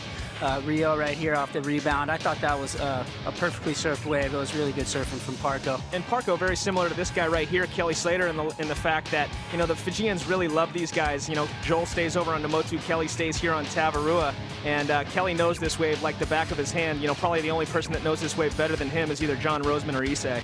I mean, look at this guy. This guy paddles out and the waves turn on like this. That was the best wave we've seen all day for sure. And Kelly just finds it from, you know, obviously Fiji and the waves, Mother Nature offering up their best for him, and he was pretty stoked. Looked like Scuba Slater when he came out, but he obviously showed that he mean business when he got in the water. And in his post-heat interview, you know, he pointed out to Ronnie Blakey that, you know, he is feeling like he's found his groove here. He's had a tough start to the year, but with that said, he's still leading the ratings on the unadjusted ratings. And guys, right now the water, as we saw in those last couple of heats, really starting to turn on for these guys. The tide is getting lower, and we're starting to see more barrels. Thanks, Todd. Thanks, Strider, for a big update on the opening day. We've seen a couple of Goofy Foot winners like Mitchell Colburn, also Freddie Pataccia, Gabriel Medina trying to even it out. Right now in the lead so far for the Goofy Foots. Dion Atkinson needs an 8.61, and Chloe Andino needs a 9.27 to get that gift straight into round 3 with 7:30 to go. We've seen some big turns and big barrels. Potts, as a competitor, you want to learn what the judges are looking for on opening day. For you, Potts, what have you been noticing so far? I think it's all about the turns at the moment, Joe. I think the judges are liking those big open-face turns. You know, the highest scores we've seen today have been purely surfing. You know, to get the points on a tube at the moment, it seems like you really need to get a good one. Joel Parkinson with a tube to backside roundhouse cutback sort of layback thing was in the 7 to 8 point range. You know, 7.8 range. Same with Kelly, his barrel 7-point range. So the 8s plus that we've seen so far have been just purely turns, and I think if you're confused about what the judges want, just give them everything, Joe. Just, you know, throw in some big turns, you know, get a couple of barrels just to have a bit of fun. You know, Cloudbreak's an amazing wave, and, you know, you're looking at Dion Atkinson needing an 8.61 and Chloe needing a 9.27. The funny thing about this place is you can do that in one fell swoop. So, you know, Cloudbreak a special wave, and if you're on the right one, you know, you can post those massive scores. So 6:30 to go in round 1, heat number 7. We want to know how you're watching the Fiji Pro. Remember that hashtag Fiji Pro? You could show us on Twitter or Instagram, and you could be showcased during this amazing broadcast. Just getting started on the opening day today. We have a long way to go before we crown a champion at the 5th stop of the Samsung Galaxy ASP World Championship Tour. It's been interesting, Potts, watching Kolohe grow up through the global perspective, coming in as this really hyped up Grom from San Clemente with a ton of talent and expertise when it comes to winning events. And he's been really honest as he's growing up in the limelight. To the moments where he breaks down and gets upset, he acknowledges that, you know, and kind of allows himself to be a Grom as he's learning the ropes quickly on tour. You know, when he came on tour, he's a skinny little kid, and, you know, he's turning into a man now, and, you know, he's learning by his mistakes. You know, he's getting better and better. I'm watching his performances. You know, he's learning the game, and, you know, he's got all the tricks in the book. It's competitive surfing, just a different kind of beast. You know, no matter how good you are, you've got to squeeze your performance into a time frame and produce surfing that the judges want to see. So there's criteria involved. There's you know, just the ability to be able to turn it on when you need to. And, you know, the other thing that's really hard about our sport is we've got a changing playing field. It's never the same time. It's never the same wave every time you catch it. So you've got to really be able to think on your feet, change your game plan. If things aren't working, you know, you've got to be able to adjust. So all this stuff comes with time, with learning the game, with experience, and Kolohe's he's on the right track. So right now, Kolohe with a 4.17 on his last. One of his best friends is on the deck of the boat looking at the conditions.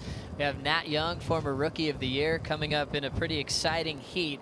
When we looked at it, we got pumped up because it's an all Goofy Foot matchup. Nat Young has Owen Wright, former Rookie of the Year as well, and then Matt Wilkinson to round it off. That's going to be a cracker. That is going to be a really good heat because, I mean, at the end of the day, we've been watching Nat Young surf. He's surfing incredibly well out here. You know, Owen Wright came early, capitalized on that big swell, was a definite standout. And Matty Wilco is he's searching for a result, you know, and it's like the Freddie P story where he's surfing incredibly well. He's just, I don't know what's happening at the end of the day, but maybe this could be his breakthrough result. You know, he's got the ability, just needs to be on the right waves, and a little bit of luck go his way. It's fun hearing from Matt Wilkinson. He talked about his moments at Cloudbreak in the past where he's like, Cloudbreak's one wave where you could be having the surf of your life, getting barreled and doing combos. You'll come to the boat and wonder why you got second or third. Because it's that perfect of a wave. Yeah, it is. And you know, as I said before, Dion needs an 8.61. They're out there. We've seen some 8.6s out there earlier in the piece. Mick Fanning, 8.60 in his heat. So, you know, these big scores are definitely floating around out there, and it's just a matter of hunting them down. Well, Medina still in the heat lead. He hasn't dropped an opening round win all season coming into event number 5. Always good to skip round 2 this year so far. Chloe's had to deal with a lot of second rounds, but his first breakthrough win this year came in Rio, and he went on the way to the final. But the big moments, taking out guys like B. Durbridge in the quarterfinals, but maybe the biggest heat of his life when he took out Kelly Slater on road to that final with Michel Perez. Yeah, that was a great result. Great confidence booster, and you know, any time to take down the champ is a good one. So that's a feather in his cap. It's a bit of confidence behind him, and he's got to carry that through. He needs a wave at the moment, though. Grinding into this one, Chloe Andino looking for some momentum. He's deep. He'll pull into the first section, still driving. He makes it. Another section coming down in front of him. He still has a beautiful high line. Trying to sneak his way out, and we lose him right at the tail end. He was looking for a 9.27. He's probably good to improve on his backup score with 2:40 to go. Was he looking for too much on that? Should he have straightened out towards the end of that wave? It would have been deemed a completed ride. Did he do enough in the beginning? You know, I always said those gems are out there. You got to find them, and this was pretty darn close. So let me have a look at it. 9.27 required. So he races down the line, pulls up nice and tight. You can see him traveling. He's got that beautiful position, dragging that hand, pulls in, keeps going. He wants more, and he's getting it. And right at the end here, just doesn't let him out. So Chloe Andino, I don't know where that score is going to fit in, but it's not going to be the score that he needs. So a lot of travel time on your backhand out here, Potts. How hard is it to adjust in smaller tube sections like this? Well, it is. I mean, the wave's sort of, it's undulating and it's sort of squishing up and closing, you know, but that last little bit there, if he had have pulled out of that when he had the opportunity, that would have been a pretty good score. And that would have got him back on track for sure. Now Medina just checks one out. He'll kick out. His last wave of 5.67 didn't help his cause, but still has the 13.44 total in first with 1:40 to go. First priority is with Dion Atkinson. He's only had 3 waves so far. There's a lot of heats we've seen so far today where one surfer is a little out of the rhythm of the heat. We saw that happen to Thiago Perez in the first heat of the day. Yeah, we've seen a lot of heats where one guy is in rhythm and the other guys aren't. You know, there's only a certain amount of good waves coming through. We saw Kelly's last heat, and he pretty much was on all the good ones. So it's all about that timing. It's all about positioning yourself and making sure you've got that priority when the good ones come through. It is a bit of a lucky dip, and you know, you've got to, I don't know, you just got to try and you know, have a bit of luck on your side and make sure you're sitting on the right place at the right time. So down to the final minute. Kolohe can do it with one wave. A 9.27 is what's required. We haven't had the incomplete barrel attempt. He did make a section to start, so he could get a little closer than a 9.27 that's showing right now. Dion Atkinson needs an 8.61. We've seen his power and his size that he's brought to the table in the first few events. He still hasn't gotten past round 3 so far this season. What are you expecting from Dion Atkinson at a wave like Cloudbreak? Well, you know, if we get some bigger conditions, obviously it's gonna play into his hands. You know, he likes that bigger, gnarlier sort of surf. We see a big set coming through now out the back, and it looks like blue has priority, so Dion's going to try and answer here, needing an 8.61. It's definitely doable. Gliding into this one and looking for the big score. We'll see Dion Atkinson anticipate his opening section. He'll pull in. High line for Dion, and he ends up going down.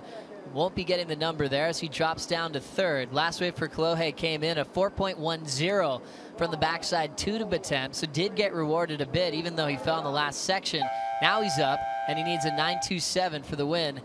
And that one's going to come up short. We've run out of time, and Kolohe Andino and Dion Atkinson will have to sort this one out in round 2 as Medina with a 7.27 and a 6.17 moves straight to round 3. More action to come in round 1 here in Fiji right after this.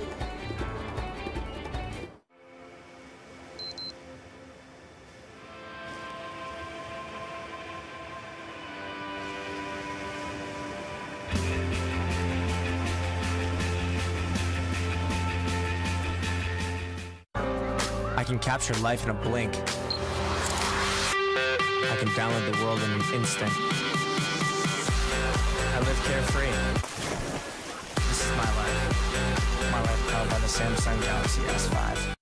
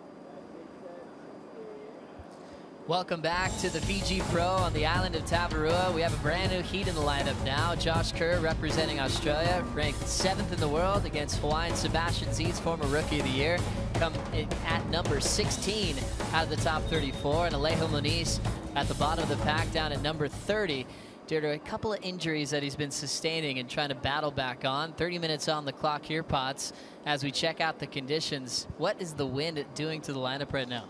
Yeah, well, it's, you know what, it is really windy out there, but it seems to be sort of handling. It's an amazing wave, this Cloudbreak. You can see the top of the wave getting blown off, and as that wind sort of clocks the direction it is, that wave will bend around the reef and it'll kind of go a little bit more offshore. So probably a lot bumpier out the back, but as the guys make their way down through that inside, it should clean up for them. But tricky conditions, but even in saying that, we've seen some great surfing. And now starting off this heat, it will be Josh Kerr getting a snap under the lip, going vertical on the second snap, carving back to the source on his third effort.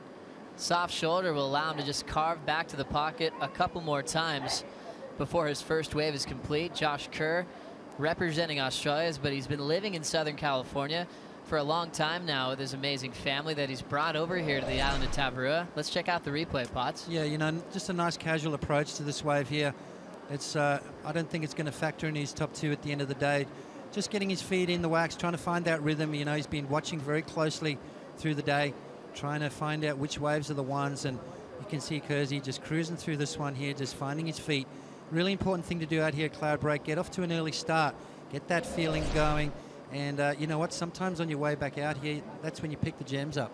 Those ones that just miss the outside, bend out through the inside, and all of a sudden you're in a good position. So a good start for Kersey. As I said, it's not going to be a huge score, but his feet are in the wax, and he's got his first wave under his belt.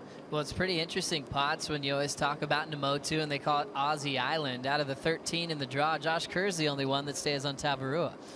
Yeah, well, I mean, he, you know, he's he loves it over here, and you know, it's everyone's got a different taste, and that's the beauty of Fiji. You know, there's so many different islands you can stay on, so many different things to do, and you know, there's different feels. Tavarua a little bit bigger, Namotu a bit smaller, a little bit more of a laid-back vibe over here. Very competitive on this island. You can tell by the ping pong and the basketball, the many workout sessions going on out the back. Everyone's walking around with sore muscles. I can tell you that. And you know, the vibe's up. It's everyone's got game on right now. As soon as the contest starts, you know, everyone sort of, you know, picks their little spot and sits down and gets their gets himself into comp mode. Right now, Josh Kerr with a 4.33 to start things off. Sebastian Zeets hasn't caught a wave yet, but we saw how effective he was out here as a rookie, surfing great conditions at Cloudbreak, ended up making the quarterfinals in his first call-up to the tour. Yeah, it was a great result for him. I mean, unfortunately, coming up against Kelly in that quarterfinal, Kelly posting that perfect 20 points. A 4.33 for Josh Kerr's opening wave, and as I said, it's not going to factor in his top two by the end of this heat. But you can see their beautiful lineup of Cloudbreak. What a wave this is. Well, Potts, let's get a little perspective of where we are on planet Earth. You got a flight out of LA where the ASP office is on Fiji Airways. You can hop over to Fiji, get a boat ride from Nadi, and you'll, you know, in a few hours, you'll end up on this heart-shaped island called Tavarua and surf a couple of the best waves in the whole world. You can see Cloudbreak a couple of miles out to sea from this island, and Restaurants is right out front here where we're sitting. Two perfect left-handers to host the world's best, and you can really get perspective of what the reef looks like from the tower, Potts. This is an amazing wave here. You know, you can see this is kind of where the main takeoff place is when it's really big. That's where you want to take off on the wave, and down the end section here.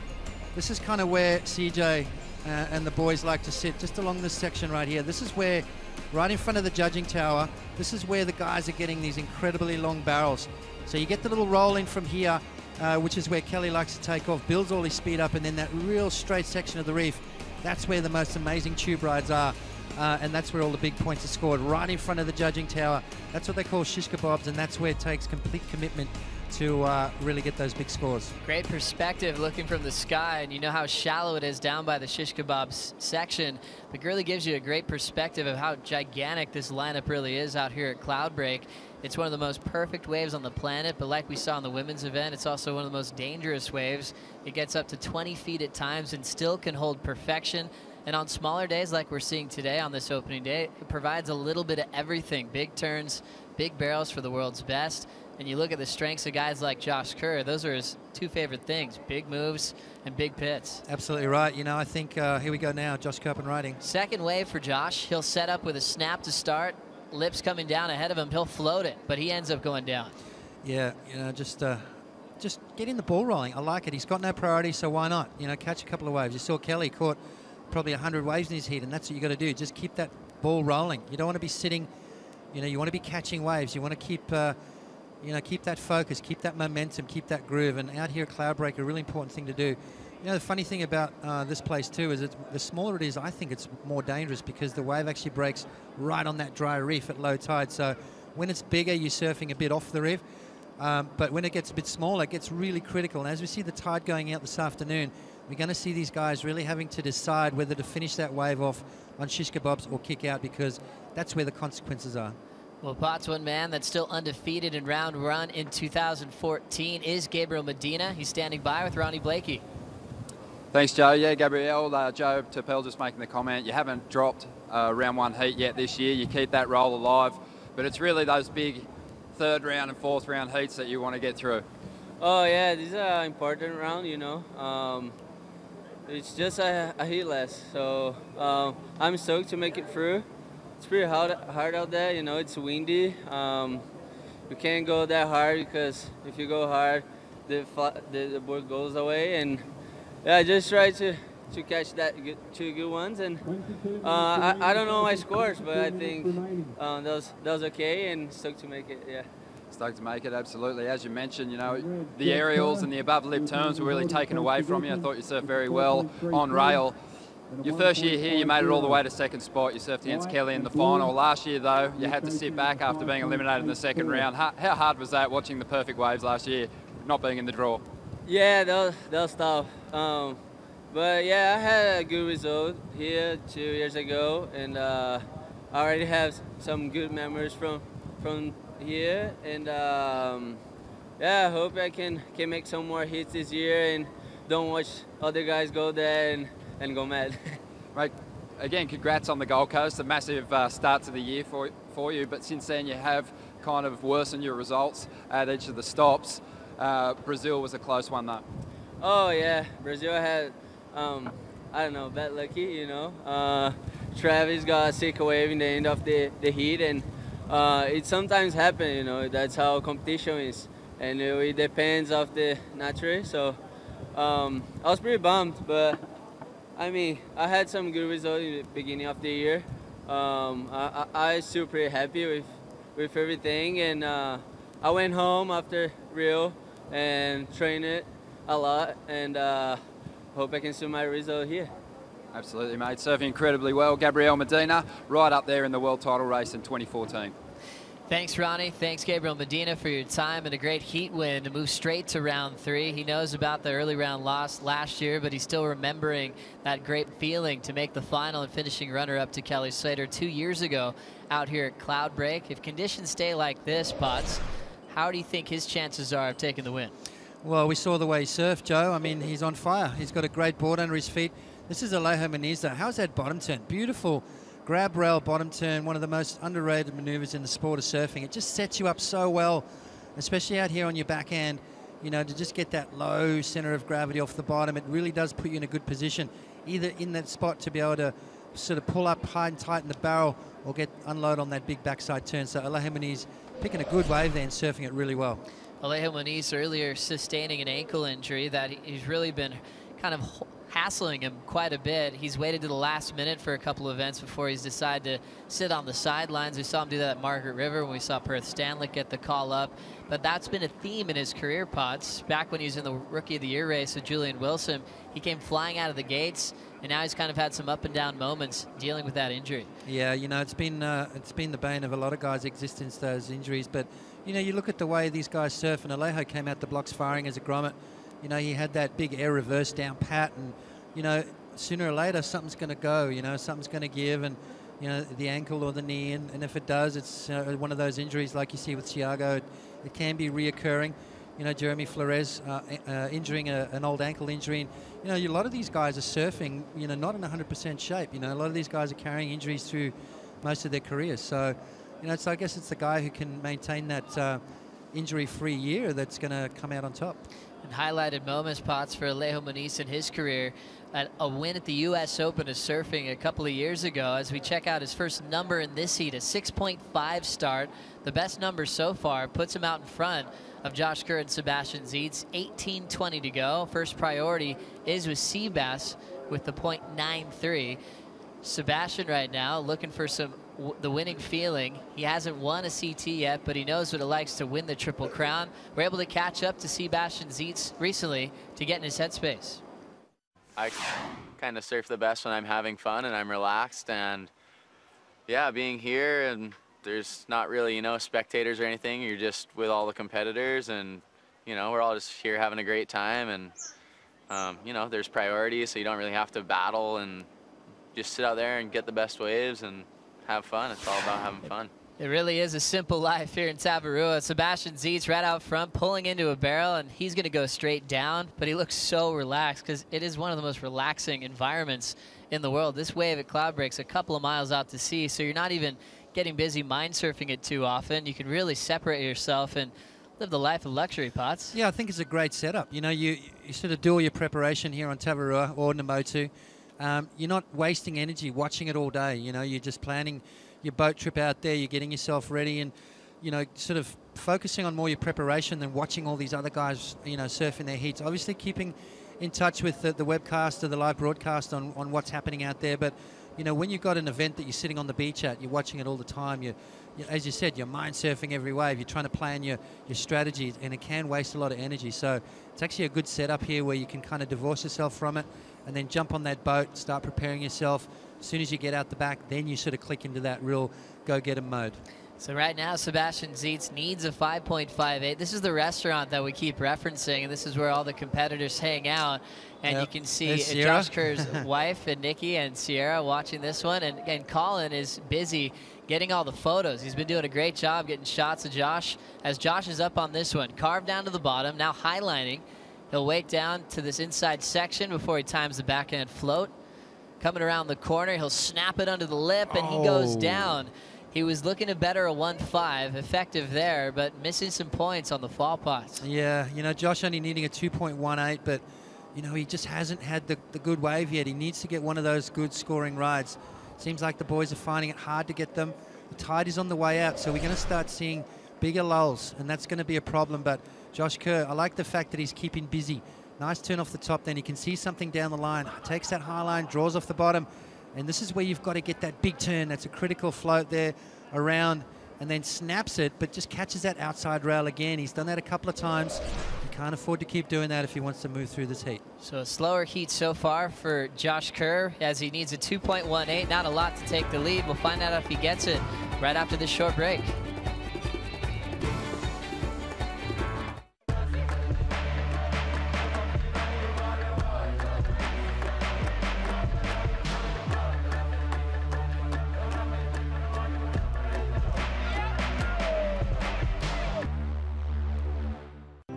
Your journey is as important as the destination, especially when your destination is paradise. Welcome to Fiji Airways. This is exactly where you should be.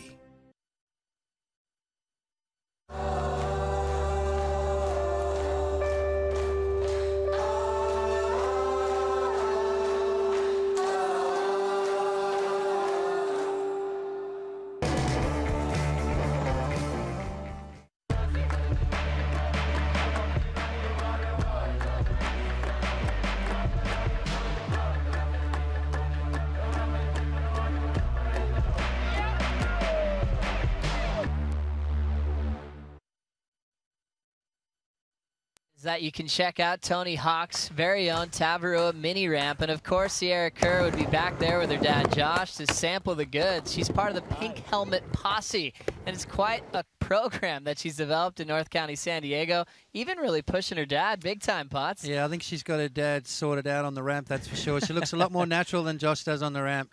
So Sierra, I think, has got a huge future. Look at that big backside air. I think Dad needs one of those in this heat right now. But what a great thing. That's such an amazing little talent there. And you see the bar there waving. Yeah, it's a great atmosphere down there. And Sierra is watching right now. Maybe we'll get her to wave to us in a second. She's right there at the restaurant watching her dad. She watches every moment of every heat. Let's get caught up, though, what happened during the break. This is Alejo Moniz, Potts. Yeah, Alejo's coming off an injury, and now he's fighting his way back to being 100%, and he's looking pretty good. He's got the rhythm going. He's got that, that style that really does suit this wave on the backhand. He's got that low, drawn-out bottom turn. This wave doesn't really offer him too much scoring potential, but he's looking to back up that 6.50. Just looking for that 2-wave total, not needing anything special. Just a wave in just a 1-point range will get him back in the lead, but really needs to post something solid just to keep the other guys at bay. Well, we've had a couple of moments for Josh Kerr this year where he's had some challenging conditions. Remember the heat that he almost lost against Jacob Wilcox down at Bells when the tide was getting full, but he's had some moments of glory. Made a final once again at Margaret River and almost came close to his first WC2 win, Potts. Yeah, he's knocking on the door, and that's what you've got to keep doing. You've got to keep giving yourself that opportunity. You've got to keep making those quarterfinals, semifinals. Every now and again, you're going to get a breakthrough final result. And if you keep doing that, you're going to end up getting one. So I thought Josh was going to go all the way with that. Michelle Perez a little too strong on the day. But what a great final that was. And it just sort of showed Josh that, he does have the ability to do it. This year could be his year to have that breakthrough result. He's had a pretty amazing career, kind of always known as the air guy back in the day. Qualified for the tour. He fell off and had to re-qualify. Margaret River was useful, through the Prime Series back then. Now a solid top 10 type surfer. He made the final of the Pipe Masters, and when you look closely at Fiji, he made a quarterfinal finish last year when he lost to CJ Hobgood. Yeah, that was a good result for Josh. He needs more of those. If he keeps doing that through the year, like I said before, he'll have a breakthrough result and quite possibly his first win. And I think if he gets that first win under his belt, the floodgates will open. He'll start realizing how he can do it, how it's been done, and just call on that experience. And also a great year for him, winning the first GoPro challenge that we had over at Margaret River. Surfed the box so well, got $10,000 for getting that win outside of a heat. The same thing is on offer here in Fiji for the best GoPro moment. If you do it in the lineup with the jersey on, you get $15,000. And we've had some great efforts so far through the women's event as well. As we see the next heat coming up, Potts, Jordy Smith, Miguel Pupo, and Aritz Aramburu. Yeah, it's going to be a great heat. But going back to that GoPro, I mean, Josh Kerr won that at the spot called the Box. Now, they did round 5 at the Box. If they had maintained that event, if they had kept that event at the Box, if it kept pumping through that day, Josh Kerr was definitely on fire. He was definitely the standout. So, maybe he could have won that one if they had stayed out there. But got that GoPro challenge. And I'll tell you what, this one's going to be a lot harder for the guys because Tatiana Weston-Webb posted an incredible barrel shot. So the boys have got their work cut out if they want to beat young Tatiana Weston-Webb. So if you guys didn't see that during the women's event, well, Tatiana Weston-Webb got a gem during the break, the expression session before the final with Sally Fitzgibbons and Stephanie Gilmore. She rode on the foam ball a couple times to get a crazy Cloudbreak wave. It actually looked like Chopu West Bowl style barrel when you looked at it from the channel. Yeah, it was amazing. 18 years of age, I think she is, and just pulled into a deep, hollow barrel, late takeoff, and just got some distance, so good on her. Gliding into this one, the Hawaiian Sebastian Zeed snaps it hard off the top. Nice coil up, and he'll fade back on the next section. A smaller wave, but he wants to get started. Hasn't had anything higher than a 1.7 so far, and still has the lip to show up. Sebastian jams it nice and tight, and survives that little weightless feeling. It was a smaller wave, Potts. We'll see what the score ends up. Yeah, it's not like Seabass. He's normally got about 10 waves under his belt at the moment, and kind of a bit of a slow start for him. He needs to get a little bit more busy. I think when he catches a lot of waves, he starts loosening up and surfing a lot better. Let's have a look at this one here. Nice way to start. It almost gets that board in the reverse position, and this is kind of where it goes a little fat. So a little bit of downtime here for him as he just weaves his way through, trying to bide his time, waiting for that end section. He needs something special. Nice little vertical snap there, getting those fins free. So Sebastian Zeitz will post his best score. It's not a huge score that's required by him, but he just needs a score on the board. So now Sebastian Zietz in his second year on tour, Potts, looking for some breakthrough results to get closer to maybe a first final at a wave like this. Now we'll go back to Josh Kerr. Snaps the first section, now sets his rail to pull in, doesn't get barreled, now goes off the bottom for the backhand carve, and he'll kick out. His last wave a 2.93, but he needs a 6.35 to catch up to Alejo. Yeah, see, not huge scores required, so the boys have got to stick to their guns. They've got 8 minutes and 45 seconds remaining. Let's have a look at this one here as Kersey opens up nice, and that's what you got to do here. Get something straight off the bat. Grabs the rail. That wave didn't really speed up like he thought it was going to, and then kind of went fat. So one nice turn to kick things off. It's not going to be a huge score for Josh. Just looking to replace that 2.93, but in the big scheme of things, looking for something up in that excellent range just to get himself back in front.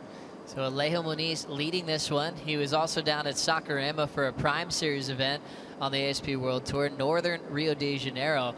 He said he lost early in that Prime event, but one thing that happened, he ended up getting the best waves he's ever had in his life in Brazil. It was just a right, just down the way from the left at Saquarema on the main break. And he said it was a super session and waves of consequence. As we look out the back, it is Alejo flying down the line on his backhand. You see his board chattering, weightless on the backside float, tail dropping first, and he'll have to let go of that one, Potts. Wow, that could have been really critical. I mean, especially coming off an injury.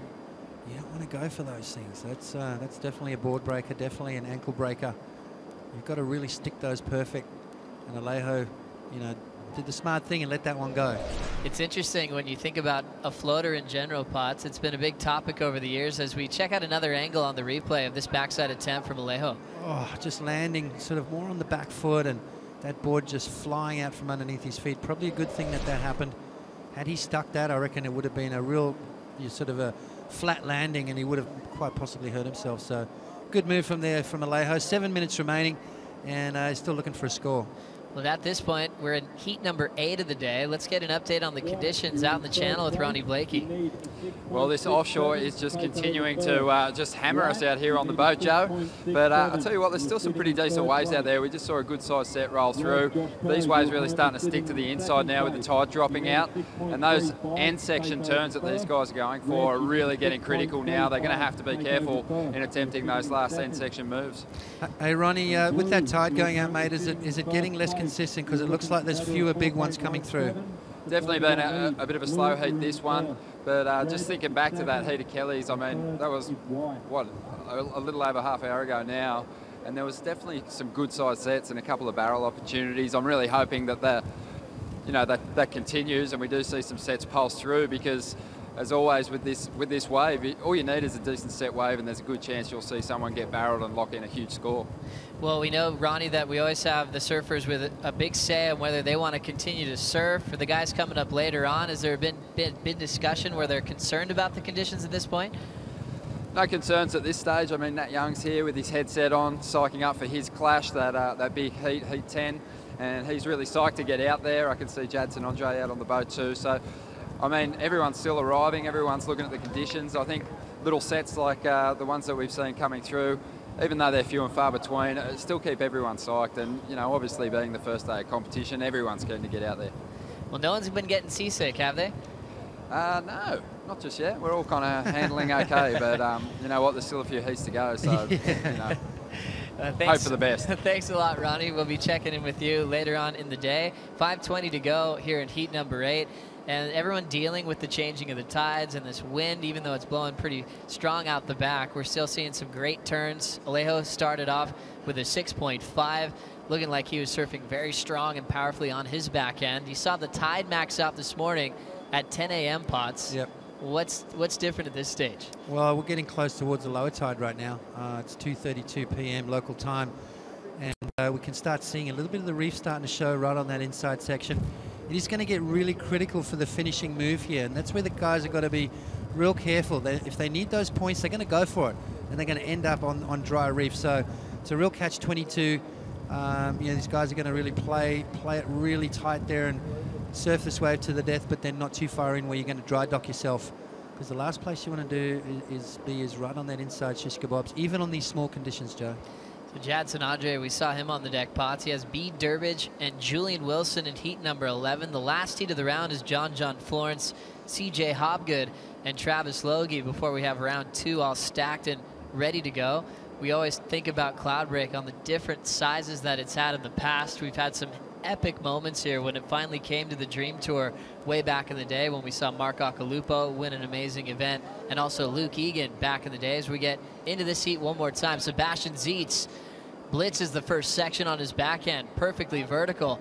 He'll float the next section and set it up for a nice open face snap, finding the rhythm as he drives one through the lip, goes all the way back to the source on the backhand carve, and a big vertical re-entry to finish for Sebastian. Definitely Sebastian's best wave, and you can see by the body language he liked that one. That one felt good. Scores trickling in for Josh Kerr's last ride. He was looking for a 6.35, 3 minutes and 25 seconds remaining. There it is, Joe, a 7.60. So Josh Kerr goes into the lead. Alejo Muniz down into second spot, needing a 5.44. Seabass only needing a 6.67, and that last wave, I reckon it's going to be close, Joe. So 7-6 for Josh Kerr. Sebastian getting his best moment right around the 3-minute mark. He needed a 6.67 to take it off Josh Kerr. An exciting part of the heat. Let's go back to Josh's wave. Yeah, nice opening turn there from Josh, and you can see this wave starting to line up from the inside, and he just starts going to town, gets a little caught behind the section there, but then gets back on the open face and finishes off with a really critical turn there. That could have been ugly, and Josh Kerr managing to finish off on his feet. Right behind him, Seabass racing down the line here. He sees something further down. Beautiful lip line floater, and again, a really critical free fall drop. Pulls up into the tube there, but unfortunately doesn't get the exit. That was the wave before that last one, and this is Seabass's last wave. Definitely his best wave, just about to be locked in. Big snap off the top. Floats up over the section, out on the open face, carving back into the power source. How's the style there? As he's going to town on this inside section. Carves back and waits for this wave to finish off on the inside. More waves on the way. Here goes Josh Kerr again as he sets his rail off the bottom, blows his tail out, going for the reverse, and he ends up incomplete. 2 minutes remaining in a very tight heat. Alejo just needs a 5.44, and Sebastian needs a 6.67 to avoid the second round. Second round's always a tough one because that's your first elimination in a major event. You get $8,000 out of the $500,000 prize purse on hand for the fifth stop. Yeah, it's not bad prize money. It's definitely better than when I was on the tour, that's for sure. I think we used to get $8 grand for a win, maybe, if you were lucky. But how things have changed to see Nat Young getting ready to do battle. And coming up in the next heat, Jordy Smith, Miguel Pupo, Aritz Aaron Baru. And you know, the funny thing is, this is the kind of stuff that Aritz does really well in, so it's good. This is going to be a great heat. Miguel on his forehand, as you see, up and riding Seabass. Gliding down the line, Sebastian's going to pull into the pit. He ends up going down. He still doesn't know what he has yet on his last score, his best wave so far. Alejo continues with some momentum, and he'll have to get out of there. We're into the final minute now, and the first couple of numbers coming in for Sebastian are looking really solid, Potts. Wow, the judges love it. It's going to be a massive score. 1 minute to go, one score to be locked in. There it is, 8.07. Sebastian Zietz moves into the lead. Josh Kerr now in second spot, needing a 4.48. Alejo Muniz needing a 5.44. This is a tight heat, Joe, with red. Josh Kerr with priority. 45 seconds on the clock. Can he get one last shot? So a big moment for Sebastian Zietz, second year on tour, coming from the island of Kauai to move straight into round 3. This is a destination that he's expected to do well and already proving himself from a crazy start. Start off really slow, Potts, and finally got the wave he was looking for. An 8.07 with great changeups on his backhand, throwing a lot of variety in the mix, and takes the lead. We're down to 15 seconds. Yeah, you know, Josh needing just a 4.48. Here he goes, Joe, having a look, paddling, scratching, and up and riding. Having a look, Josh Kerr leaving it to this wave. He'll jam that first section off the bottom, snapping and throwing the fins out. Pushes too hard, and he ends up incomplete. Sebastian Zietz is going to be safe out in front with a 12.07 total, and he'll get the road straight into round 3. Josh Kerr and Alejo Muniz are now sent to round 2. An exciting heat coming down to the wire. Another big heat to come right after this.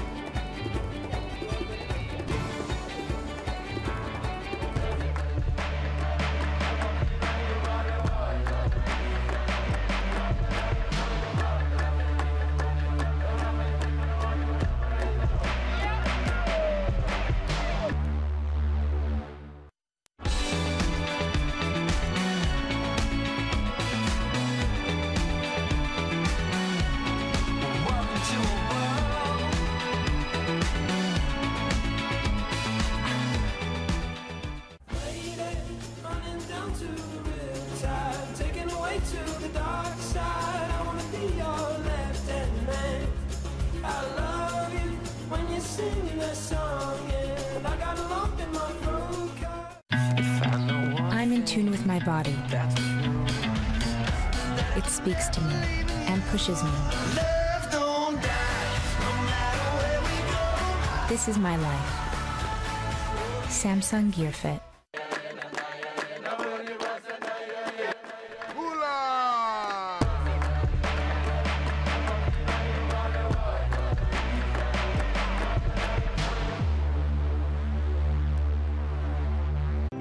Your journey is as important as the destination, especially when your destination is paradise. Welcome to Fiji Airways. This is exactly where you should be. Welcome back to the beautiful island of Tavarua here in Fiji. You're watching the Fiji Pro as we have Jordy Smith featured in this heat, current world number 10, facing off with Miguel Pupo and Aritz Aramburu. Aritz representing Spain and Miguel Pupo representing Sao Paulo, Brazil. Joe Chappelle alongside one of the most successful surfers of all time, Martin Potter. You had the great opportunity, Potts, to come to this amazing island back in the mid-'80s. What was the biggest thing that you learned from that experience, and really how did it impact your surfing career? Well, you know, it's pretty rare you get this kind of opportunity to come to a place like this and experience riding waves like this. I mean, me as a kid growing up, I grew up in Durban riding the beach breaks. The likes of Geordie and Travis have been surfing all their lives, and you come here and it's just a completely different thing. I mean, it taught me all about having different boards under your belt. Like I wasn't really prepared equipment-wise when I came here the first time. I had small boards, and I think the biggest board I brought was like a 6'2", and you know, it really got caught off guard. So it's the kind of wave too that really taught me to surf on my backhand a lot different. Growing up surfing right-handers all my life, this was one of the first waves that I really had the opportunity out here at Cloudbreak and restaurants to fine-tune my backside surfing. Well, it's interesting when you look back then, you didn't even have shish kebabs named yet as a part of a reef, and even knowing where to sit at that stage. You know, you hadn't had all the history before you. No, we didn't, you know, and it was kind of that was kind of special too, just learning about the place. Very few people knew exactly what it was all about, and it was just good just being out there, you know, just with two of your best mates, no one else around, no scaffolding on the reef. Just a nice little resort here on Tavarua. Namotu hadn't even been built yet. It was just a little sand island with a palm tree on it. You can see the tide going out, and you know, it's just you sit there and look around and just in awe of the beauty of the place. Pretty amazing, as you can see the reef pop up in different spots, especially in that real shallow section called shish kebabs, as the tide is getting pretty low, and we've had some pretty heavy moments this crazy time we've been in Tavarua. Nicky Van Dyke hit the reef in competition. As we look back to this one, it is Miguel Pupo, super stylish, coming off the bottom, clean wrap back to the pocket, has a lip now to work with, snaps it off the top, blasting the lip section again, super casual, and he fades out and takes an early lead. Yeah, nice, super stylish surfer, Miguel Pupo. It's almost like the Joel Parkinson of the goofy footers, where it's just so casual, makes it look so easy. But then he's got all the moves too. This guy can do some airs, and he's not scared of the big waves, pulling into an incredible barrel of pipeline last year. Draws off the bottom here, beautiful open face turn there. You can see just so stylish and just seamless too. Like the transition between his turns, perfect from Miguel Pupo, and a nice way to start. Now blasting off the top, Jordy Smith comes down with another backside lip hack, backside float complete, and packing it together. Vertical climb to put him out in front. Carved down to the bottom, snapping it, filling in the gaps well. Another backside float, and Jordy Smith hammers another finish. How's the two different approaches to the wave? I mean, Miguel just flowing and smooth and fluid, and Jordy just attacking that thing. More waves on the way. Aritz Aramburu is going to pull in on the takeoff, setting up the pig dog approach, still gliding, finds an exit on the low road. Now carves back into the source. Aritz finding the lip off that backside blast, and he'll end up losing momentum on the final turn. Wow, you can see how shallow it is right there. It is, that tide's starting to run out pretty quick, so all three guys on the board. Let's have a look at Jordy Smith. Just pure aggression. Wow, big, throwing a lot of spray out the back of the wave there. Jordy finding his rhythm. You can see him looking down the line. Transitions up and over the lip, fighting his way through that one again, out on the open face. So Jordy Smith showing some real aggression here in the opening stages of this heat. He really wants to win this one and put himself straight into round 3, and that's a great way to start. And then compare that one to the start of Aritz Aramburu. You know, I always believe Aritz is dangerous in really tricky waves, and this place today really tricky. So Aritz finding a nice little barrel, You know, so, and the barrels haven't been scoring big, so it's got to be a bigger set wave, I think, if he's going to have to compete with the likes of Geordie and Miguel. But I tell you what, Aritz, he's a surprise package, this guy. Don't underestimate him. He sure is. When you look at Aritz Aramburu, you see a lot of talent coming out of that Basque region of Spain. 28 years of age, 5'6", 155 pounds, and a big part of the Pukas family, where he has so many great shapers to use at every different event around the world. He has some shapers that are better in big waves. He has some small wave shapers that he uses to his advantage. So he's always prepared for each stop on tour. And he's talking about a young kid too that's just started shaping for Pukas, 18 years of age, and said he's been doing a lot of work with him, bringing him along, and maybe a one to watch in the future. As we see more waves here, Potts, Geordie Smith comes down to the bottom, vertical snap to start. He'll get out of there. No scores on the board yet in the first few minutes because we had everybody get involved on the opening exchange. We saw Geordie come up on tour, and he was already put as a world title threat before he even qualified. He came out of the gate saying it'd only take him 3 years before he was #1 in the world. Wow. It's taken a little bit more time since then. What have you noticed about Geordie Smith coming into this season? I think just a more fine-tuned Geordie Smith. You know, I think he's got a better head on his shoulders. I think he's happy. He's got married. And I think he's sort of ticking the boxes. And, you know, I think coming out, there was so much pressure put on him. I think that was really played havoc with him. But he will win a world title, that's for sure. I think he's got the talent to, and it's basically up to him. I mean, he's to me been the informed surfer this year. Unfortunately, just getting pipped at the post on a few occasions. Just a little bit of bad luck maybe going his way. But to me, every event he's been in, he's been the guy to watch. When is he going to get that breakthrough result this year? This could be the spot. He surfed really good here last year, and he just needs to get himself on the waves. And I think that's what lets him down. He doesn't catch enough waves, Geordie. He tends to be very patient and sit there, and that was his downfall on the Goldie. So now with 27 on the clock, we'll wait for the numbers to drop in from the opening exchange. Let's now hear from the Hawaiian, Sebastian Zietz, on deck with Ronnie Blakey. Cheers, Joe. Yeah, have the world champion of the post-heat interview from last year. Sebastian Zietz with me, mate. Good first round performance. Couldn't find any barrels out there, but got the old back end up to 12 o'clock again. Yeah, I was like, it's really windy out there, and those sets came in, and I totally thought I was in the spot, and then ended up having to like, whoa, I'm not gonna get it, and last second like drop in like, oh, I'm deep, just pull in, and then that didn't work out. So yeah, I was lucky. It was kind of like there's a lot of waves in the second half of the heat, so I could, you know, get back to the turns. Standout rookie campaign last year. You did really well. This year, how you faring? How you feeling in your second campaign? Yeah, I still feel, you know, like it's pretty new. I'm still kind of a rookie, but holy smokes, it's windy up here. But yeah, I'm doing pretty good, and it's just good to be back in Fiji. I'm super stoked to have this event. I think it's everyone's favorite event of the year, so good to be back in Tavarua. Awesome, mate. How important is it to get that first round win? Yeah, it's really important, especially looking at the forecast. You know, I don't really want to get stuck in the round 2 in, you know, small waves again, but you know, who knows, maybe that swell kicks up next week and we can get barreled. Okay, we were just talking about conditions and how it's kind of changing out there with the tide dropping out. Give us your feedback after surfing a heat. Yeah, there's some wide ones I think that we were missing, and this heat seems pretty busy. I can see a bomb right now, but yeah, just that wind is crazy. You know, you're watching it from the beach and you can't really tell how windy it is. So I think it's just really important to, you know, be in on the wave if you're going. Beautiful. Congratulations, through to the third round.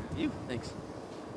Thanks, Ronnie. Thanks, Sebastian. Sebastian Zietz moving on. A tough heat on paper as he took out Josh Kerr and Alejo Moniz and set them into round 2. Sebastian trying to repeat another quarterfinal appearance here in Fiji Pro. It's definitely one of his highlighted events in his first year on tour. As we now look at more waves coming through here, Potts. Dropping in and pulling in, it's Geordie Smith with a good position as he's still driving. He has one more section to make, and Geordie Smith is out. A tight end section to sneak out at the tail end, and Geordie already has a 7.93 from his turn start where he got super lively on his approach. He only had a 1.67 to improve on. He's gonna have a solid lead after that number drops in, Potts. Yeah, that was a great wave from Geordie Smith. You know, they're out there, that's the thing. I mean, you know, it goes quiet for a while. It goes through different sort of periods, different phases. And I tell you what, that wave from Geordie was beautiful. You know, out there the other day, it sort of really went quiet. And then all of a sudden, boom, the sets do come through. Have a look at this wave here from Geordie. grabs the rail, pulls in, and just starts to find his position. Beautiful positioning there from Geordie, and comes flying out at the end. So great way for Geordie Smith. Let's have a look from the front view. This is the view the judges are looking at. This is how they determine how deep he is in the barrel. He's disappeared. He's really deep. Sitting on the foam ball and managing to fight his way out. This is going to probably be the highest scoring tube ride that we've seen so far today. You can see the angle from the channel, that beautiful pig dog approach, Potts. Really hard to tell how deep he gets from that angle. I mean, it looks pretty, and he looks in the barrel, but when you get that front-on view, that's the one you want. That's the one that determines how deep you are. That's the one the judges are seeing. But have a look at this from across the channel. As you see Geordie Smith going past all the boats, the cameras are clicking away right now, and there's going to be a number of photos up online at the end of today of Geordie Smith's barrel. Yeah, we have some amazing photographers on hand that have been enjoying the free surf action. As we remember Geordie Smith last year making the quarterfinals against John Florence, and I think we always saw great performances out of Geordie in beach breaks. You know, obviously it's snapper. He's always the one to beat at bells. And one area that everyone wanted to see him showcase better results were at waves like in Tahiti, in Pipeline, and also Fiji. You know, he's got that big frame, you know, and he can attack bigger waves a lot easier than most of the guys. You know, I just want to see, you know, Geordie just open up. I mean, he's been so close to getting good results this year, a couple of quarterfinals, or his best results at the moment. He's surfing better than that, though, Joe. Having a look now is Aritz Aramburu going vertical on the first section, waiting now for another section to utilize. Speedy section's kind of going away from Aritz, and he's got to get out of there. He had a 4.67 on his opening tube ride with more waves on the way. Here goes Pupo pulling into the first section, still driving, makes the next section, and he's out. Now off the bottom, layback carve on the finish for Pupo. Wow, this is rapid fire.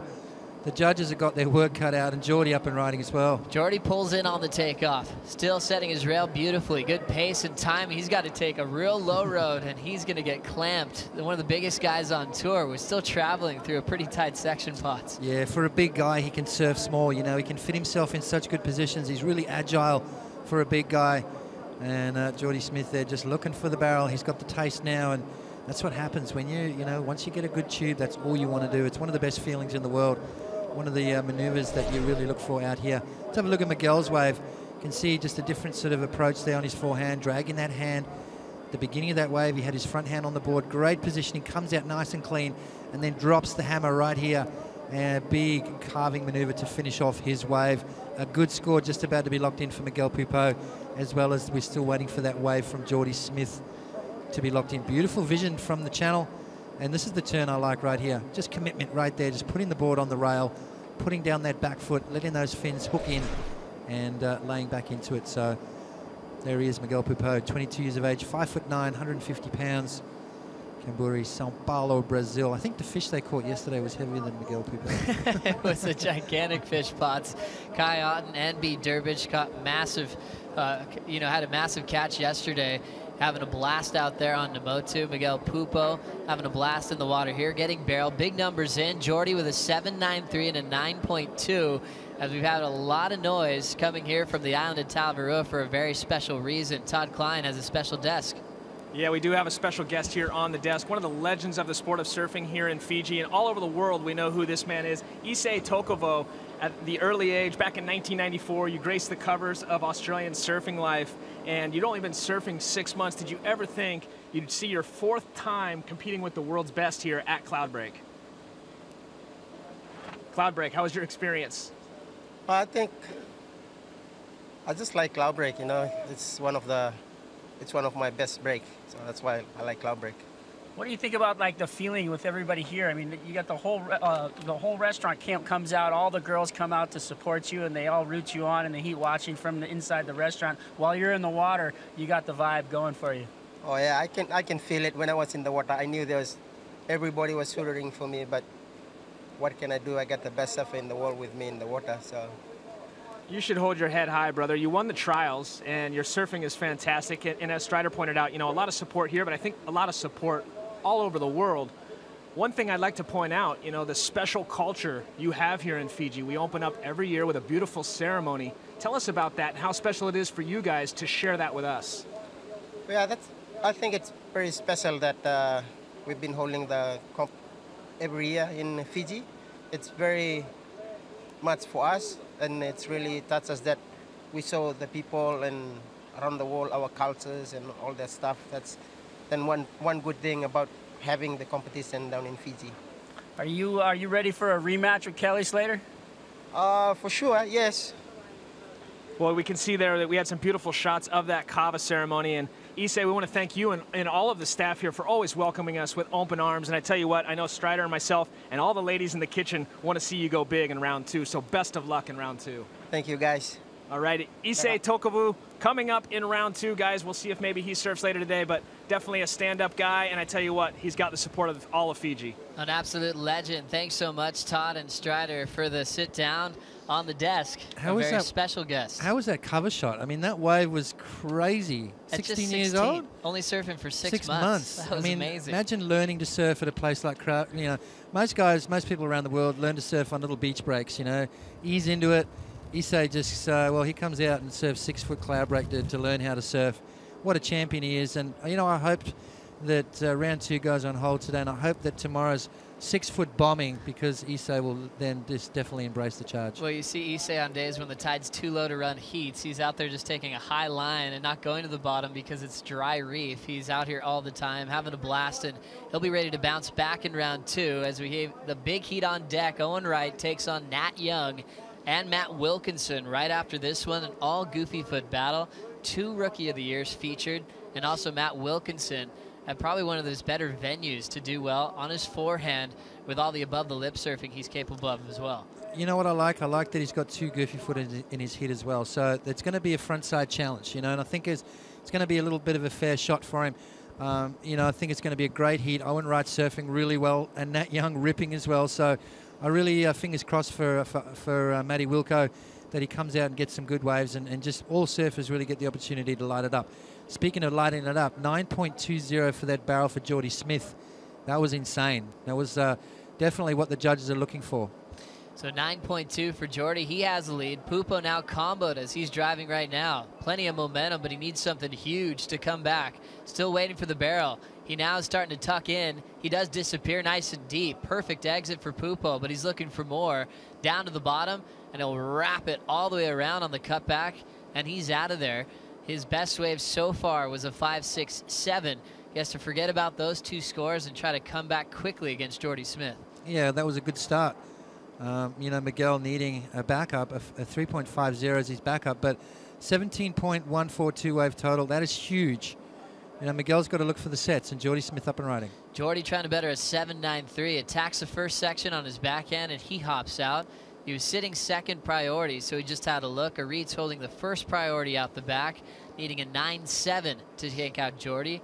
Jordy, with that up and out, put himself in a better position for this wave. He'll pull into a tight section and go down once again. Yeah, I like the busy style of surfing. And, we're talking about that last heat with Sebastian Zietz. Before we go there, let's have a look at this. Miguel Pupo sees something down the line. You can see him telegraphing it, pulls in nice and deep, drives through that section, comes out nice and clean. And this is what I like about this wave. He finishes it off with something really good. Big, carving, roundhouse maneuver. So Miguel Pupo posting a good score, and he's going to replace that 3.50, Joe.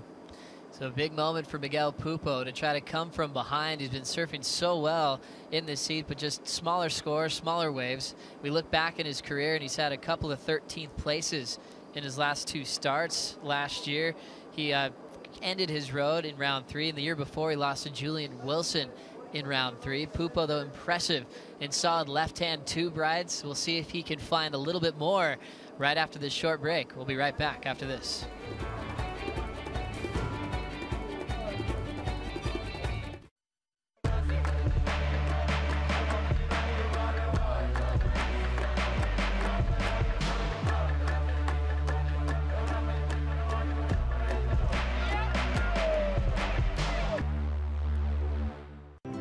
Your journey is as important as the destination, especially when your destination is paradise. Welcome to Fiji Airways. This is exactly where you should be. I can capture life in a blink. I can download the world in an instant. I live carefree. This is my life. My life powered by the Samsung Galaxy S5.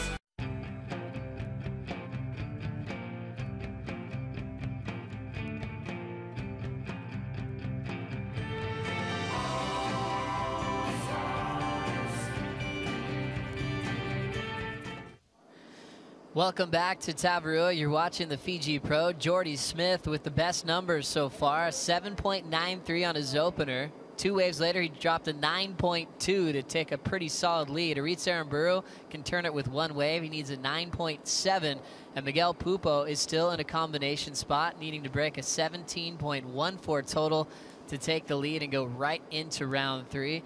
Potts, you always emphasize how important surfboards are when you come to compete. Let's check out a nice board breakdown to see what our South African Jordy Smith is riding in competition here at the Fiji Pro. Yeah, I think the thing you're going to notice about Jordy's dimensions is the volume. You know, you look at that 32.6, 6'3", 19 and 1/13, 2 and 5/6. It's like a thicker, longer, fatter board, but the volume is the difference. Future Fens round pin. You know, he's a big bloke, and I like the fact that he's riding a board like that. Foam is your friend, you know, use it, and especially out here, you want to, you know, with the wind and the bump on the face of the wave, you want something that really does plow through that. Kelly Slater, on the other hand, he likes those real light, whippy sort of models, and, you know, Jordy Smith on the other side of the fence. He sure is. When you pick up one of Jordy's boards, it almost feels like a stand-up paddleboard for most surfers. There's so much foam in the rail, but he's been working out some great equipment over the years with Channel Islands. He's moved through different shapers over the years and also had the advantage of growing up with his dad as a shaper, so he's been around a shaping room his whole life, and he really knows what he's looking for at this stage in his career. Yeah, I think it's important to know what's under your feet, you know, to really have a good relationship with your shaper.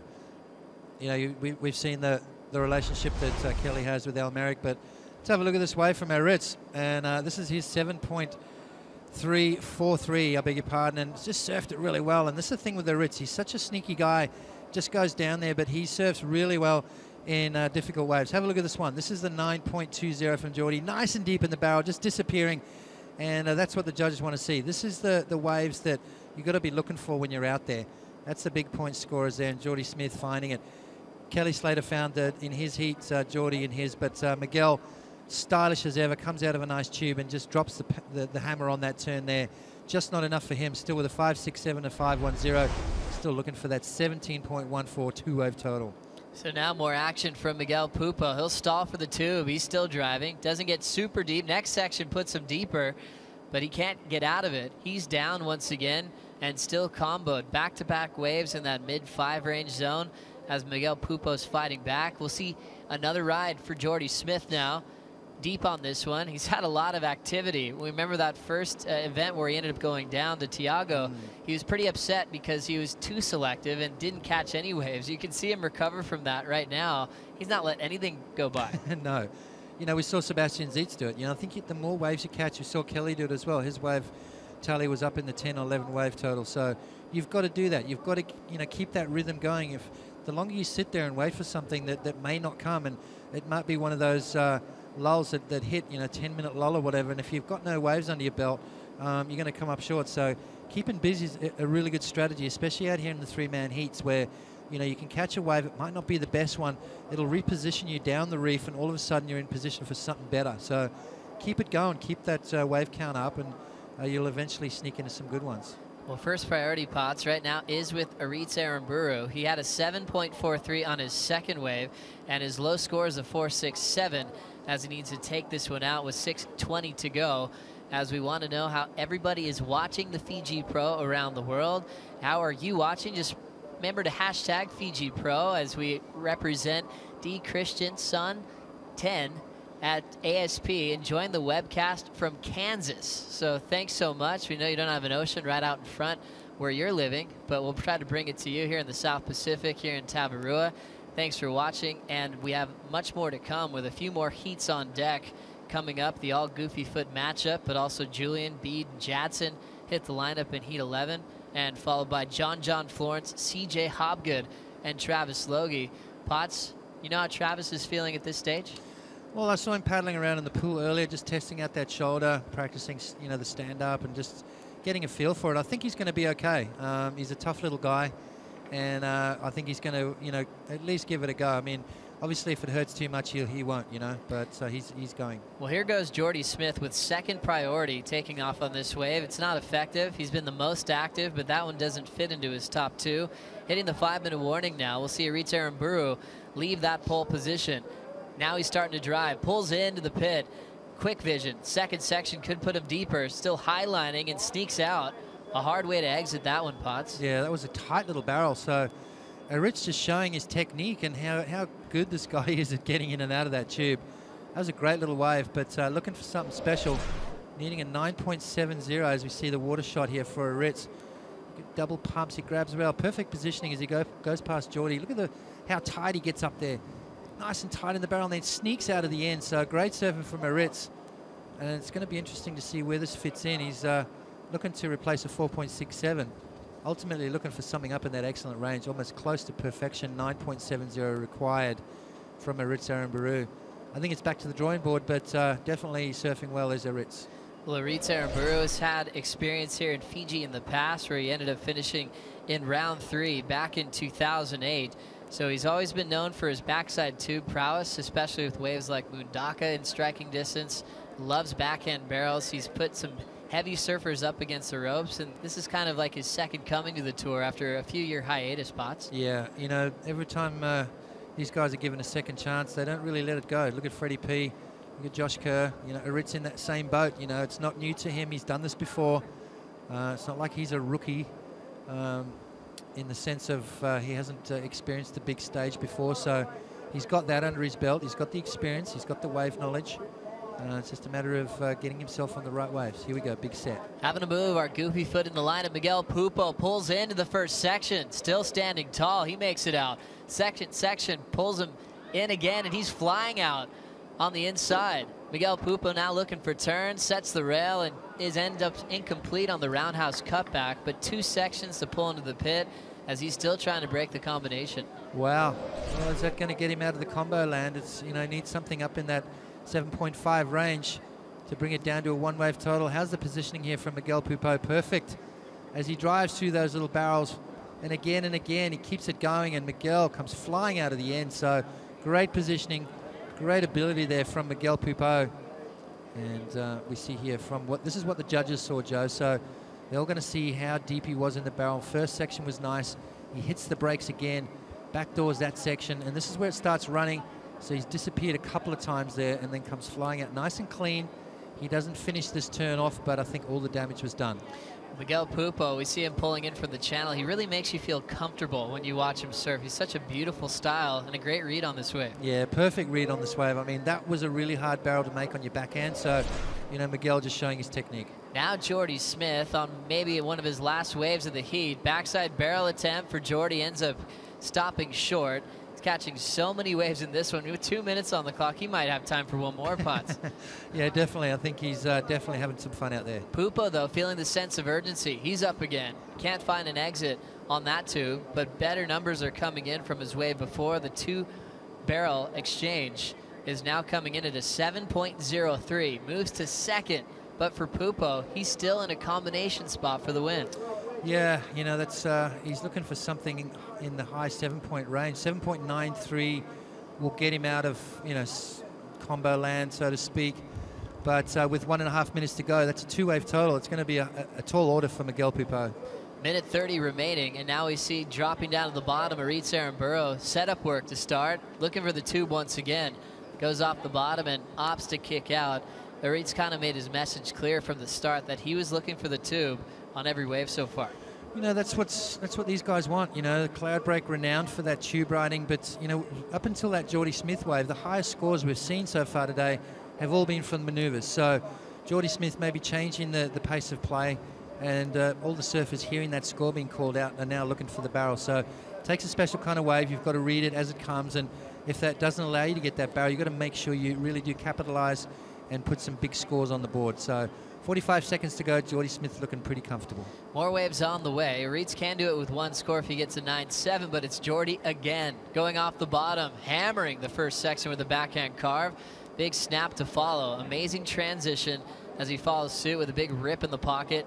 Jamming it off the top again and putting this one together from start to finish. One more section for Jordy. He'll float it then go into a backside cutback, not letting any pit of water unridden on that one, Potts. Yeah, right to the shish kebab section there. You can see how shallow it is. And Geordie Smith having a great heat. He's caught a ton of waves, and that's what you got to do out here. It's all about the rhythm. It's all about getting yourself on the good ones, not being shy to catch waves and just build that momentum. So Geordie Smith moving through to round number 3, and we'll see Miguel Pupo and Eritz Arambaru in round 2. So interesting when you look at the numbers, Pods. Geordie's keepers came in his first couple of rides. He'll move straight to round 3. More to come. We'll bring in Pat Parnell and Ross Williams for the call.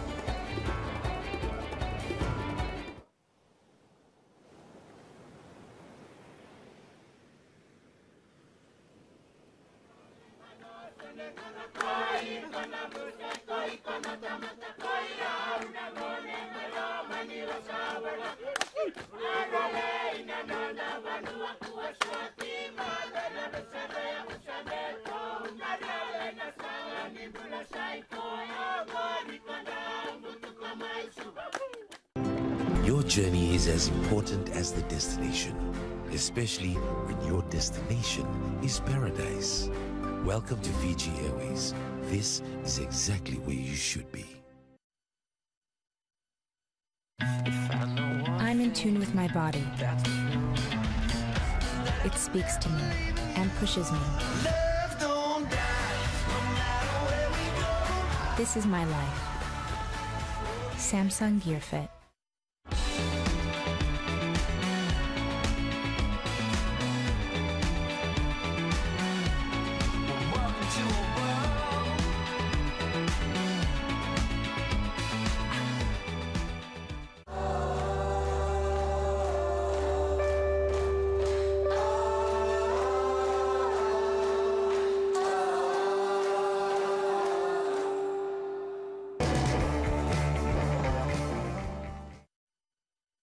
Welcome back, everyone, as we take a look at the Judges Tower here at Cloudbreak. It is the Fiji Pro. We just witnessed Geordie Smith. Amazing performance as he makes his way directly to round 3. On tap right now, an all-goofy affair. Nat Young, Owen Wright, and Matt Wilkinson. As we welcome everyone back, Pat Parnell along with ASP CT campaigner Ross Williams as we jump right out to the lineup. And it looked like Wilco on the first wave of the exchange there, a bit backlit, as 28.5 on the clock and getting to work. And while we were away at break, taking a look back, Ross. Yeah, this is Matty Wilkinson from Australia, and this is definitely the battle of the goofy footers. Loving this Heat 10 matchup. And Matt Wilkinson milking that long little tube ride, finishing up with a little whip. So looking good there. And the waves, to me, Pat, seem like they're getting a little better. It's, I'll tell you what, when we saw, I mean, the highest score total that we've witnessed from Geordie Smith, you'd have to say absolutely. As we look at the numbers for Wilco, in terms of this season for Matt Wilkinson, he's had a bit of a shocker, really disappointing start in 2014. As we jump out to the water, Owen Wright takes a quick look, and he'll pass. The best Matt Wilkinson has done, he got a 5th in Tahiti, also had the 2nd back in 2012 at the Coldwater Classic. But talk about raw talent. Matt Wilkinson's one of those surfers that everyone is waiting for him to find his rhythm. Yeah, no doubt. And, you know, I was kind of making a cheeky comment earlier this morning saying maybe that island vibe will get him in the right mood. Laid-back approach, yeah. Into that trajectory he needs to get a solid result. But as you mentioned, tons of talent. But I'll tell you what, Owen Wright, I would have to give a slight nudge in terms of who might win this heat because he absolutely dominated on that big swell during the women's event. I just think all that momentum from that session has to give him confidence. Well, there's been speculation from the get-go this year. Could Owen Wright come back after the back injury? And he's been slow to silence the critics. He looks strong in the free surfs, but he hasn't been able to put the numbers up when it comes to competition. Well, passionately nicknamed Avatar. Look at those stats right there, those numbers. 6'3", Pat, 172 pounds, not 1 ounce of fat on this kid. And, you know, he's definitely rebounded physically from that injury. And to me, you know, sure, he's not getting solid results, but his surfing looks good. Owen Wright, definitely you have to talk about just the sheer size, but with that comes the torque factor, but a little bit slower approach to his surfing. I mean, in terms of Cloudbreak, is that work to his benefit, taking time with his turns? Especially, you know, the last contest where I saw that speed significantly different from other people was in Bells. It looked like his attack was more measured, and he would sort of had more of a syrupy attack where he would take his time bottom turning and hitting the section. A lot of that has to do with his sheer numbers and volume of his surfboard. He rides probably arguably the biggest surfboard on tour as far as his shortboard. That has something to do with it. But on your screen right there, Nat Young, he is going to be so tough to beat. The kid just does not make any mistakes. Very, very tactical in heats. He's now enjoying his sophomore season. He was Rookie of the Year for 2013.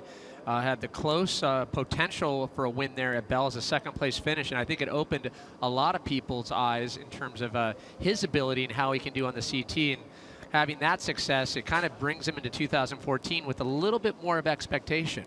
I would agree, and I think just going off the interviews that he's had so far this year, everyone talks about his crazy backhand, how he's consistent, how he's known to be a surfer that doesn't make mistakes, and he doesn't buckle. He's not biting into the fact that, hey, I got all these expectations now. He seems like he is here for a long time. Well, we just witnessed Jordy Smith, a bloodhound of the barrel, able to sniff it out and definitely putting down some big numbers. We check in with him, who's with Ronnie Blakey. Cheers, Pat. Jordy Smith comes into this one rated 10th in the world, looking to make a good jump up the ratings with a solid result here. Jordy, good performance in the first round? Well, Ronnie, it's really getting it going out here, No, I had it going out. I got a couple of fun waves. I got lucky. I got one bomb, but blowing the muscles off the rocks over here. Excuse me. How was it out there, though, mate? Tough conditions. It's a pretty strong offshore. Yeah, the wind's howling. It's really tough to keep your board in the water, but if you kind of cut between the chops, you can really find them. You can make some good turns. Probably the hardest part is probably paddling into the waves, just making sure you get some vision, because there's a lot of water coming up the face. So just to get, be able to see down the line a bit is pretty good. But I was stoked. I ended up finding one pretty good one, kind of wider, paddled in a little slower, and then it just stood up nicely on the reef, and I was pumped. Spoke to Adriano de Souza earlier on. He came into this event rated first last year. I think you were in second position coming into this contest. This year, you're coming into this contest sort of chasing a big result to get yourself back up into the title race. Yeah, the title race is quite a ways away. But yeah, I felt like my surfing's been really on point this year. I just haven't had the result that I've wanted. I'm really happy with all my performances. I've done everything I can, and I'm just going to kind of keep going on down that road and just giving it my all. I'm sure, if I keep knocking on the door, it'll open soon. You've had some performances in past years, title campaigns, where I think you've been surfing strong, but I think the surfing that you're doing in events this year, despite not yet having a win, it really puts you in a great position. Yeah, it does. I guess the main thing is just going into each event with a whole bunch of confidence, and if you're surfing good and you're feeling good, that's all that matters, and the results will come. Congratulations, a round one win, moving on through to round three. Thanks, dude. Thanks, Ronnie. Don't get blown off there. Very, very windy conditions. He's in the eye of the storm out there. You think Jordy's having fun? He's such a loose cat. That was a great interview. Tons of fun, and able to get into the barrel, and a great shot. Our cameramen are doing such an amazing job.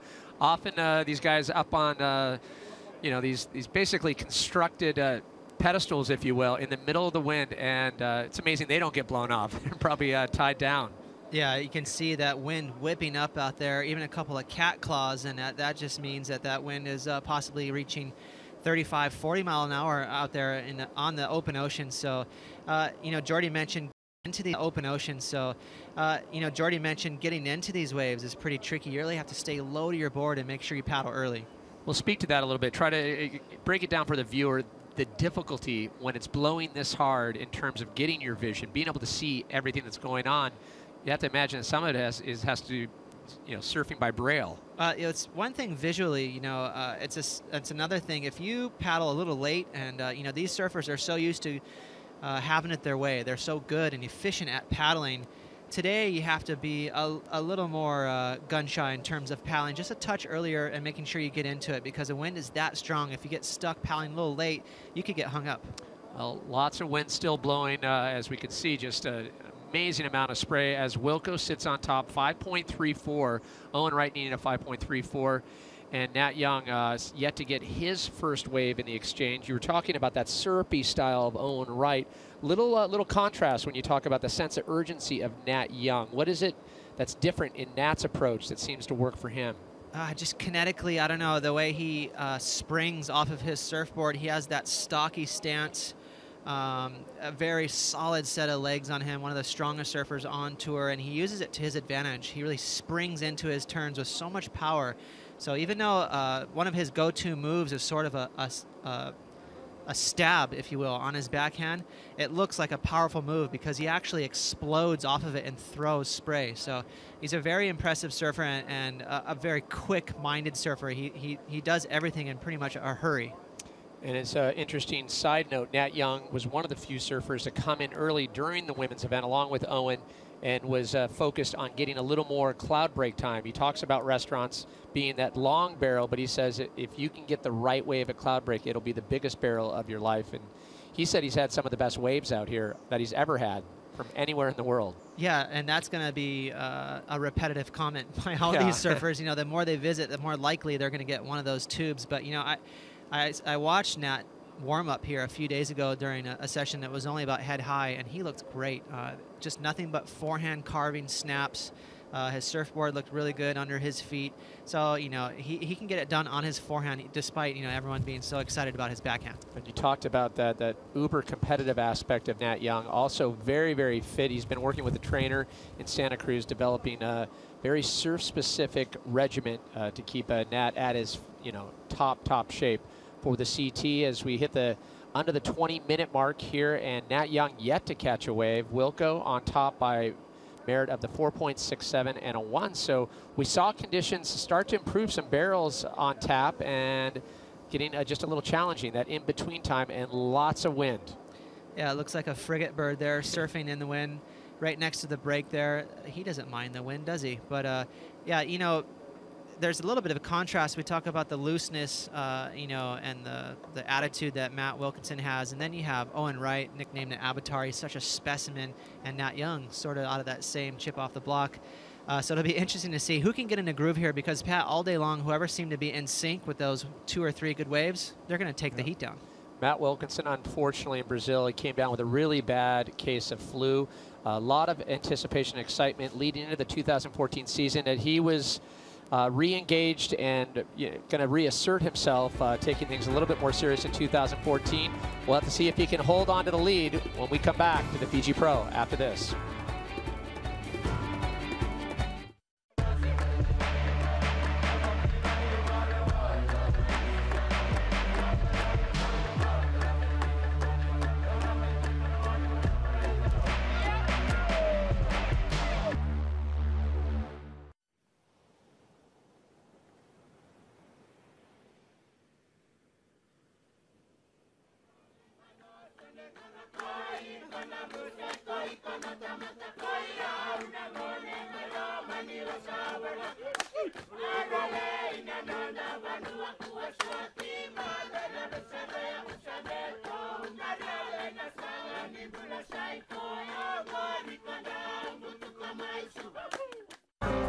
I can capture life in a blink. I can download the world in an instant. I live carefree. This is my life. My life powered by the Samsung Galaxy S5. The clear blue waters of Tavarua, Fiji, once again welcome the best surfers on the planet for the 2014 Samsung Galaxy ASP World Championship Tour, and a great perspective of how amazing the water and the reefs are here at Tavarua. Out at Cloudbreak right now in the midst of round 1, heat 10 in the water right now, and all goofy affair. Nat Young, Owen Wright, and Matt Wilkinson. Wow, amazing shot there in super slow-mo. You can see the reef only a mere 3 or 4 feet tops under the bottom there. And that's just how it is out here. You need that shallow surface to create these great waves. And the surfers making their commute back to the restaurant side of the island as we look out at restaurants, and the current stats right there. Scores dropping 0.87 for Nat Young, Owen Wright 0.33 and the 4.67 and the 1 for Wilco, as we jump right out the back. And Owen Wright finds his second wave, opens with a massive turn, keeping things clean and smooth. 2 solid turns, taking his time, being awfully patient with that wrapping cutback, and sends it to the top, and it'll slightly run away from him, but he still maintains staying out in front, and a clean finish, getting the fin release and all. Owen Wright trying to build on that .87, off to a slow start, but that wave definitely going to change the balance here in this heat. Oh, I love the tempo he had on this wave. You know, we mentioned how he sort of has that syrupy style, but, you know, he definitely still garners a lot of speed. He's not by any means a slow surfer, but he takes his time. He has impeccable timing. Look at that little tail drift there, all by design. I think he found something there. So he said, you know what, I'm going to throw my tail again. And on the last move, he chucks his fins for good measure. So a nice critical turn there to finish up that ride. So we'll wait for scores to drop for Owen Wright. Talked about his amazing season back in 2012 when he made 3 finals, ended up winning at the Quicksilver Pro New York. His best result in Fiji at 9th back in 2012. It was a good season for him, and a lot of people are waiting for him to refine that form. They say it's there. The question is, he has yet to get the numbers. We were making reference to it earlier. He looks fit. His surfing looks great in the free surfs. He just has to find, I don't know, that tipping point when it comes to the heats. Well, one of his strengths is he doesn't make any mistakes with his surfboard under his feet. He never digs a rail. He's constantly seamlessly surfing through the water. Well, jumping out the back, another wave coming through, and finally, Wilco gets a quick cover, drives down the line. He'll head out the back, but a quick turn, and he's done. Wilco trying to replace a 1, has the 4.67, still waiting on scores. And Owen Wright score a 6.67 for that last wave. Now Owen Wright on top. Wilco needing a 2.34, and Nat Young hunting for a 6.14, has yet to get his second wave. Priority sits with Wilco. And what I mean by that seamless surfing there, surfing through the water like a, you know, sort of like a hot knife through butter. It seems like he's constantly on rail. It's so scoreable. It's very easy on the eyes. It doesn't look like he's floundering and looking and searching. It seems like he's mapped this wave out a half hour before he stood up. So extremely scoreable, and right there, that 6.67, he pretty much did that in his sleep. So Wilco getting a 2 on the third wave so far in this heat. 14 minutes on the clock here in Heat 10. Round 1, winner goes directly to the third round. Second and third place finishers relegated to the second round, which is an elimination round, as we plan to complete round 1 here today at the men's Fiji Pro. It's been an interesting day so far. Some established veterans, expected performances, but some standout performances too of a lot of the rookies on tour. Some surprising finishes, as well as Gabriel Medina looking really in form. Yeah, Gabriel Medina threw down a couple big turns. Obviously, Mitch Colburn, probably the upset so far of the event. But a lot of standout performances, and then there's the usual suspects. But you know, there's been so many impressive waves ridden in like one single turn. You know, we had Jordy Smith, who really took that heat down, but a lot of single rides that were super impressive. So, you know, even though the waves are not up to snuff in terms of the size, it's still producing these huge moves, which we love to see. Well, now under the 13-minute mark here in Heat 10. And Owen Wright on top, narrowly 0.33. Wilco needing a 2.34. Nat Young has yet to get his second wave. Right now, let's check in with Ronnie Blakey, who's with CJ Hobgood. Ronnie? Good on you, Pat. Yeah, I thought I'd have a chat to CJ before he heads out in his heat. CJ, of course, one of the most consistent performers here over the years. 6 semi-final finishes, 2 runner-up finishes. CJ, just you've been watching this heat unfold. Just give us your thoughts on the conditions out there at the moment. Yeah, I was just, you know, obviously the tide's getting lower, so I'm just thinking less opportunity, and then not only less opportunities, but you got to be on the right place on the reef, you know. We saw a wave come down really low, and then we saw an RA1 that Owen caught pretty far up, so just hopefully you're zigging when the other guy's zagging, and when the opportunity comes, you just take advantage of it. Absolutely, yeah. I talked about your performances here in past years. I think in the 2-wave scoring area, you've got a heat score average of about 15.18. Kelly's up around 17 points. But you're right up there. Obviously, you're comfortable surfing this location. Yeah, you know, I mean, on one hand, you're like, yeah, you're super consistent, but on the other hand, it's like, I'm not winning, you know. My brother's won out here a couple years, and, you know, Kelly's obviously owned it out here, so, man, I would love to get a win. Those thirds and seconds don't really mean anything, but, yeah, hopefully I get a good heat, and if I can get it with Slater and beat him, man, it'll be all that much better.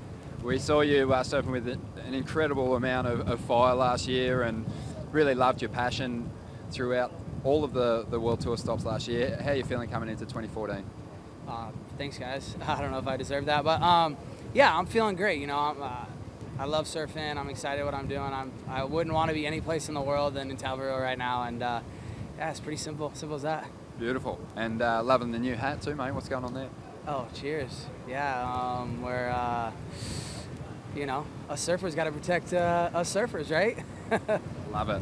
All right, CJ, hope good luck in the last heat of the day. We'll throw it back to you guys. Thanks, Ronnie. Yeah, Extra Smiles finally joining the team with Salty Cruise. So sponsor now for CJ Hobgood as we look at the Fiji results. He says, you know, they're throwaways. I beg to differ.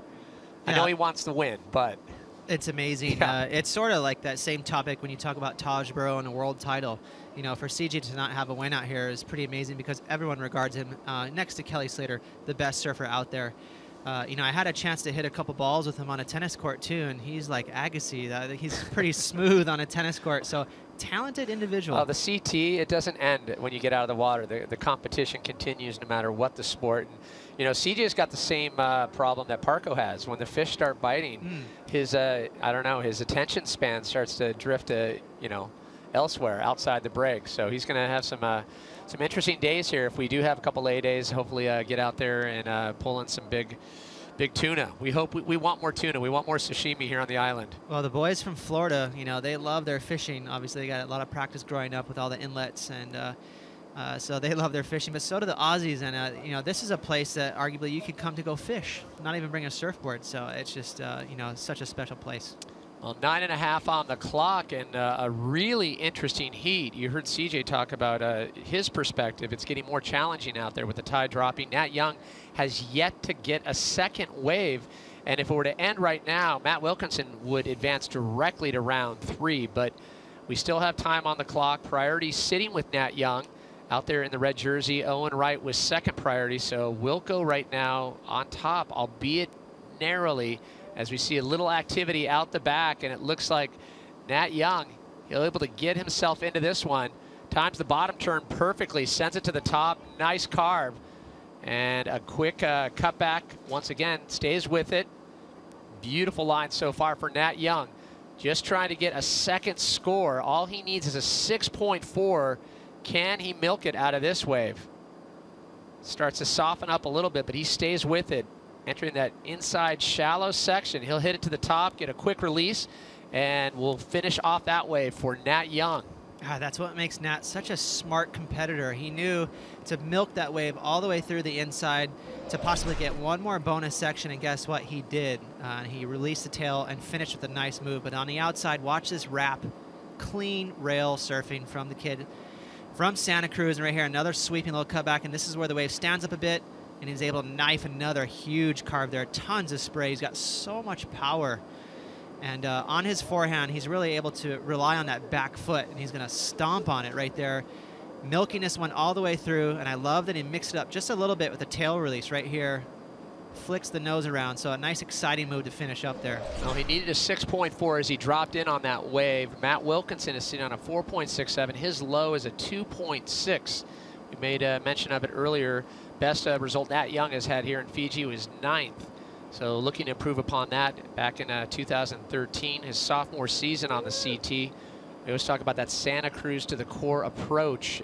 He's definitely committed to his place being you know, solidified and, you know, keep it as long as he can on the CT. It's only his second year. I think we can expect a lot out of Nat Young. He hasn't even peaked for the most part. It's crazy, you know, for being such a young kid and a rookie somewhat on tour. He doesn't seem very excitable. He's got that even keel attitude, and what that tells me is he's gonna have that pulse that, you know, usually translate into a long career. You know, he's not gonna be a flash in a pan. He's gonna know how to get it done out here, and he's also an astute student of the sport. He knows how to gain information and keep it. He's not gonna just let things happen. You know, Kelly Slater is obviously a lot like that too. All the world champions are. So, you know, Nat is a very respectable competitor. As we can see, John Florence keeping an eye on conditions and the break here at Cloudbreak. He'll be taking to the water for the last heat of the day. Coming up next will be Julian Wilson, B. Durbridge, and Jatson Andre. And talk about expectations. John Florence, definitely there's a lot of people out there that expect a lot. As we look at John Florence, Rookie of the Year back in 2012, but not having the strongest season. And Nat Young made reference to it. The second place at Bell's last year went on to have a very consistent first season on the CT. Yeah, look at that. Freddie Patachia in 2005, Taj Burrow all the way down there in 1998. And he is still searching for a world title and right there in the hunt. So definitely the who's who of talent on tour. But John Florence, amazing, you know, the talent that this kid has. He has, you know, everyone knows that he's capable of winning world titles. But he makes you nervous when he enters the water because we've talked about this before, Pat. Sometimes he has a tendency to get a 10 or a 2. Well, but then the pure John fans would say that's exactly how they want it to be. They want it all or nothing. They don't want him to detune any of his surfing because when he taps into it, it's the best surfing possible. It's almost a Dane Reynolds scenario where you'd rather see Dane go completely, you know, pedal to the metal style versus pulling it back and being smart. Right. And, you know, I think the happy medium there in terms of relating that to a solid score and not having to get a 10 is to make sure he's having fun. And I've started to hear that word in his vocabulary during interviews. So, you know, if you can have fun and just be doing some nice carves and clean snaps and get a 7 along the way, good for you. And it's a lot less dangerous. Well, checking in with Nat Young. He finds his third wave, a quick float section, runs away from him on that one. Score drop for that second wave for Nat Young, 5.33. All he needs is a 1.94, as it doesn't look like he'll grab it with that quick exchange. And out the back, Owen Wright, big turn to finish as he's saying, hey, I want more section. He might have been referring to Yeah. a surfboard, Pat. Yeah. Usually that's a sign for my board is buckled when he made his hands break inwards like that. So he's going to be calling for his caddy with just 4 minutes left right now. He's in the lead, but it's a very slim one. He's going to have to rush over there and switch surfboards. 4 minutes, Owen Wright on top. All Wilco needs is a 3.78. Looking back on Owen Wright's wave. To me, I think he broke his board.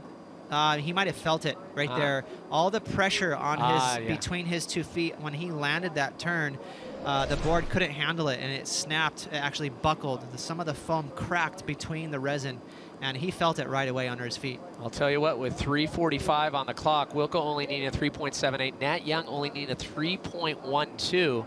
As we see Owen Wright getting a quick board exchange, and he's already back out to the lineup. 3.5 on the clock. Can he have enough time to get out there? Now, priority is sitting with Wilco, second priority with Nat Young. Potential for Owen Wright on the way back out. We've seen this happen a lot. His low score is only a 1.77. Owen Wright's top score, 6.67. So just even a medium-sized inside wave, he could change the balance here and make the job a little bit harder for Wilco and Nat Young. It's a very funky heat. Each guy's got just a medium score.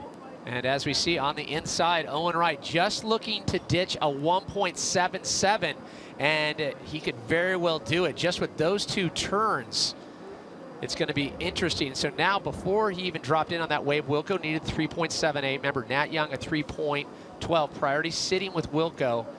Wow, interesting heat, as you pointed out. Well, let's take a look at these snaps. These were huge gouges, so much spray, and that's what makes Cloudbreak so much fun. Look how small the wave is. It doesn't matter. He was able to knife that thing. A second one right here, tons of spray. So such a smart competitor. He knew, hey, you know, I don't need a giant score to flip this heat and get in the lead. And that was definitely time well spent. Well, historically, Owen Wright is known for his great wave selection and trying to get the score and trying to get rid of that 1.77, make the job a little bit harder. Out the back, Nat Young under second priority finds another wave, a quick couple of turns, and he's done. He's trying to get rid of a 0.97. He's 3.12 as utilizing priority, pulling in, getting a little cover. Can he come out? He does. Wilco able to get quick cover, forces his way out of that tube. He'll send it to the top, driving down the line. Quick float section, a little airdrop on the way back down, and a cutback to finish it off. Wilco, now interesting for that, trying to lose the 2.6. All he needed was a 3.78, but we expect some scores as they start to drop for Owen Wright's last wave. Bizarre heat, and right here he really sniffs through a little exit right there. That wave didn't have a lot of room inside the barrel, but somehow managed to squeeze through. And I love this little floater right here. Looked a little unruly, but it made it more exciting. So you can see the urgency in Wilco surfing there, knowing that this heat is still wide open. Scores in the midst of that replay drop for Owen Wright, a 4.1 on his last wave. So now Wilco needs a 6.11. Nat Young able to improve his score line with a 2.53. He needs 5.45 with 60 seconds on the clock. Owen Wright still on top. Well, you can see those waves rolling towards him way outside on the reef. That usually is an indication that there's a set coming. And there is Nat. Looks like he's scrapping in. Nat Young trying to lose the 2.53. Quick snap as he stays, drives down the line, eyes the section, floatable section, way behind, but he's able to get out front. Carving cutback. Send it to the top again. Little slide on that, but stays with it. And he'll kick out. Was it better than a 5.45? Priority sitting with Owen Wright. Now under 30 seconds left. Wilco needs a 6.11. He'd have to catch it under priority with just a few moderate lines approaching. As a quick look by Owen Wright with that one, utilizing priority. And now 10 seconds left as we jump out the back. Looked like a quick cover up for Nat on that. And ticking it down. 5 seconds left in this heat. Interesting heat. But it looks like it'll go to Owen Wright. Nat Young was needing a 5.45, and Wilco also with a 5.45. Well, I'll tell you what, Wilco was very close. He needed a 5.4. He got a 5.3 on that last wave, so extremely tight heat there. Funky that they couldn't get a solid rhythm going. Hey, sometimes it's those 5s and 6s that gets it done. Well, an all goofy foot affair, and Owen Wright rises to the top. Good news for Wilco and Nat Young. They will have a second chance in second round. However, Owen Wright onward and forward. Well, I'll tell you what, 5.45. Nice start there. That was a wicked snap there. Lots of spray and power. Snapped it around with that little float, and then another sweeping carve right here. And a tail release right here. So Nat realizing I need to mix it up after those carves. So that's going to be a pretty solid ride. I'd be surprised if he doesn't get that 5.4 on that. Well, waiting for the last scores to drop. It came down to the wire, awfully close, as you pointed out. And this was the backup of Owen. Well, Owen got a 4.1 on his backup, 6.67 in his best ride. That was a beautiful snap. And a second carve right here. But I'll tell you what, that's just pretty much 2 moves on a real smaller insider, whereas Nat's was a bigger wave on the outside. So if I'm a betting man, I'm going to say Nat's going to turn the heat. But we'll have to stay patient and wait to see what the scores do. 5.45 was that last wave that Nat Young was able to grab in the last 60 seconds of this heat. Is it enough? Wilco came awfully close with the 5.33, just shy. But as we watched the wave, it seemed like there was a lot going on that wave for Nat Young. He definitely made the most of it. And then when you looked at the 4.1 from Owen Wright, 2 turns. Such a tight heat. Look, 10.77 for Owen, 10 points for Matty Wilkinson. And now the score that's going to drop for Nat, it's going to put him right there, somewhere in that zone. Definitely the most unique heat score-wise we've seen all day. And definite challenge for the judges having to calibrate. Look at those. The top scoring wave, the 6.67 held by Owen Wright, then his low, the 4.1. Great back and forth utilization of priority, but one of the best goofy foot battles we've seen so far this year in challenging conditions. But all the surfers, as we see scores start to drop, he needs a 5.45. And it looks like as the last score is going to drop for Nat Young, it is not enough. So Owen Wright on to the third round. When we come back, Julian Wilson, Beat Durbridge, and Jadson Andre take to the water here at the Fiji Pro.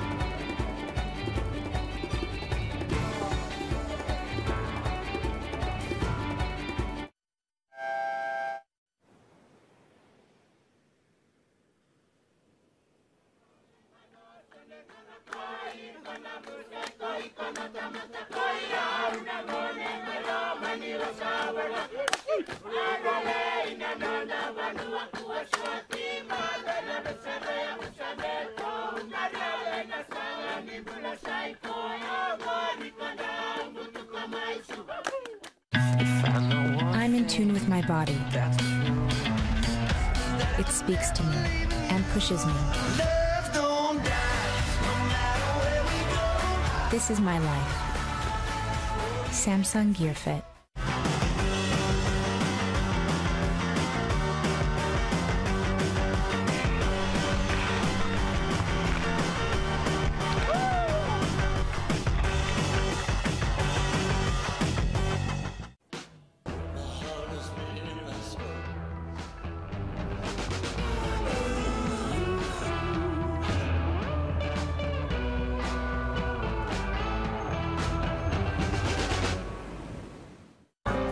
I can capture life in a blink. I can download the world in an instant. I live carefree. This is my life. My life powered by the Samsung Galaxy S5. And as you can see, a packed house here on the island of Tavarua. It's happy hour here as we finish it out in round one. It's every hour's happy hour here on the island of Tavarua. Judges still encased out in the lineup as we have 2 more heats to get through in round one. Julian Wilson, Beat Durbidge, Jadson Andre. Some amazing contrast in styles. Who has the edge in this round, Ross? That's tough to say. You know, Julian Wilson obviously is going to be in a red singlet. That's clarifying that he's the top seed. But Jadson Andre, I'd say he definitely has the X factor to win. As we jump out to the lineup and the first wave in the exchange, Jadson Andre staying awfully busy and trying to just milk this one to the inside. You're starting to see that low tide, little suck up on these inside waves. Jadson Andre making good use of this, being awfully patient, staying in about 6 inches of water there, and he'll stay with it, work his way towards the channel. And as he summons over to the channel, he'll move over. So Jadson Andre, the first one to strike in this heat up against Beat Durbidge and Julian Wilson. Well, Jadson Andre, first thing I noticed on that wave is the size of his surfboard. It looked like he was on a little bit longer board than he normally would ride in small waves. So a lot of these competitors come to Fiji with good waves, much bigger waves than mine, and some of them haven't brought that small, grovelly surfboard. So to me, that looks like what Jadson has there, a bit of a longer board.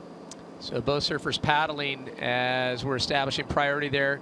Looks like Beat Durbidge finds a runner. He'll drive down the line, take a look, and a quick kick out as scores for Jadson Andre starting to roll in the 4 range. And Julian Wilson, good size, medium size wave, big hit off the top, start things off, drives the bottom turn, throws it up vertical. Lots of spray on the second lip exchange. Julian Wilson looking very crisp, and he's done with that. Big surfing there, huge moves on his backhand from Julian. That is going to be a great score. On the outside, you can see how smooth this wave is, and he takes full advantage, stabbing the top there, throwing buckets of water out the back. This turns even better, busting his tail out, getting nice and low to his surfboard. Love that style and technique. A couple more maneuvers in that soupy wall. That's tough to deal with, but he handles it nicely. So I'm going to, I'd be surprised if that score doesn't go excellent. Well, Julian Wilson, 25 years old in terms of his success at Fiji, 13th back in 2013 and a 5th in 2012. And we always talk about the aspect of what a polished surfer he is, and his expectations very high. He was groomed to be the next coming, and we always talk about him delivering on some expectations, but has yet to really find his stride when you talk about how much pure ability Julian Wilson has. And there it is, Pat, 7.5. That's delivering right there, right? Almost across the board. Yeah. Yeah, one judge gave him a 7, but you're right. You know, he's such a smooth customer from the Sunshine Coast. Did a lot of longboarding. You know, as a teenager, actually had some success winning I believe it was an ISA World title on a longboard, or he won an event longboarding. So he's got that foundation, which I believe helped his technique and style. So one of the smoothest customers, and obviously known for those huge airs. Well, it's going to bode well for him. The 7.5, extremely stackable scores. We look at Beat Durbidge in sharp contrast, 6'1", the power carver, takes a very different approach. He's had success 2007 Pipe Master, Advanced Triple Crown champion. And obviously, when he's not surfing, we know what the Aussies are doing over on Namotu. They're bagging some pretty big fish. As Beat Durbidge, along with Kai Otten, grabbing a big, wow, look at that, dogtooth tuna. Yeah, amazing. That's huge. I believe they were saying about 130 pounds. and about 100 pounds, sorry. And definitely Todd Klein wouldn't want that dropped on his foot. No. Well, fortunately, I think the dog food, that's interesting. I wonder if the dog-tooth tuna have as sharp teeth as the walleye. We'll have to find out from Todd Klein as we look right out the back. B. Durbridge, little mushy on that opening outside section. He's able to stay with it, sends it to the top again. Nice vertical hit. He'll pull in and just slip out the back. B. Durbridge sitting on a 0.5 as we see second priority as Julian Wilson finds a medium size inside to work with, sends it to the top again, pure 12 o'clock, and then just gets taken out by a little wind and whitewater. That's exactly what happened, Pat. That wind caught his surfboard on that second turn, which is going to frustrate him just a touch. He was on to a solid backup score if he could have finished that last move. But that first turn was wild. So much power. Watch him wipe at 12 o'clock. Bang, stabs it. A really tight transition to deal with, so that was a beautiful turn. Again, as you mentioned, that wind caught his surfboard, so he's going to be back to the drawing board trying to back up that 7.5. So Julian Wilson, highest score of the heat so far, 7.5. He's just going to stack other wave scores on that. Jadson Andre, 3.83, and B. Durbridge, the 0.5. And we just witnessed an all goofy foot affair. Owen Wright getting the edge. For more on that, we check in with Ronnie Blakey. Cheers, Pat. Cheers, Ross. I'd have to say that was probably one of the best heats of the first round. Went right down to the wire. The scores being deliberated right after the final hooter. But Owen, you didn't have to scratch through. Yeah, the scratch I did. It was pretty small. Like during the whole heat, like we were kind of up the top and nothing was coming through. Then we seen some down the bottom, come down the bottom, and it was kind of closing out a little bit too quick with the low tide. So it was just kind of pretty lucky, that one. You had a ninth here back in 2012, a year where you put together two 19-plus heat score totals. We really missed you in 2013. You mentioned at the start of the year going into the first event, obviously you missed most of the last year with an injury. You had expectations of being in the world title race. Now the reality is you're in 16th position after stop 4. Yeah. You know, how are you feeling? I'm feeling really good, like probably optimistic as ever. Like coming into the year, really optimistic. But I'm still the same, you know. I feel like I've been like building confidence, building momentum in myself. Results haven't quite shown as yet, but I still feel that building in myself and just, you know, more confident each heat I go into, and yeah, just little improvements. And yeah, it was a shame I missed last year here. That looked incredible, and I feel like this spot can work well for me if I put it together. I was just about to say that. I mean, obviously you've got the strength in the barrel riding, but I think this wave, probably more so than any other, could really work for you because you read a wave well. Do you feel that? Do you have that confidence going into this event? Yeah, it's, you know, being a left-hander and yeah, this wave is incredible. You know, it takes a lot of wave knowledge to read this wave, and hopefully I've got a bit of that. But you know, I have that confidence in myself. But you know, everyone on this tour is so good these days, and that year off that I had, everything jumped up a lot, you know, and it's definitely great to see, and it's pushing me to just keep going and improve. Well, a round 1 win is definitely going to help. Owen Wright moving directly through to round 3 action. Thanks, Ronnie, and thank you, Owen, for that honest insight. It's incredible to hear Owen Wright talk about how the level has jumped up, and self-admitted just, yeah, I have to stay in step. It's that much harder, you know, to be on the top as we look out the back, and some lines coming through as we look back on one of the better waves of the heat. Yeah, this is Jadson Andre. You can see him tucking into the barrel there, and a nice little tube right there into a second section that slowed up just enough for him to cover up again. And guess what? A third barrel for Jadson Andre, and he tries to squeeze out of it. There was no exit there. So maybe just a touch greedy, but nonetheless, 3 tube rides on one wave. And we saw in the midst of that interview, Julian Wilson looking incredibly crisp, spring-loaded, very fast. Scores dropped for that wave, a 6.5. So now Jadson Andre in a combo situation. B. Durbridge needs a 10. Yeah, unbelievable surfing there from Julian, and I totally agree with you. He looks so sharp and on point right now. You know, it's crazy. There's so many good surfers on tour. Heat after heat, you know, oh my gosh, here's Julian Wilson. He's in his heat, and he's just destroying just as hard as anyone else. So it's amazing the depth of talent on tour. As Owen Wright mentioned, you know, maybe it was good for him to have 1 year off where he was able to watch that level rise. as we see Julian Wilson right here, so sharp off the back there. Nice turn to start with. Big floater to project over out into the front again, and there's the third snap as the wave slows back down for him. And then he finishes up with one more wrap right here and a snap on the inside, way shallow there on the reef. So good 6.5 there for Julian, and you know, for me, it looks like he's really hungry to gain on that. Well, hearing him in interviews, he's definitely he's ready.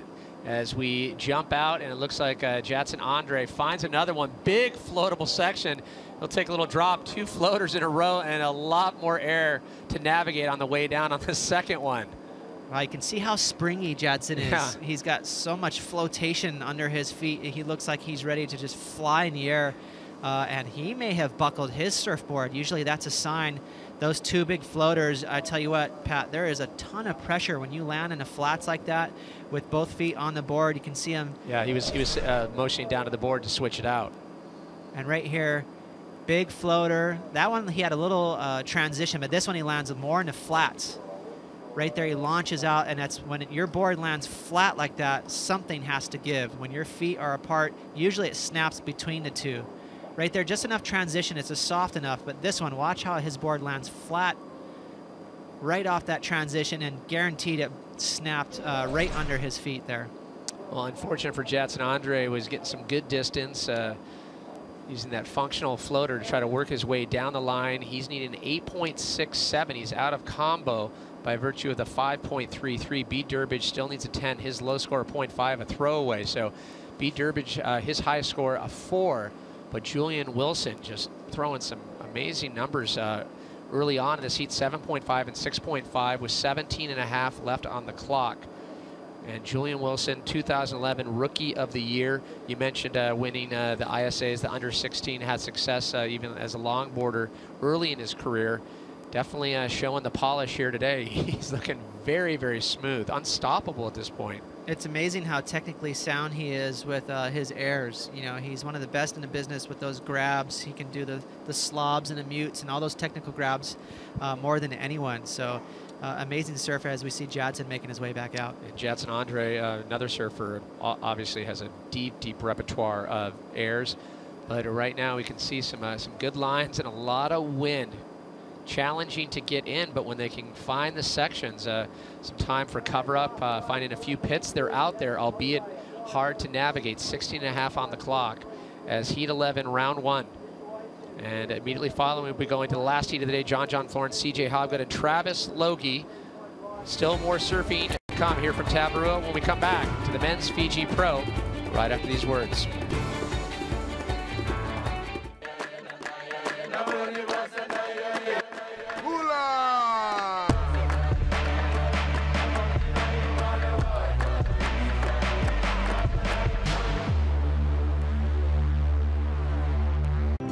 Your journey is as important as the destination, especially when your destination is paradise. Welcome to Fiji Airways. This is exactly where you should be. I can capture life in a blink. I can download the world in an instant. I live carefree. This is my life. My life powered by the Samsung Galaxy S5. I'm in tune with my body. It speaks to me and pushes me. This is my life. Samsung Gear Fit. You're watching the Fiji Pro here from the island of Tabarua. So far, Julian Wilson on top. Jadson Andre, he is hunting for an 8.67. B. Durbridge needing perfection, a 10. So a very aggressive, active Julian Wilson putting the heat on both of these surfers. Jadson Andre came into this season for 2014 with a lot of focus on his resurgence, coming back, falling off the tour, and then coming back and requalifying, but a shocking start for the 2014 campaign for Jadson Andre. 13th at the first stop and second stop, a 25th at the Rip Curl Pro Bells, and then another 13th at the Billabong Rio Pro. Yeah, so it's not the best of starts, but you know, you could argue that he's on to something, making in 3 events he made at least 1 round. So, you know, it's something to draw off of. He's for sure needs to pick up the pace if he wants to requalify from the CT rating. So, you know, Jadson has a ton of talent. He has that X factor in the spring. You know, he's one of the most spring-loaded surfers on tour where it looks like he's just ready to take off. So I think if he can use that to his advantage, he could make a few more rounds. Well, you compare that to the 2014 season for Bede Durbridge, 25th, the throwaway for him at the Gold Coast, then the 3rd place finish at the Drugware Margaret River Pro. He was surfing really, really strong at Margaret River, and then the 5th place finish for Bede Durbridge at the Billabong Rio Pro. As we jump out to the lineup and trying to get rid of the 3.83, drives down the line. You can see him up on the lip section, floats it again, quick snap, drives the bottom turn, sends it up to the top, loses spins as Bede Durbridge out the back behind him. He'll get some nice clean backhand snaps, but Jadson Andre throwing all caution to the wind, literally. Yeah, and that's what I meant by spring-loaded. You know, he just can't contain himself. He's got so much energy in his legs. You can see that in his eyes, his vision. You can see where he's looking. He's constantly wants to get above the lip. I'll tell you what, ladies and gentlemen, the wind out here is the exact opposite of what you would want for doing an air. It's instantly going to push your board away from your feet. But he can't contain himself, can he? He still went for the air. Maybe if he would have caught his rail and got that grab earlier, he could have kept his board under his feet. Well, going back to 2010, Jadson Andre, I mean, that was his moneymaker, the big air reverse. He's since gone back to the drawing boards and really worked on that rail-to-rail surfing. A lot of people are saying he's surfing better now than he's ever surfed, and it's that kind of taking a little bit of the air game out of his mix that they're saying is working for him. Well, I don't mind it. You know, if you have a strength, go ahead and keep that weapon in your back pocket, which obviously he is. But you're right, he has rounded his surfing out a bit better. He's gotten better in the tube, and his carbs and his snap look like he's improved, definitely. But, you know, don't fight it, for sure, is my advice for him. You know, obviously he's so good at it, so you don't want to totally get rid of it. And obviously he's not. He's trying to do an air, you know, with this wind. That's incredible. Well, the second to last heat of the day here in round 1 at the Fiji Pro. We've seen some incredible performances. For the time being, Julian Wilson still on top. Jadson Andre needing 8.67. Bede Durbridge still hunting a perfect 10. You could say self-imposed combo situation for Bede Durbridge. And we keep posing the question to all the fans out there. How are you watching? Be sure to join the conversation. Hashtag Fiji Pro. Jump on ASPWorldTour.com on our Facebook and Twitter. How am I watching? Great remedy for wisdom teeth removal aches. Wow, chipmunk effect for Codis there, as we love to hear from the fans. Yeah, that's a good way to, you know, pass the time. You can see he's got ice around his cheeks, poor guy, but at least, you know, we're going to be here for hours for him. Jumping in, finding another one as he drives down the line. Jadson pulls in, gets a clean cover, massive float section, and he goes for another amazing airdrop back out of the floater. Just really not learning maybe from the previous floating. Wow, that was cool. Yeah. That section definitely called for a float. You know, that was what that maneuver was looking for there, and he answered. Huge risky move there. That wave was pretty tall, and right here you can see him tuck into the barrel. Perfect timing right there. Nice and deep, really quick though. Not the longest barrel, but right there. Look how shallow it is right here, top to bottom. Not a lot of room there. There was zero coping, and he landed in the flats there, which is so hard to do, and he took that pressure, and his knees definitely buckled. Now we're going to look in from the channel. Again, quick tube ride, but it was nice and hollow. Up above the lip, he just can't help himself. He loves to go above it. Look how he projected out into the flats. There's so much pressure there, Pat. It's like jumping from a 6-foot wall onto cement. Well, unfortunately, it cost him a board on the previous exchange. Jadson Andre waiting for scores. He's looking for an 8.67, and you pointed out, pretty quick tube ride, and wasn't able to complete that maneuver. Had he been able to do that, he might have improved his situation a little bit. His low score of 4.4, still just under 10 minutes on the clock as priority sits with Julian Wilson. He'll utilize it on this wave, taking his time, just getting a chip in on this wave, and he'll park it, drag, get a little cover, getting deeper, deeper. Can he make it out? It starts to pinch. He cannot. So Julian Wilson getting a tube, unable to make it out, and Bede Durbridge having a quick look at that. For a moment, it looked like Julian could have tracked through that thing. Well, I love how he gauged that wave. You know, he wiped off a ton of speed, got behind it. So, you know, he really maximized how deep he got in a barrel. Unfortunately for him, it really sped up once it hit the reef, and he wasn't able to find that exit, just getting a little too stuck behind. But watch right here. You can see he gauges that pocket, and he wipes off speed, actually draws back behind it. Now he tucks in. So that's great for that part, but look at this next section. Really peels in front of him quickly. It's such a small barrel. You don't have much room to get deep. You have to stay right in a sweet spot right there. So he's perfectly tucked in, you know, not too deep, not too far out in the shoulder. And this is right where the wave picks up pace. As soon as it hits the reef, it speeds up in front of him, and there's just no chance there. The wave clamps down on him. Well, unfortunate for Julian Wilson. He's looking to improve upon a 6.5 as he's right back at it. Drives down the line, times, waits for the bottom turn. He'll send it up and just unload on that turn, but can't complete. So unfortunate for Julian Wilson. A bit of a lost opportunity there on that wave. 8.5 on the clock. Now priority sitting with Jatson Andre out the back. B. Durbridge still needing a perfect 10. Jatson Andre looking for an 8.67. As you can see, another wave coming through. Surfers scrambling out the back as they know some potential for some scores starting to filter in. Well, they're going for a mini paddle battle there for second priority as we see B. Durbridge. Nice start to that wave, tons of speed. Second vertical snap, throwing tons of spray, and a third hack. Love that style. You know, we talked about that syrupy speed from Owen Wright. B. Durbridge might even have more of a syrupy style, so great couple of big turns there from Bede. As we see Julian, that's that turn he's so good at. He gets really low to his surfboard and tail wafts that tail out the back on his backside, which is extremely hard to do. Well, Julian Wilson doing a great job keeping both B. Durbridge and Jatson Andre at bay so far in this heat. Winner goes directly to round 3. Second and third place finishers will be relegated to second and third round. You can see that paddle battle, and the judges giving second priority to B. Durbridge, first priority sitting with Jatson Andre as we're approaching the 7-minute mark. Talk about Jatson Andre, his 2010 to 2012 fell off tour, and how much more the tour means to him. You can't talk about Jatson Andre without talking about his humble beginnings. His parents were 13 and 14 years old when they had him.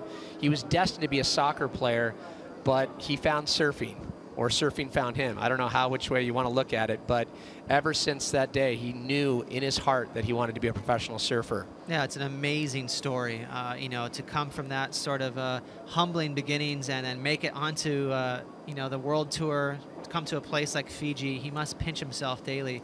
But I'll tell you what, it does him favors in terms of motivation. You know, he knows where he's from, and he's not going to relinquish that, you know, the pleasure of being on tour. And you can imagine coming from humble beginnings when you come to a place like Fiji, when you're in Tavarua, it must resonate that much more. The colors, the beauty, the perfection here as approaching 6 minutes on the clock, and we've had a lot of interesting heats, and just battling out in the elements is our own Ronnie Blakey. How's it going out there, Ronnie? It's going pretty good, thank you, Pat. It's a bit of a rocky day, a bit of wind, but I'm coping. It's a good view from up here, that's for sure. Some of these waves, you know, there's still some quality out there. That's what I'm loving watching. We've seen a couple of decent scores already. Julian Wilson, he almost squeaked out of that barrel just a few moments ago, and I can tell you he is riding a quad. I think he and Kelly Slater are the only two surfers today in the draw that have ridden the quad. He looks like he's really able to draw out his turns with that board, and I'll tell you what, he got a long way in that tube also. Well, thanks, Ronnie. Great perspective as we'll check back in with you as we near the last heat of the day here. Still in the water right now, Julian Wilson, B. Durbridge, Jatson Andre. Both Jatson and Bede needing waves of a pretty decent score. Bede only needing a 6.88 now because scores dropped for that last wave that we saw of Bede unload on a 7.13. Yeah, so judges feeling that. I enjoyed it too. Yeah. You know, he throws so much spray on those snaps, and he backed it up with that smooth wrap on his backhand. So big score there from Bede, and he's back in this thing with 6 minutes to go.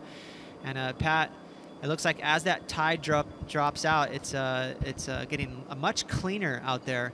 And we're going to see, hopefully, these guys ring into a couple good ones before this heat ends. Well, the last heat of the day will be John Florence, C.J. Hobgood, and Travis Logie. Priority right now sitting with Jatson Andre, as we've mentioned, needing an 8.67. B. Durbridge, a mere 6.88. Priority sitting with Jatson. Second priority, B. Durbridge. Julian Wilson looking to get rid of a 6.5. So if he can catch anything under priority, he's going to want to get rid of the 6.5. And I was kind of having a laugh Yeah. earlier. Jadson, he's just been all over the map in his heat. You know, a couple of near definite excellent scores, but just really throwing caution into the wind. He had that huge error that he just missed his rail on, that giant floater that he, you know, broke aboard earlier. So he's been all over the shop, but I tell you what, he's working hard. Well, if it pays off, yeah, if he's able to get that clean barrel section and complete that floater, it would have been a much, much better score. He, you know, sometimes you say the same thing with his airs. It's a little bit of huck and hope, but when he lands it, it's an amazing thing to behold. As we are live here in Tavarua, Fiji, 4:08 local time. As you can see, lines out the back. Priority sitting with Jadson Andre. Almost 6 minutes on the clock. Jadson Andre needs an 8.67. Can he find something to work with on a couple of lines coming through? You can see on the inside, Julian Wilson does not have priority, and doesn't look anything workable on those first 3 waves of the set. But on the inside, Julian Wilson taking a look. He'll pass. That set just snuck underneath him. As you can see, the camera might pan out just a little bit. Lots of wind out there, but some of these sets will swing wide. It's a giant bar of reef, so it's not always going to hit the outside peak where they're sitting. And, you know, there was a lot of energy in that set, but it looked like it swung wide, and there was nothing they could do. So they're going to have to be, with the last just under 3 minutes to go, wait for yet another set to come in. Well, it's like CJ said, yeah, when you're out there, you hope that you are the zig and the other surfers are the zag. Finding that contra flow and getting your rhythm. It's working for Julian Wilson, able to get a 7.5 and a 6.5. And with 2.5 on the clock, both gettable numbers, we should point out. For Jadson Andre, he could definitely grab an 8.67 if he were to be successful at what he's been going for. B. Durbridge, however, only needs a 6.88. His high score is 7.13, so we know it's well within his striking distance and comfort zone in this heat. Well, you can see B. Durbridge paddling up the point. He does not have priority. Jadson right there on your right, he's sitting there with Julian. He's the one with priority, so he has the pick of any wave that comes in. So we'll see if Bede can sneak under him, and looks like he's up on the top here, Pat. And not going to be interested in that one. Pretty mushy, and as it works towards the inside, B. Durbridge staying patient, still with under 2 minutes left. He'll take a look at this one, scraps into it, he gets into it, and all B. Durbridge needs is a 6.88. Unloads on the first turn, goes a little more vertical on the second, and 3 solid turns. Can it give him a 6.88? Well, he sure was trying to sell it, yeah. You know, but those first 2 turns were very nice. He finished with a 3rd vertical snap on the closeout.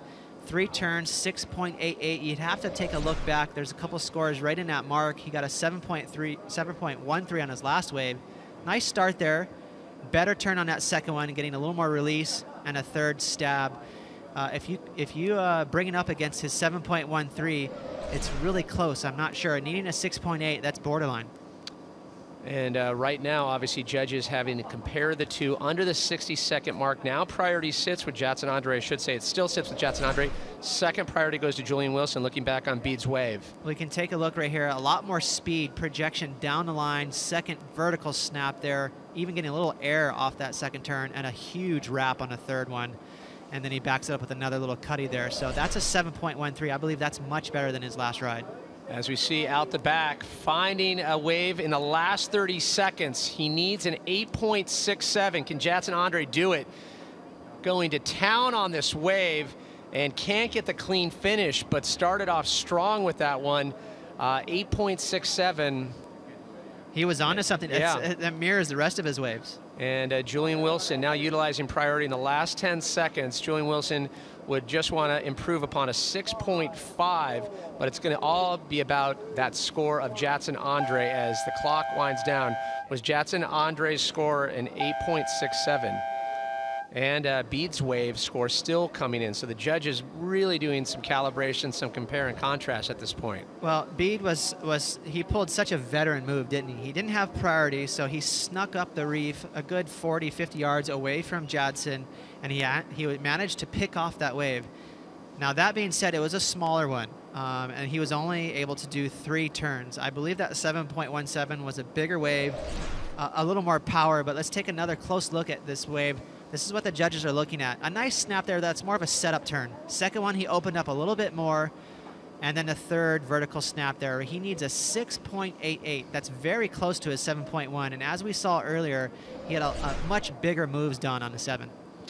Down to the wire once again. I don't know what it is about these heats at the end of the day, but just a lot of clutch situations coming down to the last 60 seconds. We saw it in the previous all goofy affair. Owen Wright able to get the edge right at the end.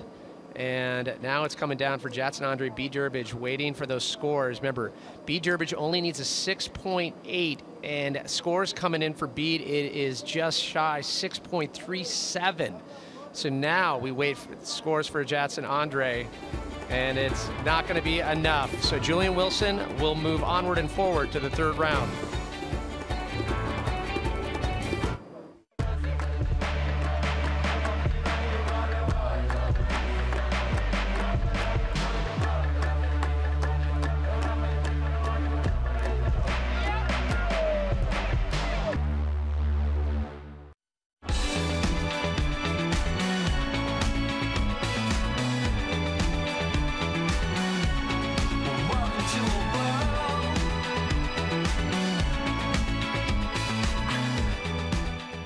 Introducing Orbitz Rewards, the instant approach. Earn rewards in an instant, redeem in an instant. Book a flight, use rewards for the hotel. Book the hotel, use them to stay longer.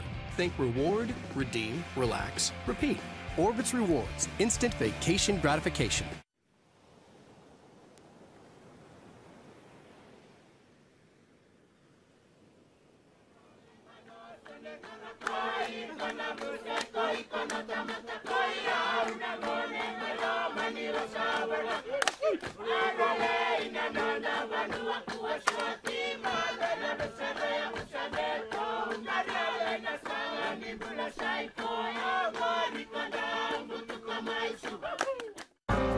I can capture life in a blink. I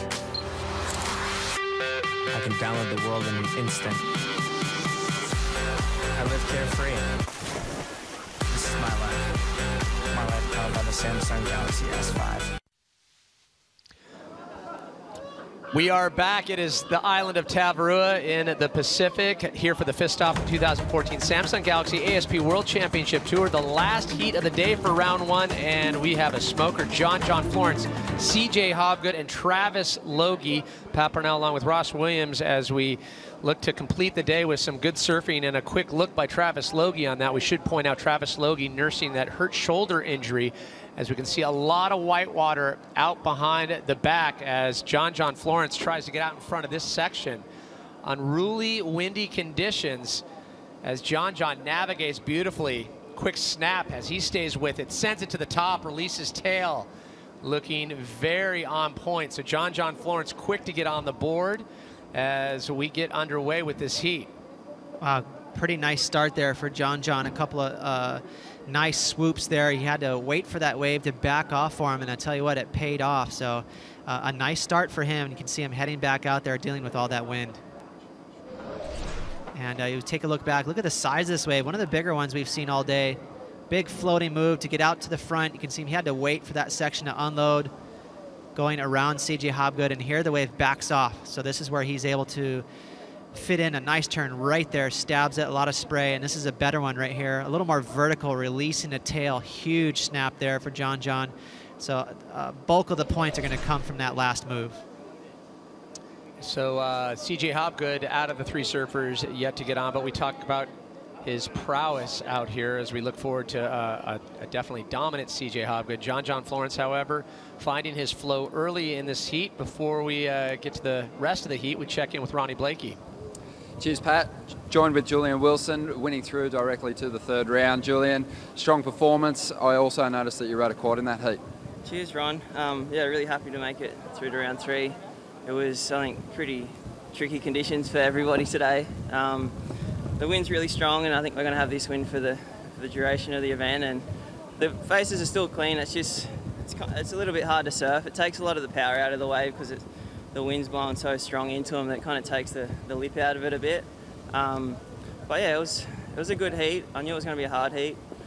Bede's had some really good form, and Judging's a tenacious competitor and is always up for a good fight. And it was a good heat. I had a similar heat with Bede here my first year. It was a late afternoon heat with the wind, and Red, John Florence. Red, your last I don't think either. I think he might have 6.67. won it, or neither of us did, but it just felt like exactly the same heat again.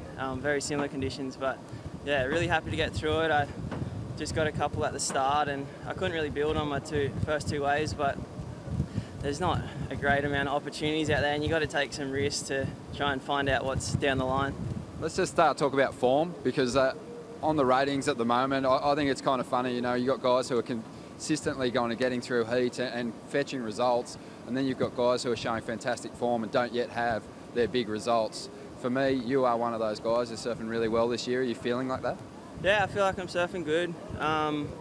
You know, the results don't look great, and I guess the second half of each year always puts a lot of pressure on me for that first half, but on paper, this is still the best start I've had to a year on tour, and to have a third at Bells and not having a result before at Bells, that was one that I was really focused on getting a result at, and I feel like I can get the results at all the locations now, and it's just about showing up on the day and performing. I've made the third round at every event, and had some close ones that I've lost, and you know, it's just soon they'll go my way, and they're all close heats, and I just keep working as hard as I can towards making it past that round. And you know, you kind of a bit of pressure comes off there, and it really comes down to the surfing. But you know, it's just, yeah, I've had a few third round losses this year, and they're always tough, but you're always knocking on the door of a big result, and as long as I'm right there, I know they're going to come. Beautiful, mate. Congratulations on moving through. Cheers, Ronnie. Thanks, mate.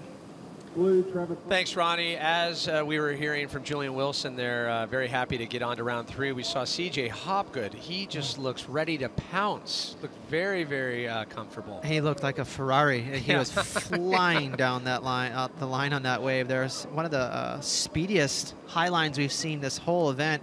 And I tell you what, he made it worth his time with a huge hack there. I guarantee he is on a quad.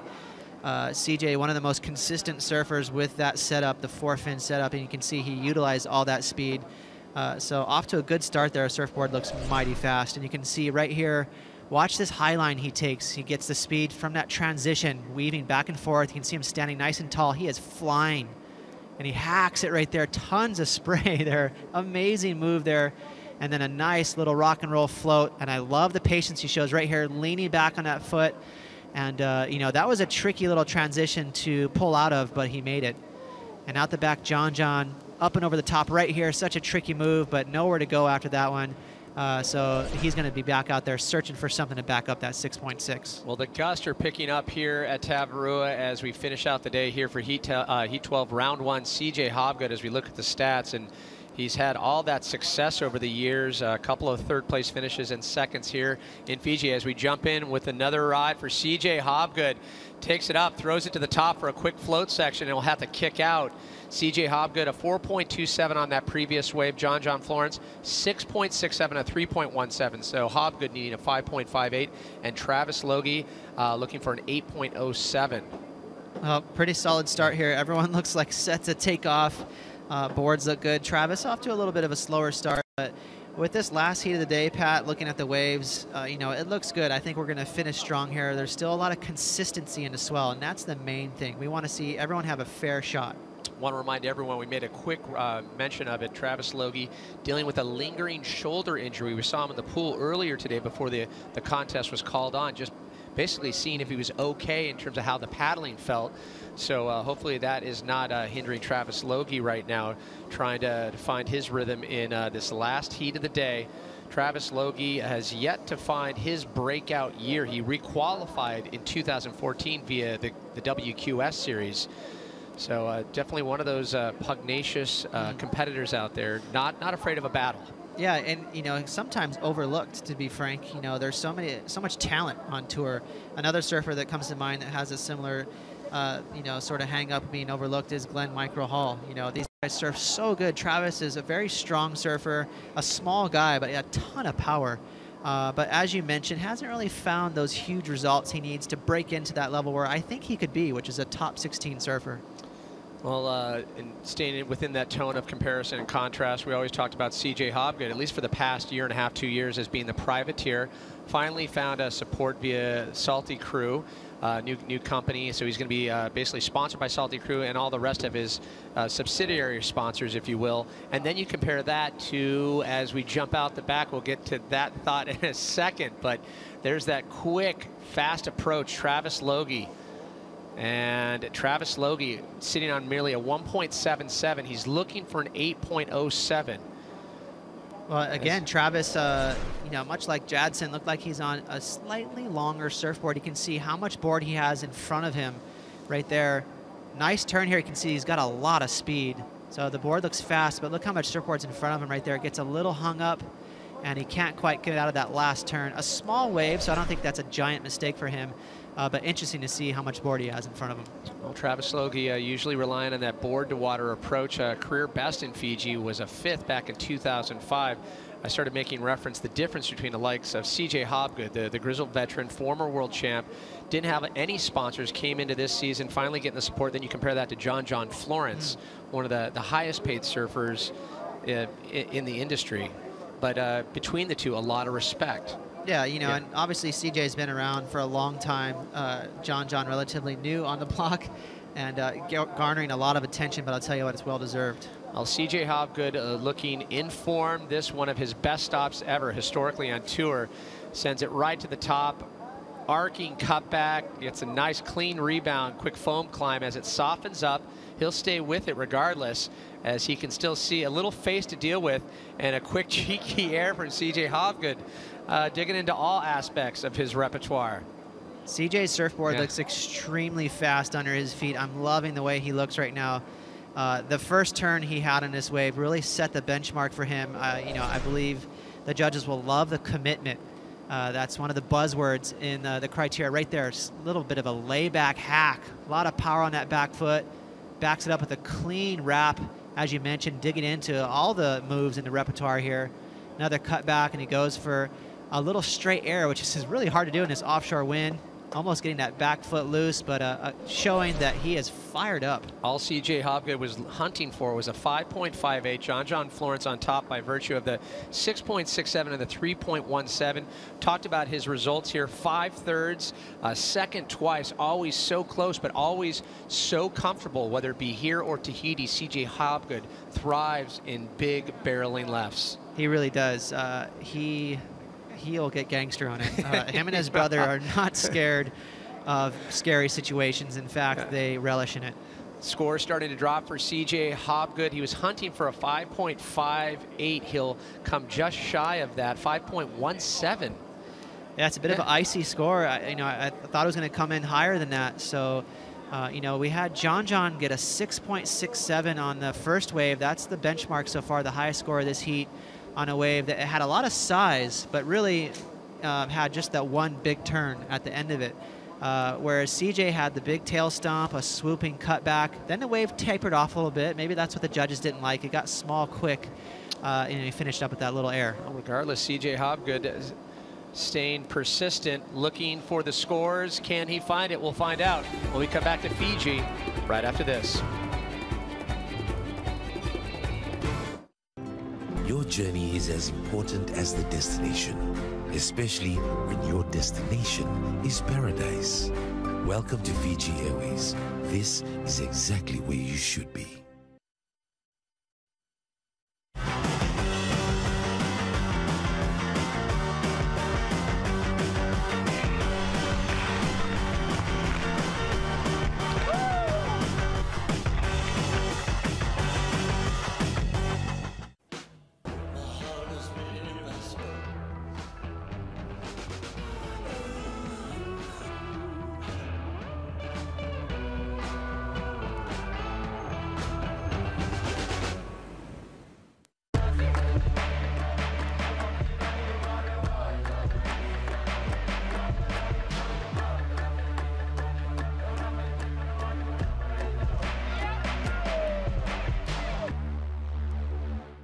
It seems like it's always changing. You know, I had a couple bad events this year so far, and so for me, right when you think you kind of you're like, hey, I think this is how I should surf for a heat, then it kind of changes, it almost seems like. So it's really hard to like keep catching up with it, you know? It's surfing in general is doing that.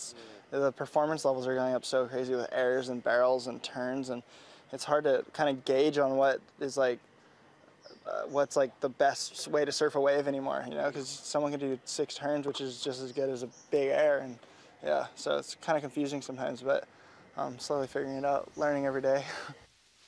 Some interesting words from John Florence. If he's confused, I don't know, it doesn't bode well, but I'll tell you what, he is definitely the one leading the charge on the progression front, and he's leading the charge in this heat so far, the last heat of round 1. John Florence taking that ultra calm approach. It seems to be working for him as we jump to live action out at Cloudbreak. And Travis Logie trying to get rid of the 1.77, hunting for a 5.85, lays into that turn right there as another casual quick cutback, and he's done with that wave. Was it enough to grab a 5.85 as we see priority sitting with John Florence? CJ Hobgood right into the barrel. Clean cover, continues down the line, waits for the bottom turn, and fades it back. Taking his time with this wave, so a quick tube ride for CJ Hobgood, but just once again milking the inside. Will the judges take this bait? Definitely weren't feeling the 2 previous waves. CJ went to work on those, but obviously has to be a little bit of an award for the barrel part. Yeah, you're talking about John being confused. I'll tell you who might be confused is CJ after those scores, but you know, that was a nice tube ride right there. He wiped off a bit of speed. I believe he got the maximum amount of tube time there and then backed up with a couple of sweeping carves there. So CJ definitely seems like he's in sync with good waves out there. John, on the other hand, has been waiting for a long time after that quick start, still looking for a backup score. And look at CJ, how low he gets to his board, waiting for that barrel to load up. And there he goes, maximizing that tube, wipes off the speed again. Clean little wrap here, a little on the slow side there. I'm sure he would have liked to have done that over. You know, looking from the channel here, you can see just where his eyes are looking at all times. And here from the straight-on view, you can see how low CJ gets, waiting for that wave to build up, and then he got inside the barrel. A lot of fading on this wave, which the judges might take a close look at. But right here, he starts to find his rhythm. Nice snap here, even a better carve. Right here, lots of spray. Again, I love the way this surfboard looks. Not much merit going to go into this last little wipe right there on the inside reef, but CJ definitely in sync. 5.37, judges awarding that last wave. So now CJ Hobgood moves into the top spot with about 14 minutes on the clock here in Heat 12, the last heat of the day for round 1. Now John Florence needs a 3.87. John does have priority. Second priority sits with Travis Logie, and it's going to come down to just finding a wave. John Florence's low-scoring wave is 3.17. We've made a lot of conversation about how interesting the performances have been in round 1, and it always sets up an interesting round 2. For a little more on that and some insight, we send it to Todd Klein and Strider. Yeah, thank you, Pat. We've had a great day of competition here to kick off the men's Fiji Pro in round 1, but one of the things to note, we've seen some upsets here today, and a couple to note. Right out of the gates tomorrow, Taj Burrow will be up against the local boy, Issei Tokovo, and Mick Fanning in heat number 2 up against Wiggly Dantas. Strider, you surprised to see those top seeds going down here in round 1 today? Well, you're always surprised when the big dogs are going down, but you know what? That happens. Freddie P, great performance, you know, surfing really well, and Taj, you know, not really able to capitalize on his waves. Unfortunately, you know what? Right now it looks like, as per the last couple of years, Namotu getting all the fish and Tavarua bringing home some winners. Well, we'll see. We're still a long ways away on that, Strider, so trophy's not given away yet. Take it easy. But I tell you what, we're going to dive into all of today's action on the post show following this heat, so stay with us. Thanks, Todd. As we just witnessed, John Florence keeping it awfully loose as putting on a little clinic on that small wave. You can see how shallow. Just, I'm going to stand on the inside section of the reef, no problem. Right behind him, out the back, Travis Logie pulls in, quick cover, continues out front. He'll wrap it all the way back.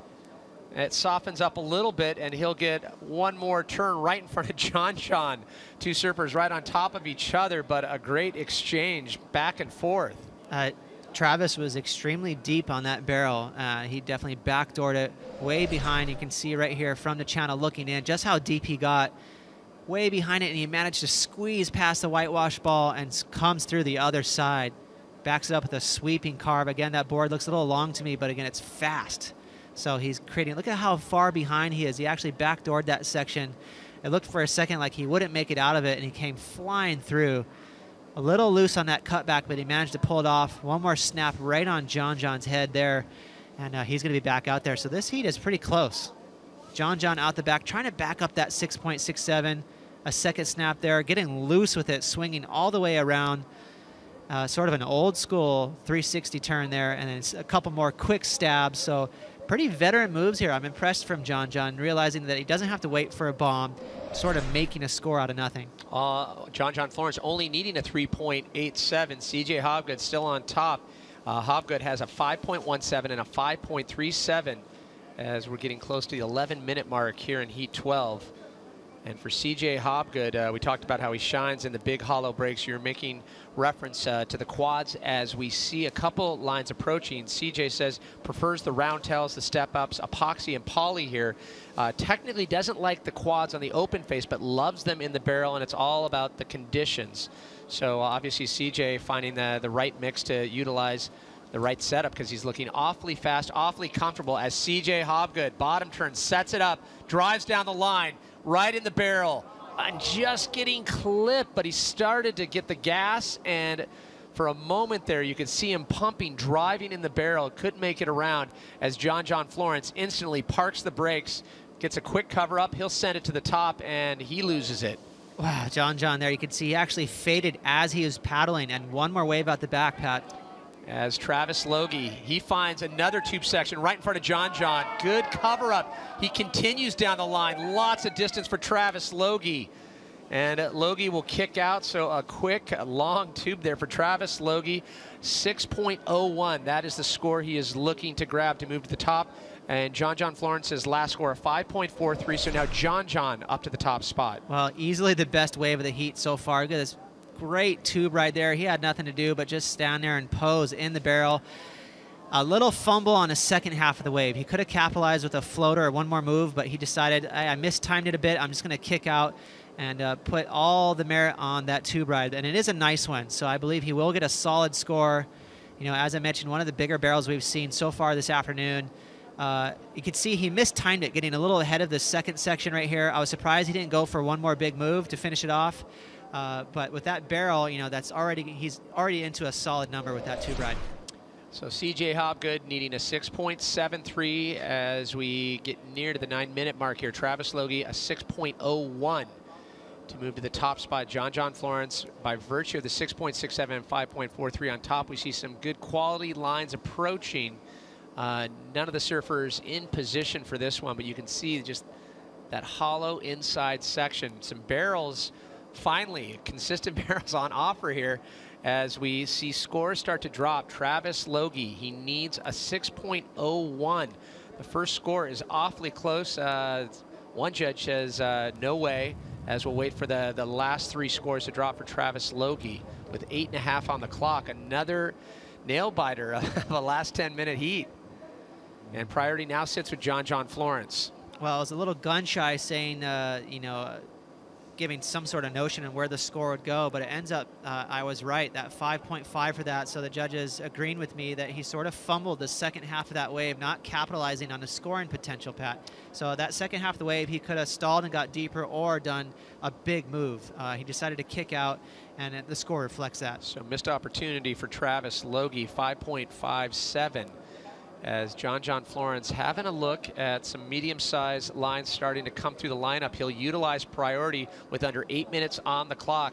John looking to ditch a 5.43. He pulls in. Nice quick cover up. John. Quick snap as he stays with it. Sends it up vertical. Gets a little caught up and he slides out the back. Was it better than a 5.43? Travis Logie still needing a 6.01 and CJ Hobgood 6.73. Oh, I just love John's technique. Keep in mind, this kid is 6'1". He's a tall guy, but look how small he tucks in here. You can see all his weight over the first half of his board up near the nose. Really tucking in up high there, and that enables him to get, tuck into a little ball. As we see Travis Logie finds another quick tube section, lots of foam. He'll force his way out of that one. And a quick snap And he'll be done. Travis Logie looking for a 6.01 on that wave. Lots of activity, lots of back and forth. We love to see heats like this where there's waves coming through. All three surfers finding waves to work with. Yeah, the boys getting their Jerry Lopez on. There's some serious tube time being logged. Look at getting a little air on that in between barrels there and tucking right back in. You can see that wind whipping up through there and that backlit. Look, real pretty scenery here. I don't know how high that wave will go, though. 2 mediocre tube rides for Travis. I believe he'll still be searching for a score. Well, for Travis Logie, he's looking to lose the 5.67. His top score is 6.1. John Florence still on top, and CJ Hobgood hunting with 6.5 on the clock. Hobgood does have priority, and he needs a 6.73. It's great to see CJ Hobgood in terms of his ability with the challenging conditions, finding the scores he needs as we wait for scores to drop for John Florence's last wave. Let's take a look back on the top scoring waves so far, starting with John Florence in the 6.67. Well, this is the highest score of the heat, and right here he had to wait for it. Goes around that whitewash, and now the wave starts opening up. That's why I was a little surprised at the beginning that CJ's scores were as low as they were, but this is a money turn right here, and that's what the judges love. So much commitment and power there. Huge move for John. Really paid off on that inside section. And this is the score right here. We can get a nice tube time. He took his time on the drop, got really low. Beautiful style. You can see how fast his surfboard is. I know he would like to have that cut back over. He was a little slow. Started finding his groove right here, a cleaner carve there as he milks this one all the way through. Again, this is a 5.37. And this is where the heat took a turn towards the barrel. Travis Logie really sniffing him out. Way behind there. Nice deep little tube ride, a 6.1 here. Beautiful cut back there. A little loose on the end, but he manages to finish it out. And something happened out here where all of a sudden the waves clicked in and it got a little more hollow, Pat. So this is a great finish here. 5 minutes to go. The door's still open. Hoping the barrels continue. In the last 5 minutes of Heat 12, round 1, the first day of competition for the men's Fiji Pro. We saw an incredible women's Fiji Pro with a lot of size. And we do have a couple hopeful pulses that will send a little more size. Obviously, we're not expecting that full-on Cloudbreak that we saw about a week and a half ago. I mean, just take a look at your screen here. When we watch the highlights from the post show, you're going to see this is a really average day for Cloudbreak, and it's still producing excellent scores, great tubes. So hey, we'll take what we can get. It's not that bad. At the end of the day, guys are still going to be ripping.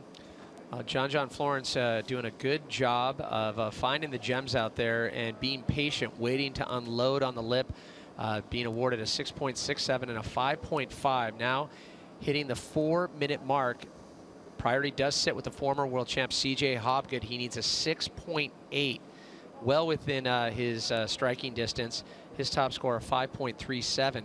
All CJ would need is one of those strong tube sections and then back it up with some great turns. Well, I guarantee he's fired up. You know, we've seen a lot of emotion out of both the Hobgoods in the last couple of years, and I believe they're harnessing that towards really good surfing. As we see a shot of the bar there, Pat. Oh, the bar is feeling the love here at the 5th stop of the ASP World Tour. It is the happiest place on earth, and I would say Tabarua, second happiest place would be the bar. Happiest place in Cloudbreak right now inside the barrel. 3.5 on the clock as we take a look out the back. Some lines approaching. Will there be a way for CJ Hobgood? He does have priority. Can he find something to work with? He's been looking very fast, as you pointed out, on his board, looking very comfortable. And I'll tell you what, if CJ Hobgood if he gets the wave that he needs, it could definitely tip the scales in the last few seconds. I'm loving the way he looks right now on his surfboard. He's going so fast. But what makes John so hard to beat is not only can he sniff out those barrels on his backhand, but I think it's extremely scoreable. When you can get that surfboard 12 o'clock, that stabbing type of turn, you know, it's a big move and you can project down the line in a hurry. Whereas when you're on your forehand, such as Travis and CJ, you're going to do a much rounder type of turn. Maybe not quite as exciting and sometimes can be overlooked. And we don't want to forget about Travis Logie. He is still in the hunt with the 6.08, the South African surfer. We talked about his pugnacious approach and definitely does better under pressure historically. He likes to have his back up against the wall. He feels it definitely forces him to perform at his best. He takes that short, compact approach. With 2 minutes left, Logie needing a 6.08, and CJ Hobgood a slightly taller task, albeit just a mere point, a 6.8. Now under the 2-minute mark, can the Floridian find a wave of function here to get the score needed to move directly into round 3? This will be the last heat of the day for round 1 here at the Fiji Pro, as things going eerily quiet, Ross. Don't like to see this after a flurry of tubes. You can see CJ realizing he has priority. And right there on your screen, CJ, he has priority. Even though these guys right here are further up the reef, it's not his turn to go. Right now, CJ is the one that has the first choice of the wave. So as this set comes in, pay close attention to what the guys do up the reef. CJ Hobgood, priority sits with him. Second priority sits with John Florence in the red. As we can see, all surfers scrapping and taking a look at this one, as CJ will get just the nub of it on the inside. He drives down the line, wrapping arc. He'll drive in, he'll stall it up, pull in. CJ in the tube, driving down. Can he make it out? Lots of distance. Oh, CJ Hobgood. Down to that last few 4 feet. You could see him. He came so close. Oh, he's having some choice words with himself right now. He's guaranteed dirty on himself, as you can see right here. CJ Hobgood again, so fast, flying down the line, sweeping carve, beautiful setup maneuver right here, tucked in, nice and deep. He stalls. As he sees this wave, peels in front of him, he pumps up and down to get that speed, nearly making that last section. When we look from the channel, you're going to see just how deep he is. Look at right there. He's trying to pump up and down, garnering as much speed as he can. And that wave just getting a little greedy, not allowing him to squeeze out of that doggy door. Big question, even with the failed exit, was looking for a 6.8. How will the judges look at that wave as we officially finish the first day of competition here at the Fiji Pro? He definitely tried. You saw him just driving, pumping. Had he been able to come out, it would have been one of the best tubes that we've seen throughout the day. No doubt. Yeah. He coming out of that, he's way in excellent range, and he knows it. So the good news for CJ is his board looks great. He's surfing good. He's got another shot in round 2. Well, still waiting on scores to make it official. For the moment, John Florence on top. CJ Hobgood was looking for a 6.8. Remember, second and third place finisher do have that chance where they'll go to the second round, an elimination round. However, winning in round 1 buys you that fast track right into the third round. And the judges taking their time, as we've seen throughout the day when it comes down to the last wave. How many heats have we had where we've been deliberating over scores after time? Yeah, you know, I think the judges will take a long look at it just to be fair to CJ, but he didn't make that second half of the barrel, so I really can't see this breaking into that 6.8. But, you know, John Florence looked so on point. You know, I love that backhand attack he has combined with the tube riding skills. He's going to be definitely the one to beat. And you can see everyone anxious to get into the lineup as things finish for the day. So it is not enough for CJ Hobgood. He'll be relegated to the second round. However, John Florence victorious in round 1. He moves directly to round 3. When we come back to the Fiji Pro, be sure to check in with Todd Klein and Strider Wasilewski for the post-game wrap-up. I can capture life in a blink. I can download the world in an instant. I live carefree. This is my life. My life powered by the Samsung Galaxy S5.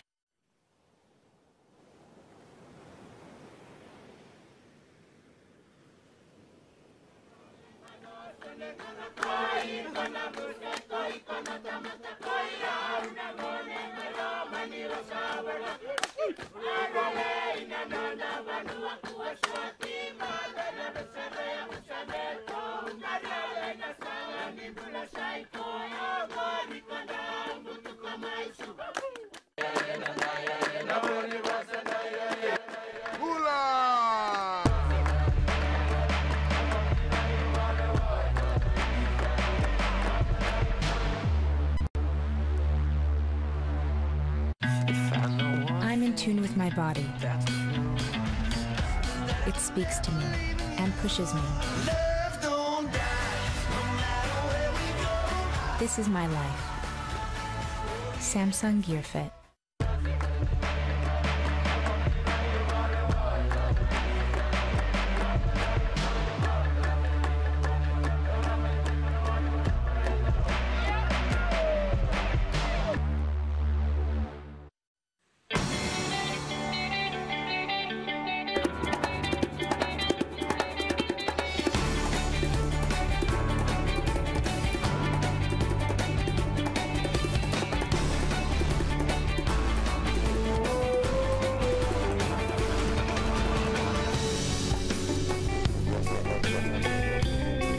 great day of competition here. Day one on the 5th stop of the Samsung Galaxy ASP World Championship Tour, the men's Fiji Pro.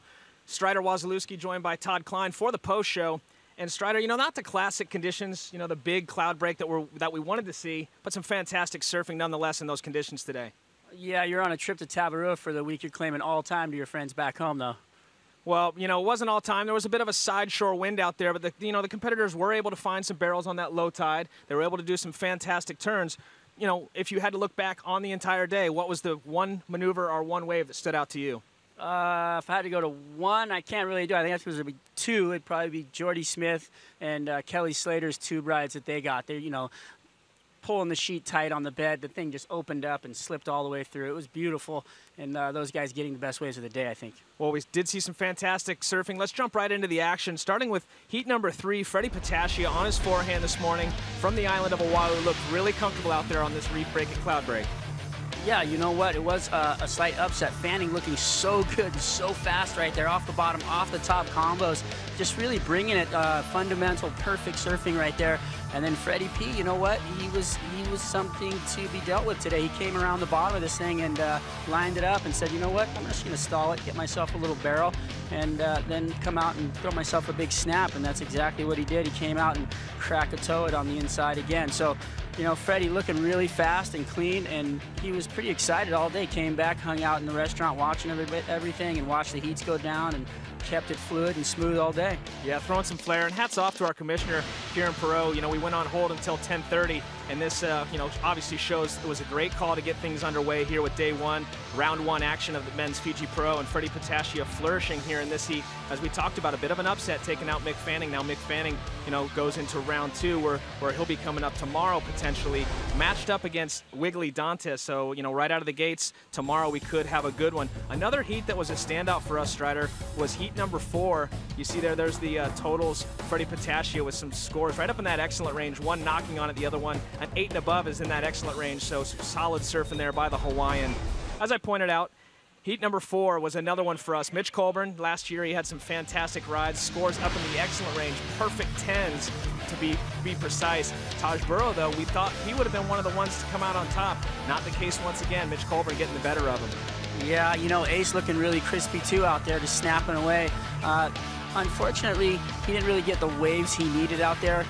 You know, Mitch had bigger, better waves, more open face, and looked really calm, really just smooth out there, and comes away with the win. He's looking like he's ready for some big competition, taking the win down right here. I think, you know, he's got the confidence from prior years, so if he can keep it up and keep his confidence, he's going to look good through the next rounds, because it looks like we're going to have a little more surf, and with tube riding skills that he has, we know that he can, you know, get it done out there in the bigger waves. Well, like you said, I take away from that, you know, smooth and fluidity. He didn't force it. He let the waves kind of dictate where he could turn, and he, you know, he performed right where he needed to get the scores to come out on top. As we see there, 12.96 is the total for his 2 waves, beating Ace Buchan and Taj Burrow. Those guys will be in round 2 potentially tomorrow, so we'll see if we can see them hit the water once again out at Cloudbreak.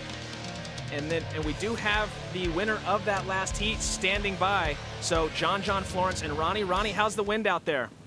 Pretty radical, Todd. Pretty radical, but I'll tell you what, it's still been a great day, and it's been fantastic sitting out here on the boat, watching the action from the lineup, and watching a pretty close finish to that last heat of the first round. John, you would have been watching pretty nervously as CJ took off on that wave. Yeah, I was actually kind of focusing on watching Trav, because all I could hear out there, the only thing I heard was Trav needed a 6, and that was the only thing I heard the whole heat.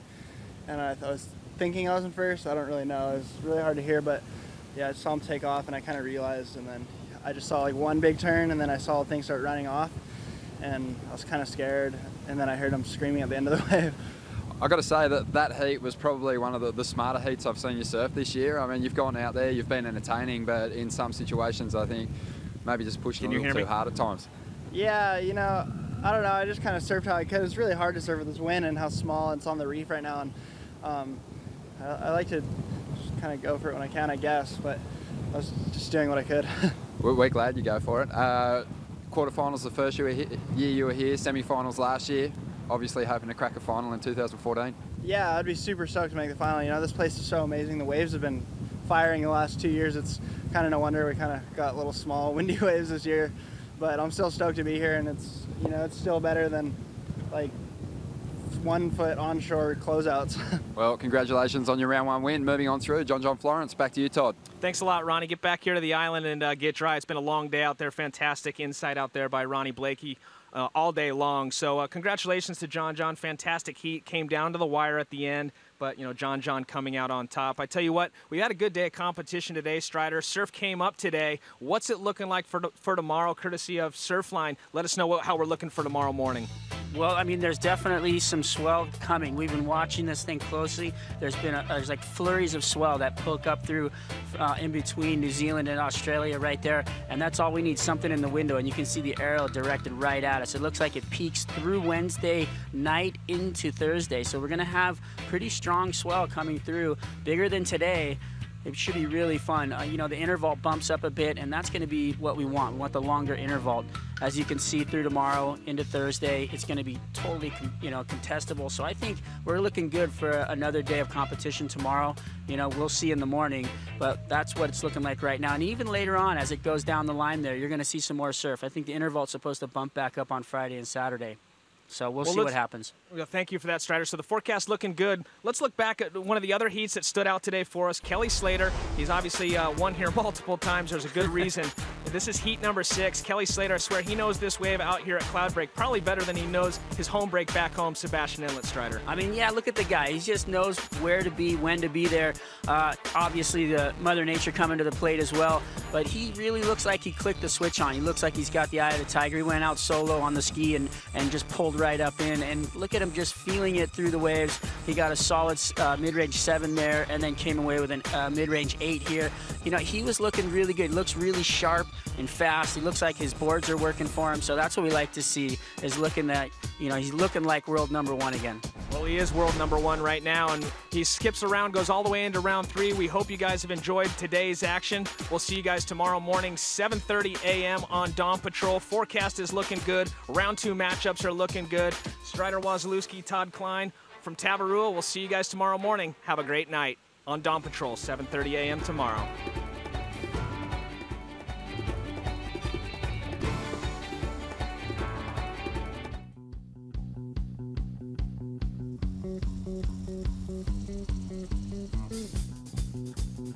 Now DeSouza comes off the bottom, nice backside snap off the top, comes down with the roof on the second turn, vertical punch out on the third re-entry, and now carving away, easy rhythm.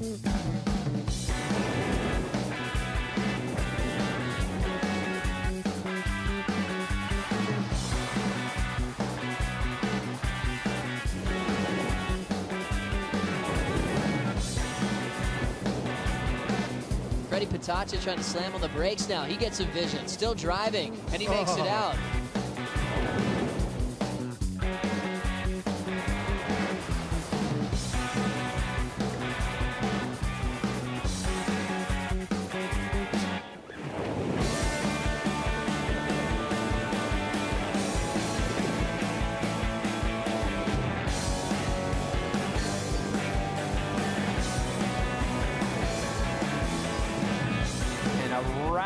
Cutback, lays back into it, Parko. Kelly Slater, another fast runner, driving on his backhand. He'll pull in. Quick cover, can he get out? He does.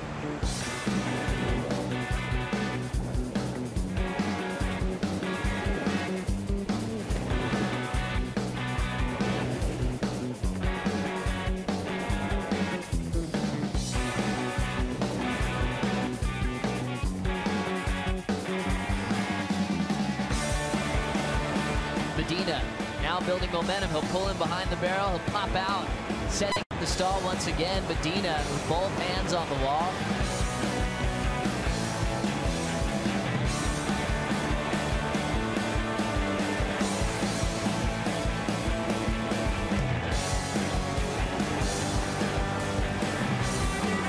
Sebastian Zietz blitzes the first section on his backhand, perfectly vertical. Finding the rhythm as he drives one through the lip, goes all the way back to the source on the backhand carve, and a big vertical re-entry to finish for Sebastian. Miguel Pupo pulls into the first section, still standing tall. He makes it out. Section, pulls him in again, and he's flying out.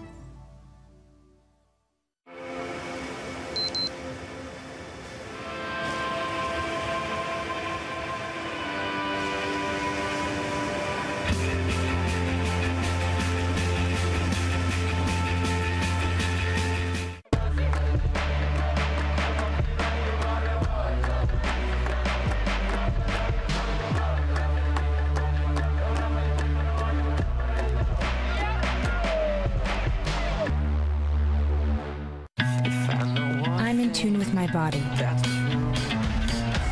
It speaks to me and pushes me. This is my life. Samsung Gear Fit.